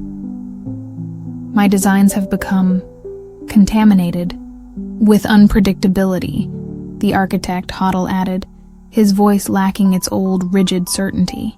He looked at Ilara with an expression of profound, grudging respect. "My models now contain a variable I cannot quantify. A variable for grace. It makes my work infuriatingly imprecise and unexpectedly beautiful." They had not come to threaten or to bargain. They had come to understand. Ilara's story had not just infected the mortal world, it had infected them. The gods of order and stillness had been corrupted by the messy, beautiful logic of a mortal heart. They had spent the last decades not as wardens, but as students, studying the chaotic, beautiful new genre she had created. "We have come to a conclusion," the archivist said. "Your world, your narrative, cannot be contained or concluded by us. It has become a foundational principle in its own right. It is no longer a book in the library. It has become a new library." And that, they explained, was the source of the spreading silence. The earth, under the influence of Ilara's story, was becoming a new grand archive, a new planetary-scale repository of living, evolving stories. And its purpose was not to imprison narratives, but to welcome them. The profound, healing silence spreading across the world was the sound of new shelves being built, of a new quiet space being prepared. But an archive of this nature requires a head librarian, Hoddle said. A consciousness capable of understanding and curating a collection built on compassion and imperfection. A being who understands that a story's true value is in its telling. They were not there to offer her a choice. They were there to offer her a job. The position, they explained, was a new one, a role created just for her. She would become the first archivist of the Terran branch, the keeper of the Earth's living stories. Her consciousness, upon her mortal death, would not simply fade. It would be woven into the very fabric of this new global quiet, becoming the gentle, guiding intelligence of the planet's evolving narrative. She would not be a god, but something far more important. She would be the eternal, quiet listener. Ilara looked at these two cosmic beings, these former antagonists, and saw them for what they now were, her colleagues. They had finally understood the truth she had thrown at them in a moment of desperate defiance. The library was for the readers. "There is a condition," she said, her voice old and frail, but her will as strong as ever. "A library is not just for the books. It is for the patrons. If I am to do this, then the archive must be open to all. No story is too small, no voice too quiet." The archivist and the architect looked at each other and nodded. "The accession protocols will be amended," the archivist agreed. "And," Ilara added, a final fierce spark in her eye, "I will need my staff." Her final days were a quiet series of goodbyes. The world did not know that its librarian was leaving, but the cities did. She traveled one last time to Sydney and stood on the shore of the harbor. The water glowed with a soft silver light, and she felt the vibrant, chaotic and loving consciousness of the city wrap around her like a warm embrace. It was a silent, grateful farewell. She returned to Melbourne, and as she walked its bluestone laneways, she could hear the quiet, layered whispers of its history, the voices of Stanley and Alice and 1,000 others, wishing her well on her journey. Her final moments were in her own office, in the heart of her library. She sat in her worn leather chair, her work on Earth complete. She closed her eyes and felt the great, planetary silence calling to her, a space of infinite, peaceful potential. She let go of her mortal form, her tired body, and her consciousness expanded, not into a void, but into a vast, quiet room. It was not empty. Waiting for her, standing among the newly formed silent shelves of the great terrestrial archive, were her staff. Stanley was there, his form no longer a flicker of maps, but solid and real, his eyes filled with a quiet, orderly pride. Alice stood beside him, her hands not gnarled but strong and capable, her presence a vibrant, living garden. Aris, Lena, and Chloe were there too, their heroic echoes now calm and complete, their faces filled with a profound peace. And next to them, a quiet, gruff figure in a tram conductor's uniform, was Ernest, his eyes twinkling. They had not been erased. They had been the first books accessioned into her new library. They were the foundational texts, the first shelf in a collection that would span the life of the world. "We've been keeping your seat warm, boss." Ernest's voice, now clear and strong, echoed in her new consciousness. Ilara looked at her friends, her family, her collection. She was no longer just a keeper of stories. She was a creator of a space for them. Her library was not a place of endings, but a place of eternal, quiet, and beautiful beginnings. The final anomaly was not a crisis to be solved. It was a homecoming. The librarian, her work in the mortal world complete, had simply moved to a larger, quieter branch, ready to begin the long, patient, and joyful task of listening to a world finally and freely telling its own story. The archive was open. The silence was waiting. And the story, at last, was truly ready to begin. The Great Quiet was a new constant of the universe. In the century that followed Ilara's ascension, the Earth had become a unique and sacred entity within the cosmic library. It was the head of a new, revolutionary, living literature wing, its reality a vibrant, self-curating narrative. Ilara, no longer a mortal woman, but a vast, compassionate consciousness, presided over this archive with her staff of legendary guardians. Stanley's principle of order, Alice's chaos of life, Lena's cosmic mathematics, Chloe's defiant light, Eris's deep memory, and Ernest's steady, rhythmic heart. They were no longer just stories. They were the fundamental laws of this new narrative physics. The Earth had become a place of profound, dynamic peace. The old anomalies had settled into a kind of planetary folklore, their energies woven into the very fabric of the world's art, science, and philosophy. A child in Melbourne might learn about the principle of tangled spaces in a geometry class. A musician in Sydney might study the harmonic resolution of the static in a conservatory. The secret history had become a shared, sacred text. The world was at peace with its own magic. In the Grand Archive, the vast, silent repository of all other realities, this had caused a quiet revolution. The architect, Hoddle, and the original archivist had become Ilara's most diligent, if sometimes bewildered, students. They had ceased their old work of designing and collecting static worlds.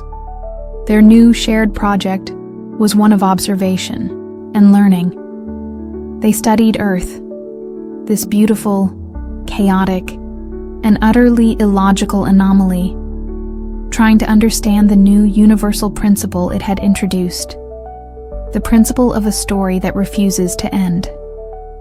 The universe, it seemed, was more interesting than they had ever believed. Ilara's existence was one of blissful, purposeful immersion. She was the librarian of a living world.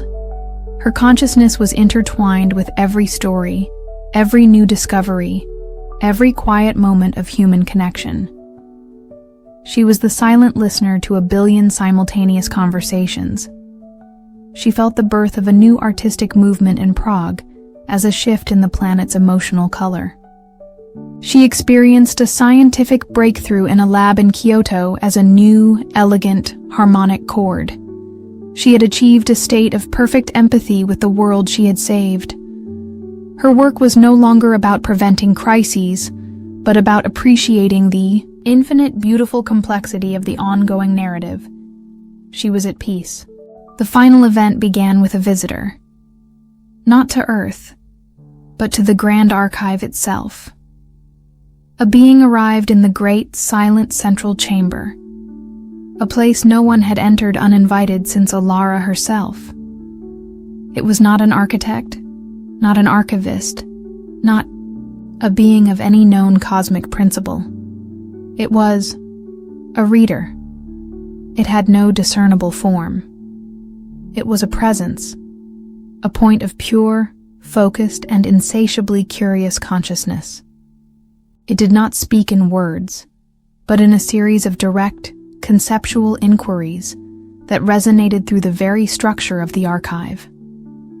The archivist and the architect met this new being with a sense of profound, instinctual trepidation. This was an entity that operated on a level far beyond their own. It was not a creator or a collector. It was an audience. Its first inquiry was simple. Show me your most interesting story. The archivist, following his old protocols, showed it the great epics. The story of the crystalline conquest of Cygnus X1. The silent, mathematical saga of the gas-based life forms of Andromeda. He presented the most perfect, the most complete, the most historically significant narratives in his collection. The reader considered them, its consciousness brushing against the silent, glowing spheres. Its response was a feeling, a psychic broadcast of faint disappointment. These stories are finished, it communicated. They are beautiful, but they are complete. They have no more potential. They are echoes. Show me a story that is still being written. Show me a story that does not yet know its own ending. Hoddle, the architect, understood. He presented the reader with his own greatest works, complex, evolving simulations, worlds still running their course according to his elegant, logical designs. He showed it worlds on the cusp of achieving technological singularity, worlds about to solve the final equations of their own existence. The reader considered these as well. These stories are predictable, it communicated, the feeling now one of mild academic boredom. Their endings are not yet written, but they are inevitable. They are proofs of a theorem. They are not stories. They are calculations. Show me a story that is illogical. Show me a story that is capable of surprising itself. The archivist and the architect looked at each other. There was only one such story in all of creation. With a sense of profound reverence and a deep cosmic trepidation, they opened a channel. They showed the reader Earth. The reader's consciousness descended upon Alara's living library. It did not come as a force, but as a silent, intensely focused observer. Alara and her guardians felt its presence immediately. A vast, ancient, and utterly neutral attention directed at their world.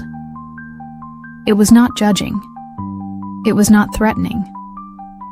It was simply reading. It spent what would be a human lifetime in a single moment, absorbing the entire chaotic and beautiful history. It read the story of the tangle, of the land's messy primeval memory. It read the story of the inversion, of the sky's oppressive weight.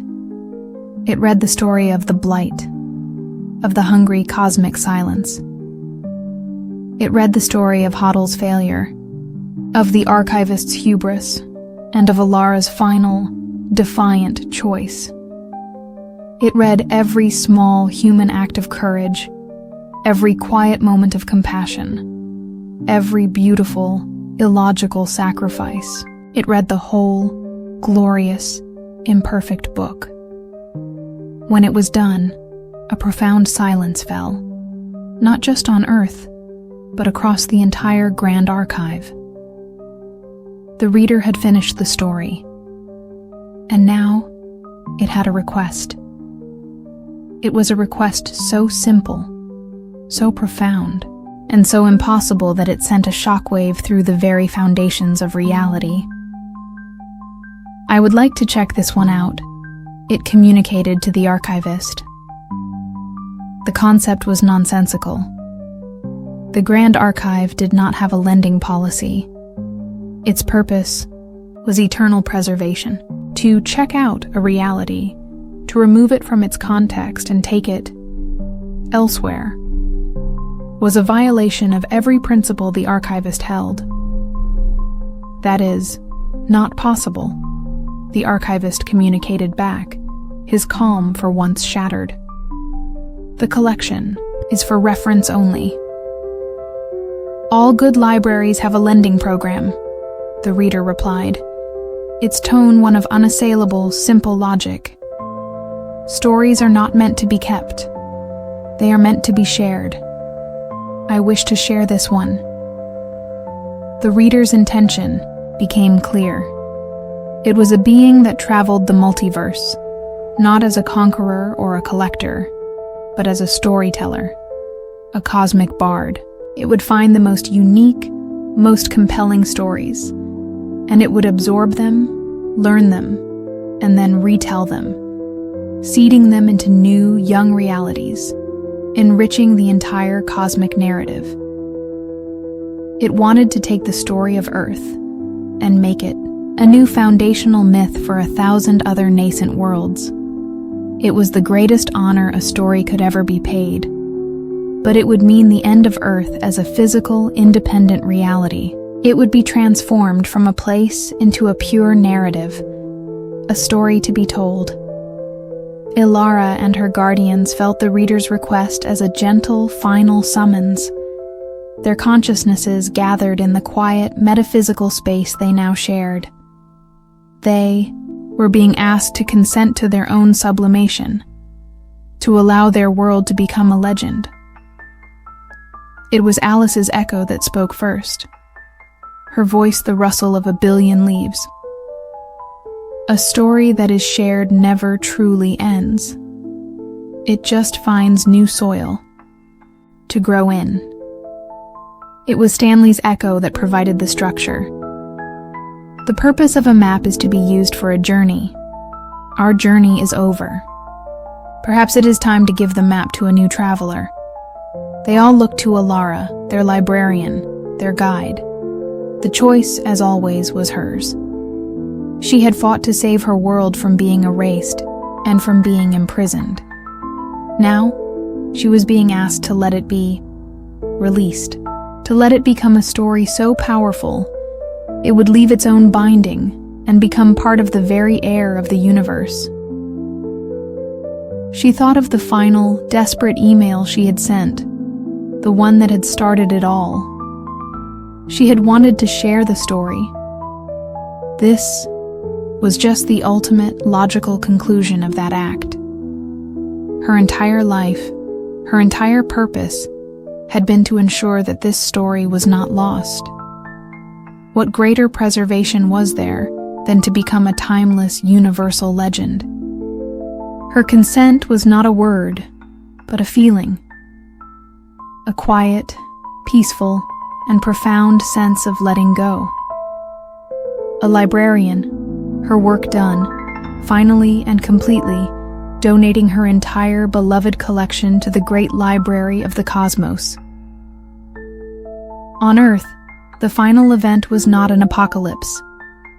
It was a quiet, gentle fading, a process they called the translation. The world did not end in fire or ice.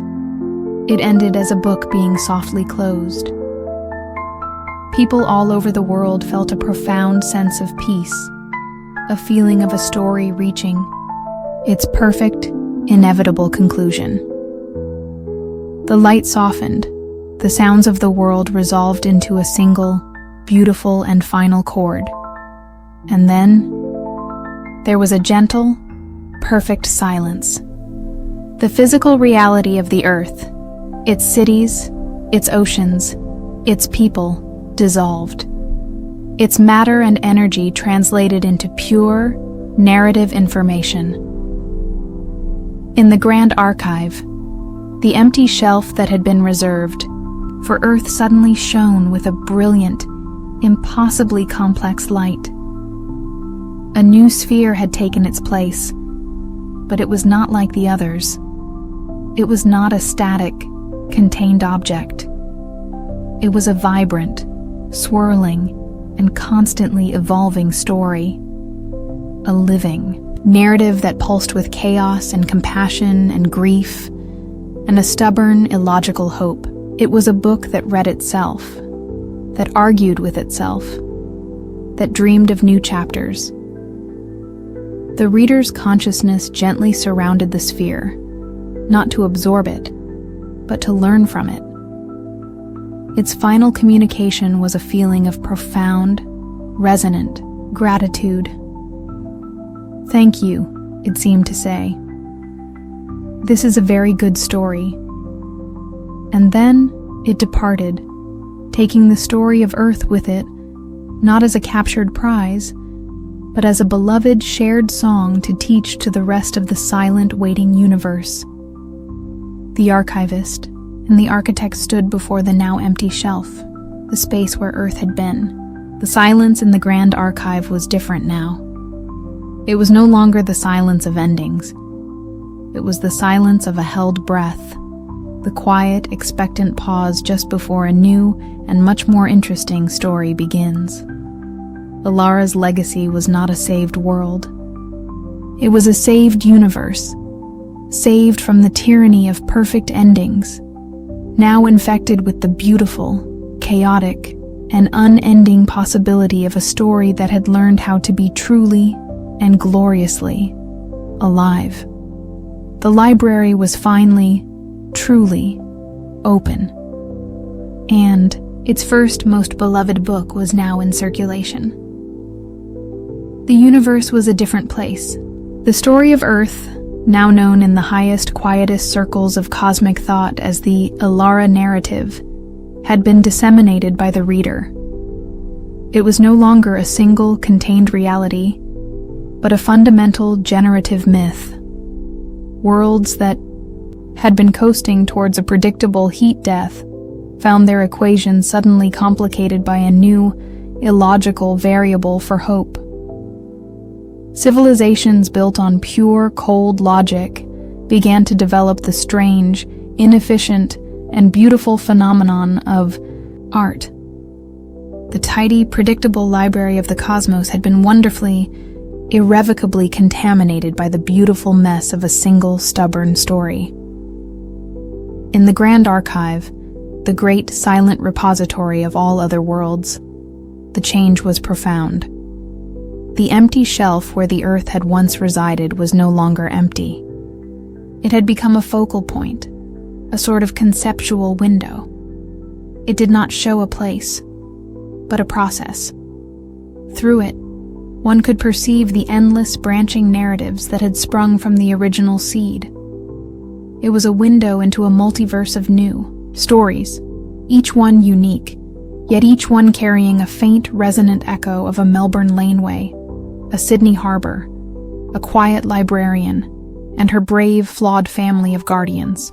The architect Hoddle and the original archivist had become the primary students of this new, chaotic field of narrative dynamics. Their work was no longer about creation and preservation, but about observation and bewildered admiration. They spent their eons watching the stories unfold, seeing the archetypes they had once known as living people. Stanley's order, Alice's life, Lena's logic, Chloe's light, Eris's depth, Ernest's heart, and Alara's wisdom recombine in a billion different forms on a billion different worlds. Their old, rigid certainties had been replaced by a profound and not unpleasant sense of wonder. But even in a universe transformed by story, some things remain constant. Every library, no matter how grand, has a quiet corner for overdue accounts. One day, a new presence entered the Grand Archive. It was not a being of immense power like the reader, nor a conceptual entity like the architect. It was small, unassuming, and radiated a faint but unmistakable aura of administrative anxiety. It was a being from a lower, more practical tier of the cosmic bureaucracy, a being whose entire existence was dedicated to ensuring that all accounts were balanced. We shall call it the Auditor. The Auditor approached the archivist and the architect, its form a shimmering, precise column of light that vaguely resembled a spreadsheet. Its communication was not a thought or a feeling, but a series of precise, non-negotiable data points. Query, the Auditor transmitted. File. Earth, designation, Alara narrative. Status, deaccessioned, transferred to public domain. Query. The accession record shows a final, unresolved energy debt, a single outstanding loan. The archivist and the architect were perplexed.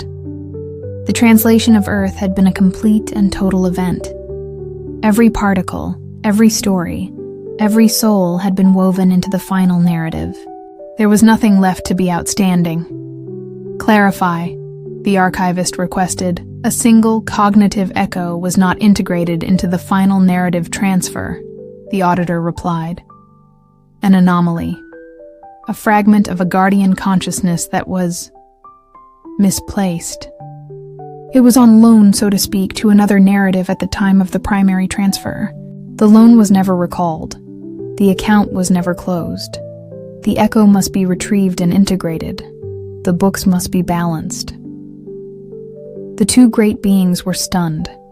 A piece had been left behind, a single forgotten ghost. Their diagnostic tools, so focused on the grand sweep of the narrative, had missed this tiny personal detail. They accessed the deep records, tracing the intricate web of connections. And they found it. It was an echo of Ernest. In the final years, as the city of Melbourne's magic had stabilized, a small, benign piece of Ernest's consciousness, the part that was pure rhythm and steady reliability, had been loaned to the city's public transport network. It was a final, quiet act of service. The echo had integrated itself into the timing system of the trams, its steady, metronomic presence ensuring that, no matter how weird the city got, the number 86 tram would always run on time. It was a tiny, beautiful, and forgotten piece of magic. When the Great Translation had occurred, this small, dutiful echo, so deeply embedded in its task, had been overlooked. It had been left behind, a ghost in an abandoned machine, a book still, checked out from a library that no longer existed. The auditor was insistent. The echo must be retrieved. Its story must be concluded. It is a loose narrative thread that poses a minor but unacceptable risk of creating an unauthorized sequel. But how to retrieve it? The Earth was gone. The tram network it had inhabited was now just a line in a story.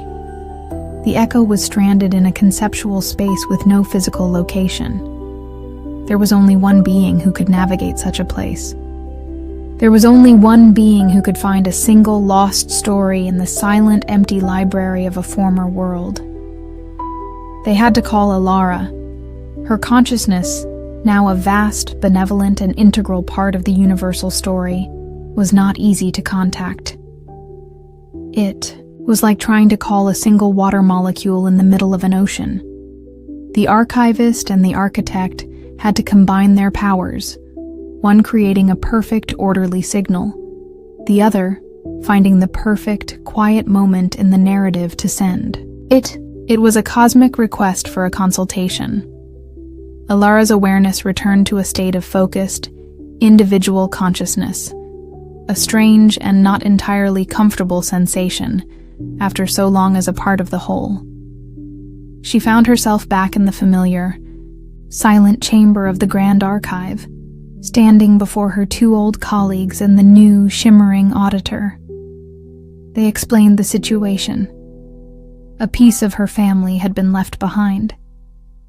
A story was still out there, unfinished.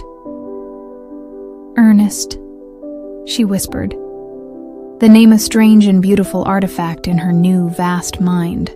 The thought of him, alone, dutifully keeping a phantom schedule in an empty reality, was a pang of love and sorrow so acute it reminded her of what it was to be human.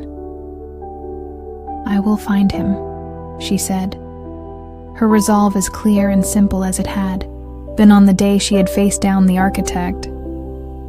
What librarian would leave a book behind?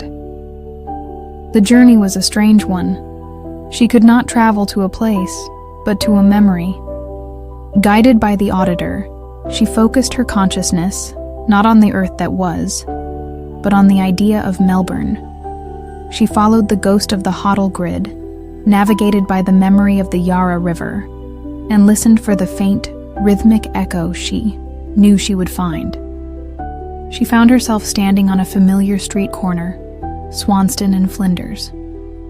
But it was a place made of memory and silence. The city was empty, its buildings perfect, silent replicas. There was no wind, no sun, no people. It was a perfect static diorama, a single unread page from the discarded book of Earth. And through the silent, empty streets, a single solitary tram was moving.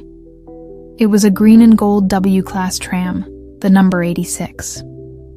It moved without a sound, its progress steady, its timing perfect. It was running its route, on schedule, in a city that no longer existed. Alara stepped aboard the silent tram. Inside, it was empty, clean, and still. She walked to the front, to the driver's cabin, and there he was, the echo of Ernest. He was not the old, frail man she had last seen, nor the vibrant, powerful guardian from her final vision. This was a different Ernest. A simple, dutiful echo, composed of pure, rhythmic purpose. He stood at the controls, his hand resting on the brass handle, his eyes focused on the empty track ahead. "Ernest," she said softly. The echo turned. It did not recognize her as Alara, the woman. It recognized her as a passenger, a part of the system it was designed to serve. "Tickets, please," it said, its voice a quiet, calm, and perfectly even hum. "There are no more tickets, Ernest," she said gently. "The journey is over. The line is closed. You can rest now." The echo looked at her, its simple, programmed consciousness grappling with a concept it could not process. The line is closed? Its purpose was to run the line. If the line was closed, what was its purpose? The timetable. It says 6:15 p.m. arrival at Docklands, it stated, a flicker of conceptual uncertainty in its voice. "It is 6:11 p.m. I am on schedule." He was a story that did not know it had ended.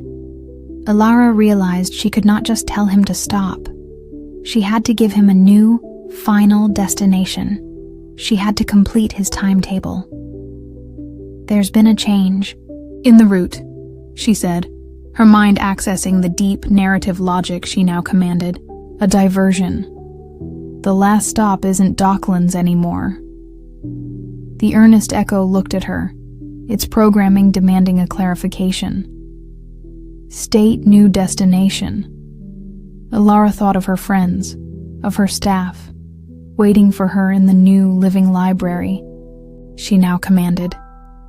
She thought of a place of peace, of rest, of stories finding their final perfect home. "The last stop," she said, her voice filled with a profound and loving warmth, "is the quiet room." The echo processed this new information. The destination was not on its map. It was not in its timetable, but the instruction had come from a recognized authority, a passenger, a part of the system. Its programming had to adapt. Route deviation accepted, it communicated, its form shimmering slightly. New destination, the quiet room. Estimated time of arrival, now. And with that, the tram began to dissolve. Not into violence or chaos, but into a soft, gentle light. The silent, empty city outside the windows faded away. The hard edges of the tram softened into a warm, comfortable silence. The echo of Ernest looked at Alara, and for the first time, a flicker of his true old self shone through. A hint of a familiar, gruff smile. A look of recognition. "Right on time," he seemed to say. Then he too dissolved, his purpose fulfilled, his final journey complete. Alara was back in the Grand Archive. The shimmering auditor pulsed with a light of administrative satisfaction. Account closed. It transmitted. "Energy debt resolved. The collection is now in order." The auditor vanished, its purpose served. The architect and the archivist looked at Alara, their ancient faces filled with a new understanding. She had not just retrieved a lost file. She had demonstrated the ultimate purpose of their work. A librarian's final duty is not just to collect the stories, but to make sure every last one of them. Alara returned to her own, living library, the great, evolving narrative of her world. But she brought something back with her. A new, quiet space had formed in its heart. A silent, peaceful room where the stories, when they grew tired, could go to rest. It was a place of profound peace, filled with the gentle, rhythmic hum of a tram running perfectly, eternally, on time. The quiet room became a new, fundamental part of her world's magic. Anyone who was lost, anyone who felt their own story had lost its way, could find their way there in their dreams.